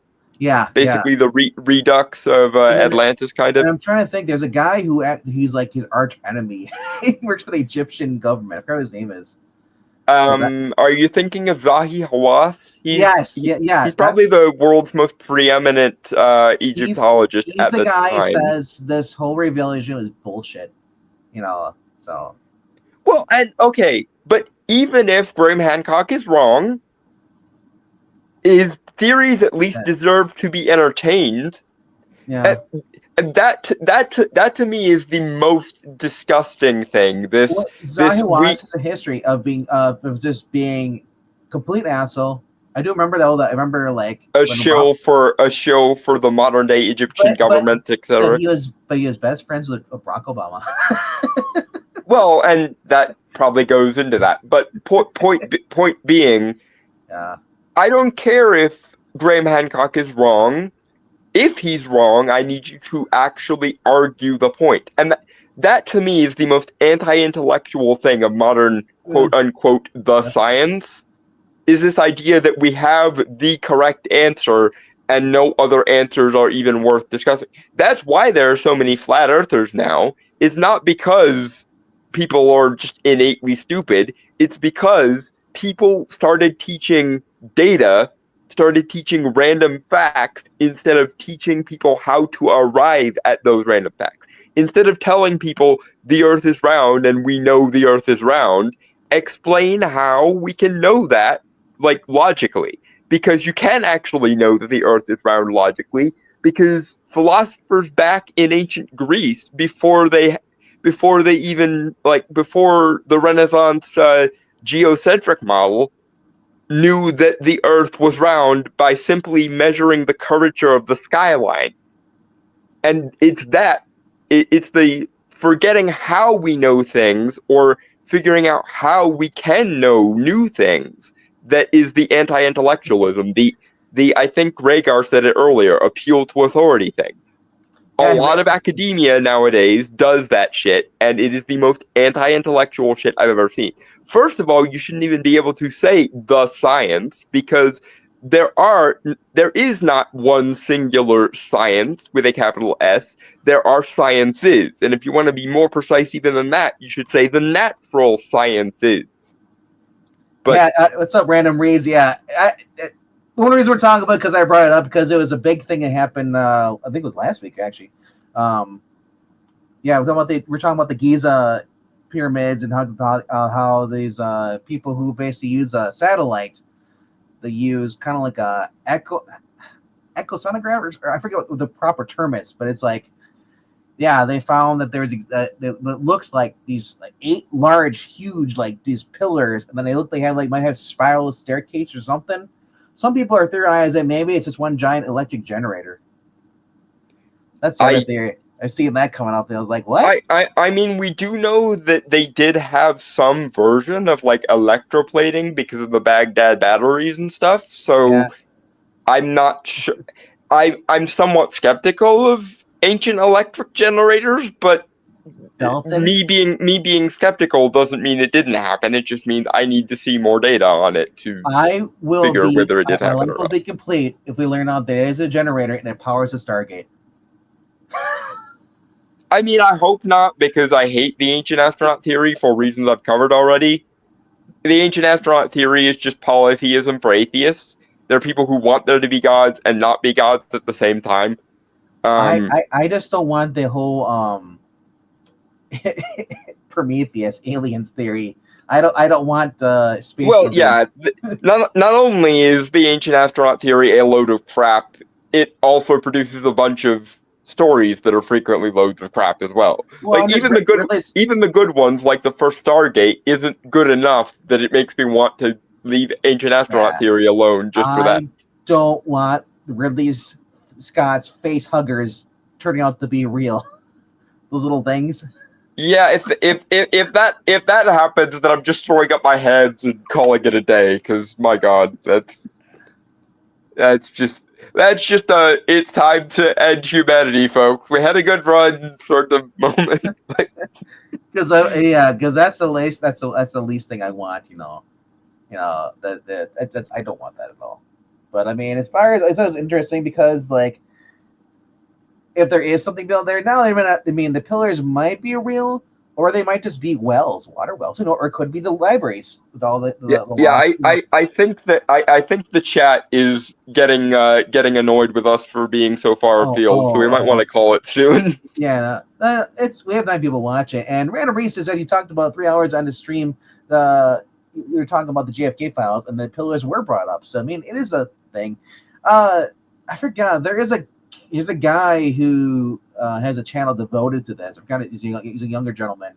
It's like Jeremy or John or something. I can't remember what his name is, but it was like I watched a little bit and like it was interesting. But it's is this the like surfer looking dude with the long hair? No, shorter hair. Okay, I'm not thinking of the same guy then. No. I do know there's a YouTuber who basically made it his business to call out pseudoscience in archaeological circles. He did a whole expose on specifically why Graham Hancock's theories are bullshit, which I respect that a lot more than just we can't discuss Graham Hancock's theories. Yeah, I don't know. I just when I read up about Hassi or whatever his name is, or every time I see anything, Zahi Hawass, the Egyptologist. He just came off as a jerk. Every time anything I read about him, or just see him react and stuff on video stuff. Yeah, he was also like the default Egyptologist for a lot of the old History Channel specials, even back when History Channel was good. So the guy I'm talking about is Jay Anderson. Okay, that name sounds familiar. I do not know from where. Project Unity. Vaguely sounds familiar. I don't know from. It's not ringing bells off the top of my head. He's a journalist. I came across his randomly on Twitter. He was talking about it and stuff. Yeah. He was talking about apparently on Twitter. YouTube deleted his talk under 24 hours. He was talking about the ancient pre-flood civilization evidence with real Alex Jones, and that got deleted because they're talking about the psychoacoustic architecture, conscientious awakening, New Giza studies, and pre-flood civilization evidence. And because they had Alex Jones on there with interview, it's like YouTube got rid of it apparently. Yeah, because we can't have you talking to the unmentionables. This is why I tell people, just if you're gonna talk about this stuff and anything to do with Alex Jones, do it on Rumble. Yeah. Don't even put it on YouTube. Don't attempt it because like there are good resources on this stuff on YouTube. Particularly if you're interested in the like flood mythos or like the ancient anthropology of Yahwehism before it was even Judaism. Yeah. I highly recommend a channel by the name of Esoterica with Dr. Justin Sledge. It is freaking amazing and very, very well researched and actually explains the context like anthropologically and historically for a lot of this shit. Highly recommend Esoterica. It is gold standard content, folks. Yeah. If you're interested in like religious or spiritual anthropology at all, if you're interested in history at all, if you're interested in kind of this quasi-Jewish lore of the broader Bible, etc., highly recommend Esoterica. It is gold standard content. He tweeted out yesterday. He's like, James Anderson saying Atlantis was real. Solon didn't lie. Plato didn't lie. Well, I mean, well, yes, but yeah. we actually discovered like the civilization that Plato was describing as Atlantis. It's just that modern day archaeologists refer to it as the Minoan civilization. What we know of the Minoan civilization matches up perfectly with the part of Plato's dialogues where he describes Atlantis. Are you still on Twitter?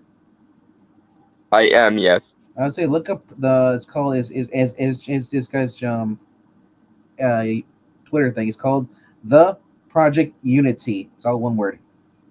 Because he's talking about another thing he's talking about how they're lying about the seraphim of Saqqara in Egypt. And he provides evidence and all that stuff. Okay, that's a interesting one. Because he's reposting stuff about photos and stuff by Graham Hancock and this. Yeah. Again, there are reasons to be skeptical of Graham Hancock, but I would rather discuss those reasons rather than just appeal to authority and go, well, the experts, TM, on archaeology say this, therefore. No, you actually need to understand why and how someone is wrong before you can just de facto shut them down. Same thing with the old school COVID thing. Funny how the people who wound up being right about COVID were the same people that YouTube and so forth didn't want you listening to. Yeah, I just shared it to you in message on Twitter. So you can have like the next week and just deep dive into this guy's content. Yeah. Anyhow, apart from us being liable to send y'all down a couple rabbit holes, not that that's necessarily a bad thing. Again, please look at Esoterica. It's a great channel. Yeah. But Egyptian we probably should stop potentially getting shadow banned again. Well, once you're shadow banned, you can't get shadow banned again, right? No, you could. There's always further to fall down the rabbit hole, my dude. He could get Alex Jones. I don't want to get him Alex Jones. I'm still on the record that he's not shadow banned. He's just that there's comic channels are so niche that and everyone else is doing stuff that people want to watch. I doubt that.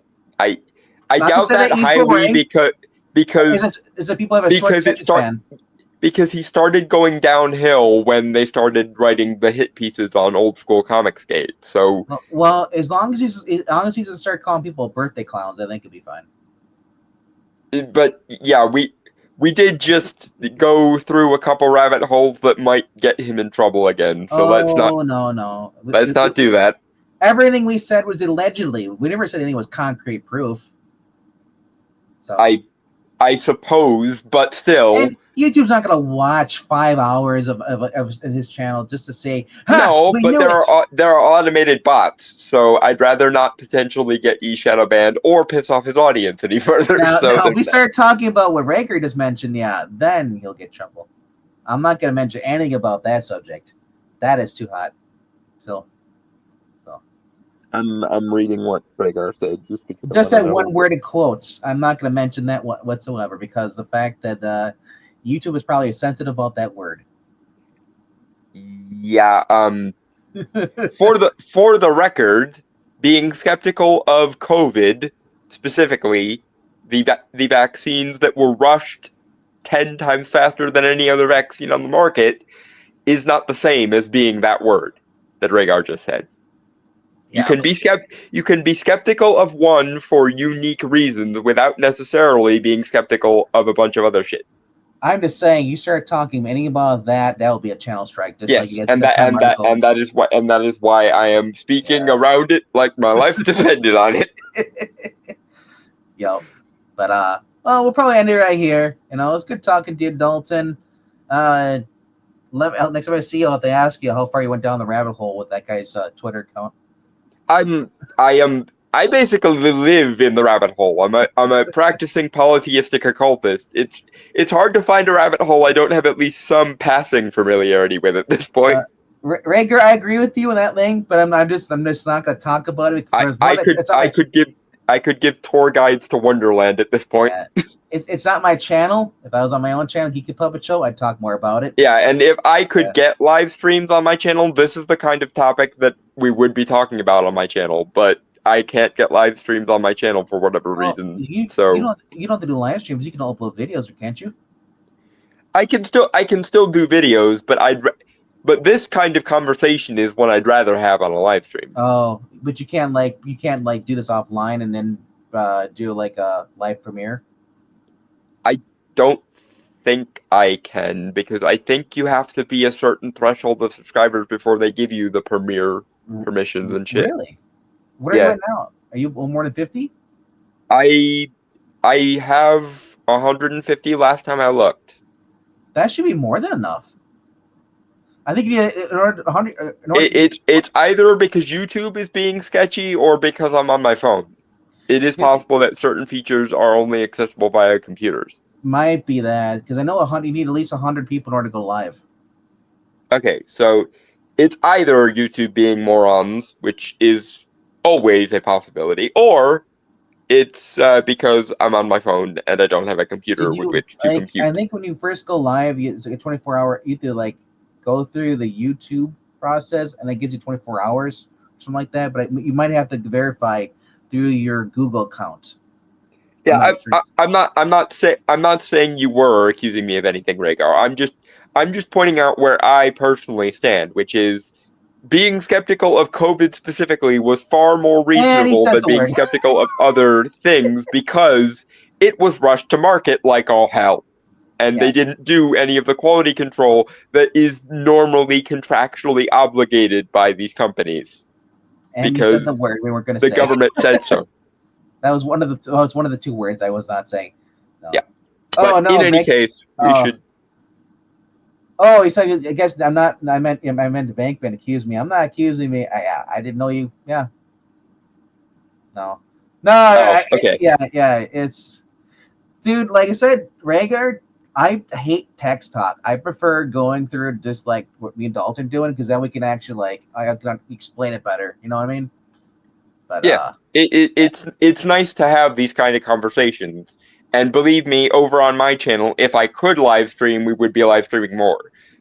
But if you guys, and I'm gonna shamelessly chill here. If you guys want to know like my deeper thoughts on some more substantive topics, I would highly recommend going over and subbing to Podcast of the Storm, which I now do streams on with Brainstormer of Pop Culture every Saturday. We always do geek news and politics related stuff over there.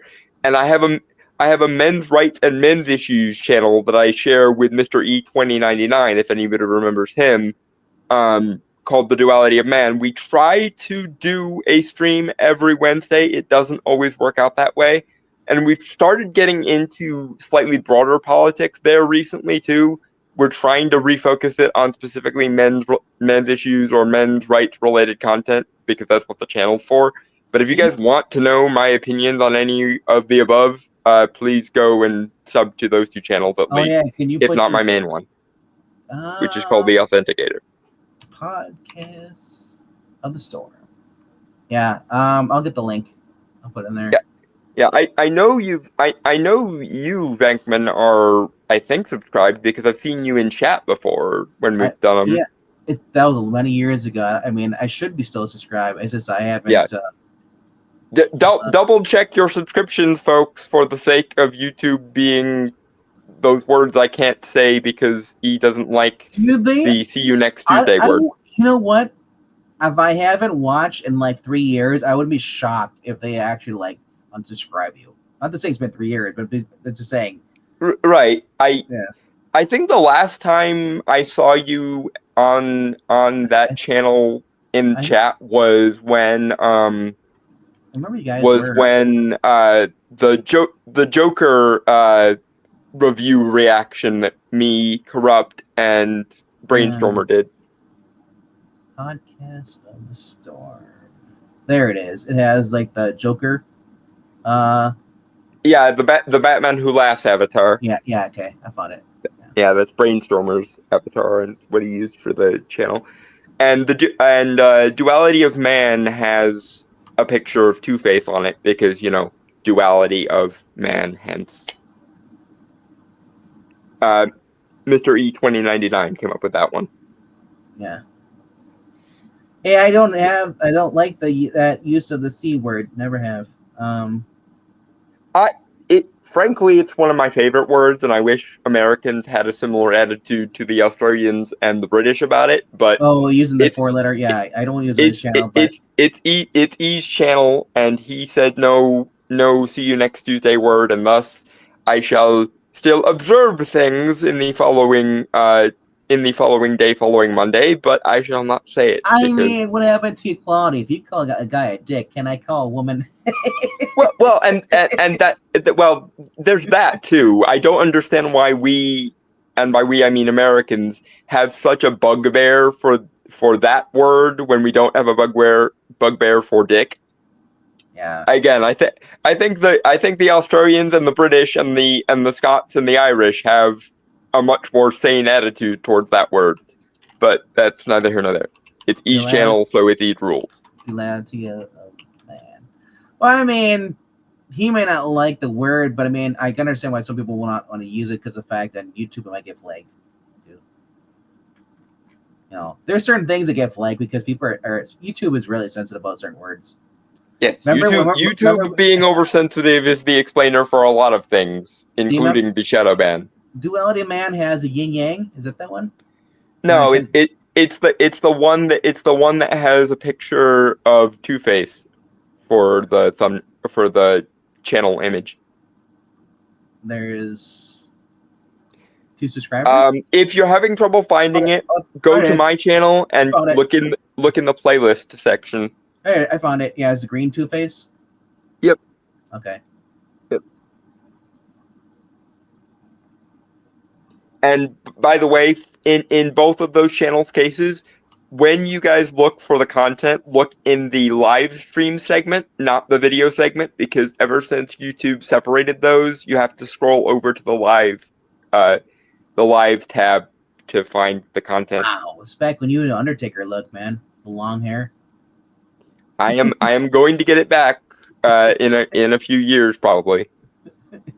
That's the first thing that pops up from 3 years ago. It's like, for you, the little for you things is like, yeah. Yep. Duality of Man and circumcision. That really makes me want to click on that. Yeah. Like I said, me and Mr. E 2099 created a men's rights and men's issues channel, and we don't shy away from any of the issues that men and boys are facing in this day and age, of which there are a bunch, no matter what intersectional feminists tell you. Bunch of words I can't say because see you next Tuesday. Duality Man, I wouldn't think of a men's right. I'd be like duality man, it's like mankind. It's like mankind is Two-Face. Well, we called the channel Duality of Man because he is more right wing. I am more left wing. He is obviously a black guy. I am a gay, disabled white guy. So it was a play on there being, you're getting two perspectives on men's rights issues. So Duality of Man. But alrighty though, we shilled y'all here. You guys got that. If you haven't already checked out, Did you put your links in too? I don't want to be a shill hog. I'll be putting mine in right now. Okay. I'm not sure if Random Reads has my account or not. But, yeah, just making sure because I didn't want to filibuster the shilling, even though I honestly should show my channels a lot more than I do. You should. You know what you should do? You should have like the @ symbol in your name, like @ like the whatever your channel is. I should. It's just the issue of figuring out how to do that and have StreamYard not whine. Oh yeah, I know. On your phone, it's like it doesn't remember that, so you have to type it in there each time. But man, like I used to do that RVD at the Geeky Puppet Show. But no. So Random Reads, if you've never checked out my channel, it's not really my channel, but I do run most of it. We do a lot of the comic readings, a lot of older stuff. We do ham it up, so it's all about having a good time. Those are usually over the weekends, and then on Tuesdays and Thursdays at 9 p.m. Eastern, we talk about the new comic books coming out on Tuesday nights, and then on Thursdays we show off the books we got, or basic comic book hauls we got from the comic book store, whether they're new books or back issues we may have picked up. Yeah, Rhaegar, that's because YouTube hates smaller channels and does not want them to grow. They like the pre-established cookie cutter content. They do not like new or upcoming channels very much, especially if you talk about the no subjects. Rhaegar, the only reason I found them because when you go to YouTube search on there, there's a little filter button out there, and I go and I search by channel. That's how I find a lot of people's channels. Because unless you do a lot of, like Geeky Puppet Show, man, I don't know if that would pop up without doing that. I mean, we do a lot of live streams, so maybe it will pop up because it's more an algorithm. I will double check. Although I will say, if you're having trouble searching something on a desktop, try searching it on your phone instead. Because I have noticed that a lot of the more annoying aspects of YouTube seem to be less so on phones. Like for example, it will occasionally block off a thing I'm watching for an ad read, but not nearly as often as it does if I'm doing it on a computer. So it might just be the phone restrictions haven't caught up with YouTube's desktop restrictions quite as much. Well, that's the thing with YouTube is now everything's now smartphones oriented now. That's their main focus because that's all kids have iPads and YouTubes. I would prefer a world where Elon continues his base billionaire arc by buying YouTube next. Yeah, I mean, also because maybe your guy's name is very uncommon, so it doesn't really pop up, or maybe it is, or it was opposite, or it is common. Like I saw a couple of different ones. They said Duality Man.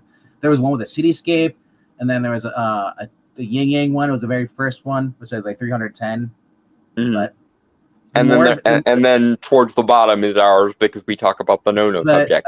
But if you guys do more videos more frequently, it might be. I mean, we do them once a week whenever we can manage it. Yeah. Sometimes it's every other week because something comes up, but usually we try for every Wednesday is when we do things. That's all I can think of is maybe it's the fact that you guys aren't keeping it up, doing a regular basis, and maybe it's just kind of like you get. But once you stop it, you kind of get like pushed to the back of the line.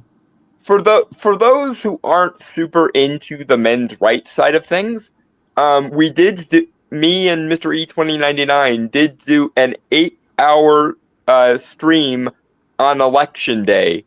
Covering that whole thing. So there's at least some content for the normies as well. It's just we are primarily a men's rights channel, so something to keep in mind there. Did you join E's election thing on that night, or do you just do your own? I think Mr. E and I were busy the whole night because we started at, I want to say, like noonish, and we went until after they started calling, and we knew that Trump won. So I couldn't remember because like I thought maybe you were on it because I knew there's times where you've been on E's channel. If I stopped in, it would have been only for a little while, and it would have been before me and Mr. E started ours. But yeah, we did do an 8-hour election stream. So if you feel like experiencing the magic of election night all over again, and getting our commentary on it, it's there for you in the live section. If you feel like being triggered again.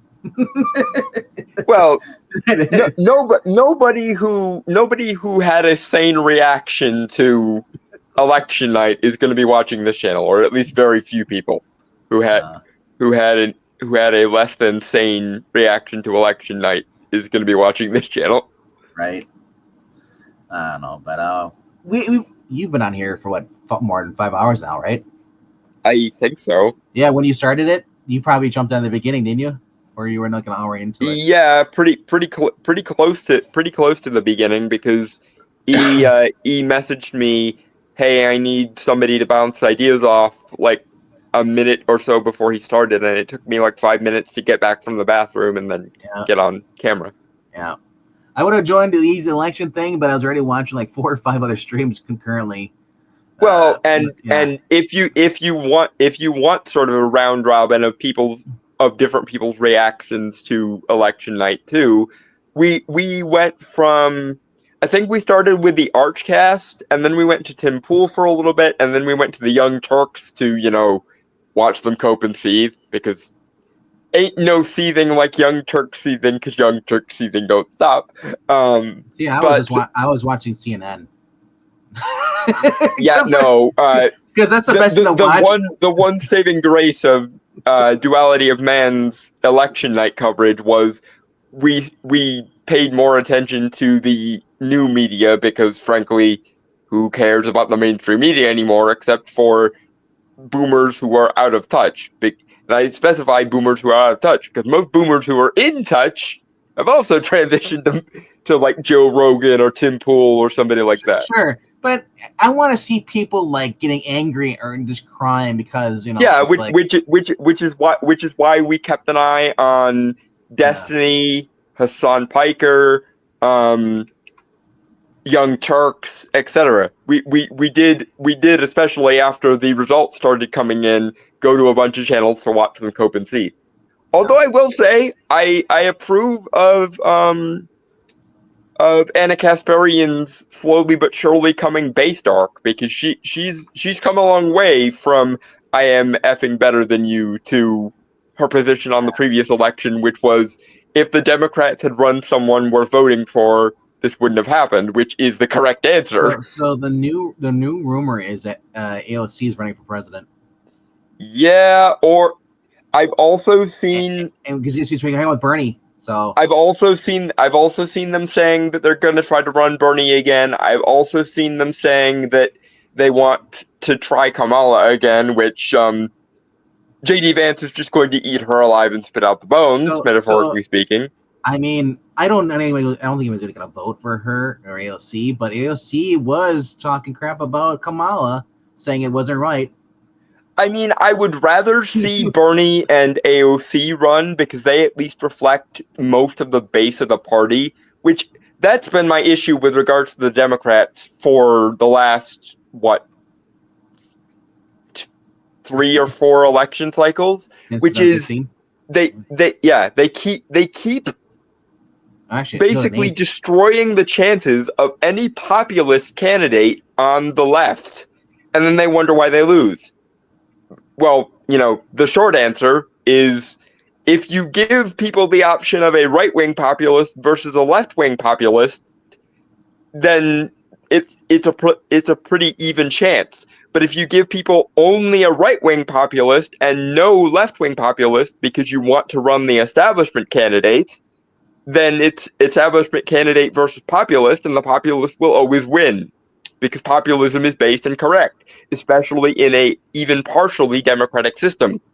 Like, but I've done this rant over on Duality of Man I know 10 times, but populism and democracy are essentially the same concept in two different languages, and the idea that populism is somehow anti-democracy is one of the single most the opposite of reality things I've ever freaking heard. Yep.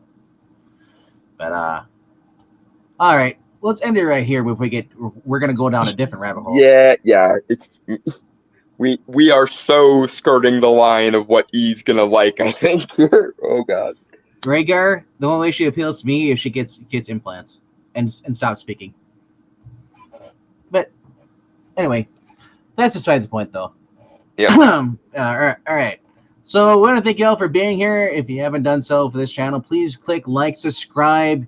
If you want more in-depth, like World of the Weird, I'd say, check out Podcast of the Storm. Is that the correct channel? Yeah. Podcast of the Storm is geek culture and politics related. Yeah. Duality of Man is men's rights and men's issues related, mostly, sometimes broader politics, as and when they're related. And if you just want to have a laugh, Geeky Puppet Show. Yeah. I also do have a channel. I don't post there very often. It's called The Authenticator. Mostly it's the kind of weird stuff that I talk about in passing here a lot. Yeah, I mean, you were doing, I forgot, I'm trying to look at the last video you did for that one. It's been a while. The last video I did for that one was a video on the concept of the Witch's Road from Agatha All Along, because Agatha All Along really resonated with me. And yes, I don't care if you think that's cringe, that show is actually good. It's not perfect, there are flaws, and me and Englentine did reviews on every episode, so you know what episodes I liked and what episodes I didn't like, but that show is really actually quite good. 7 of the 9 episodes of that show are actually really, really cool. Yeah, I'm trying to. How do you spell it? Well, it's your namesake right here, right? It's just the word. It's just the word, The Authenticator. It's got my old profile icon, the one that's Authenticator spelled with like Art Deco style fonts, the gray one. There it is. Yeah. Okay. Cool. Yeah, you were talking about. Oh, I'm gonna go through the videos now. I'm trying to. Well, first I'm gonna put the link in there for people who want to check it out. But I don't post on the Authenticator very often. The ones you want to follow if you want regular doses of my weirdness is Podcast of the Storm and the Duality of Man. But if you do subscribe to my main channel, you can find those other channels in the playlist portion, because I do make playlists of a bunch of stuff. Although I haven't updated the playlist in a while, I need to go through and do that for like 5 hours. So the last thing I remember watching was you singing the Christmas songs. Oh right, yeah. There was a period where just for the sake of content, I did song covers. No, but before that, you were doing the title sequence channel thing. You were doing your stuff. Right. Okay, that was the last video you saw when I first uploaded my fancy title sequence. Yeah, I remember that. It was like 4 years. Yeah, exactly. It says 4 years ago. The most recent video on that channel should be talking about the Witch's Road from Agatha All Along from an occult perspective. Yeah. Man, I saw somebody upload a video and talking about, or just all they're doing is making fun of like Zack Snyder fans. I'm just like, even if they are wrong, you don't like it, but like people who do, like, so like, it comes off kind of petty though sometimes. Yeah, here's the thing. I don't understand that. Here's the thing. I do not like Zack Snyder because Zack Snyder tried to make Superman that's the opposite of what Superman is. Because Zack Snyder is a Randian objectivist. So he tried to make Superman a Randian objectivist character. The problem is that Superman's like main themes or main like philosophical perspectives are idealism, altruism, and compassion to a fault, which is pretty much the opposite of Randian objectivism, which talks about the virtues of self-interest. So by putting someone who was a Randian objectivist in charge of a character who's a borderline pacifistic idealist altruist, of course it went wrong. The person who I have sympathy for is Henry Cavill, because Henry Cavill knew what Superman was supposed to be. It's just that Zack Snyder wouldn't let him play Superman the way Superman is supposed to be portrayed, and that's why it failed. Yeah. Rhaegar, we were for a while. I think we started with I'm trying to think what show. Well, no, we did the last final season of Supergirl. We did that. Reviewed also the entire idea of Batwoman. That was fun. Did you guys ever get around to watching Agatha All Along? Because I told Pixel how good it was, and he decided not to watch it, I think. We didn't review it on the channel. He may have watched it on his own, but because I refused. Next October, you guys should review both that and Werewolf by Night, because whatever you may think of Phase 4, with regards to Halloween and Christmas-related content, they've been aces, because the Guardians of the Galaxy Christmas special and Werewolf by Night and Agatha All Along were both really good as Halloween shows. Werewolf by Night was reviewed by Zach and Pixel. As far as Agatha All Along, I refuse to watch that in WandaVision. I'm not a fan of it. So I can understand, although I'm not saying that all of WandaVision is useful, because honestly, there's really only one episode of WandaVision worth watching, and that's episode 8. Basically the entire plot of the show was saved for that one episode. But 7 out of 9 episodes of Agatha All Along were really good, and the last episode was mostly just disposable. The only episode of Agatha All Along that I hated, and I hated it with a passion, mind you, was episode 6.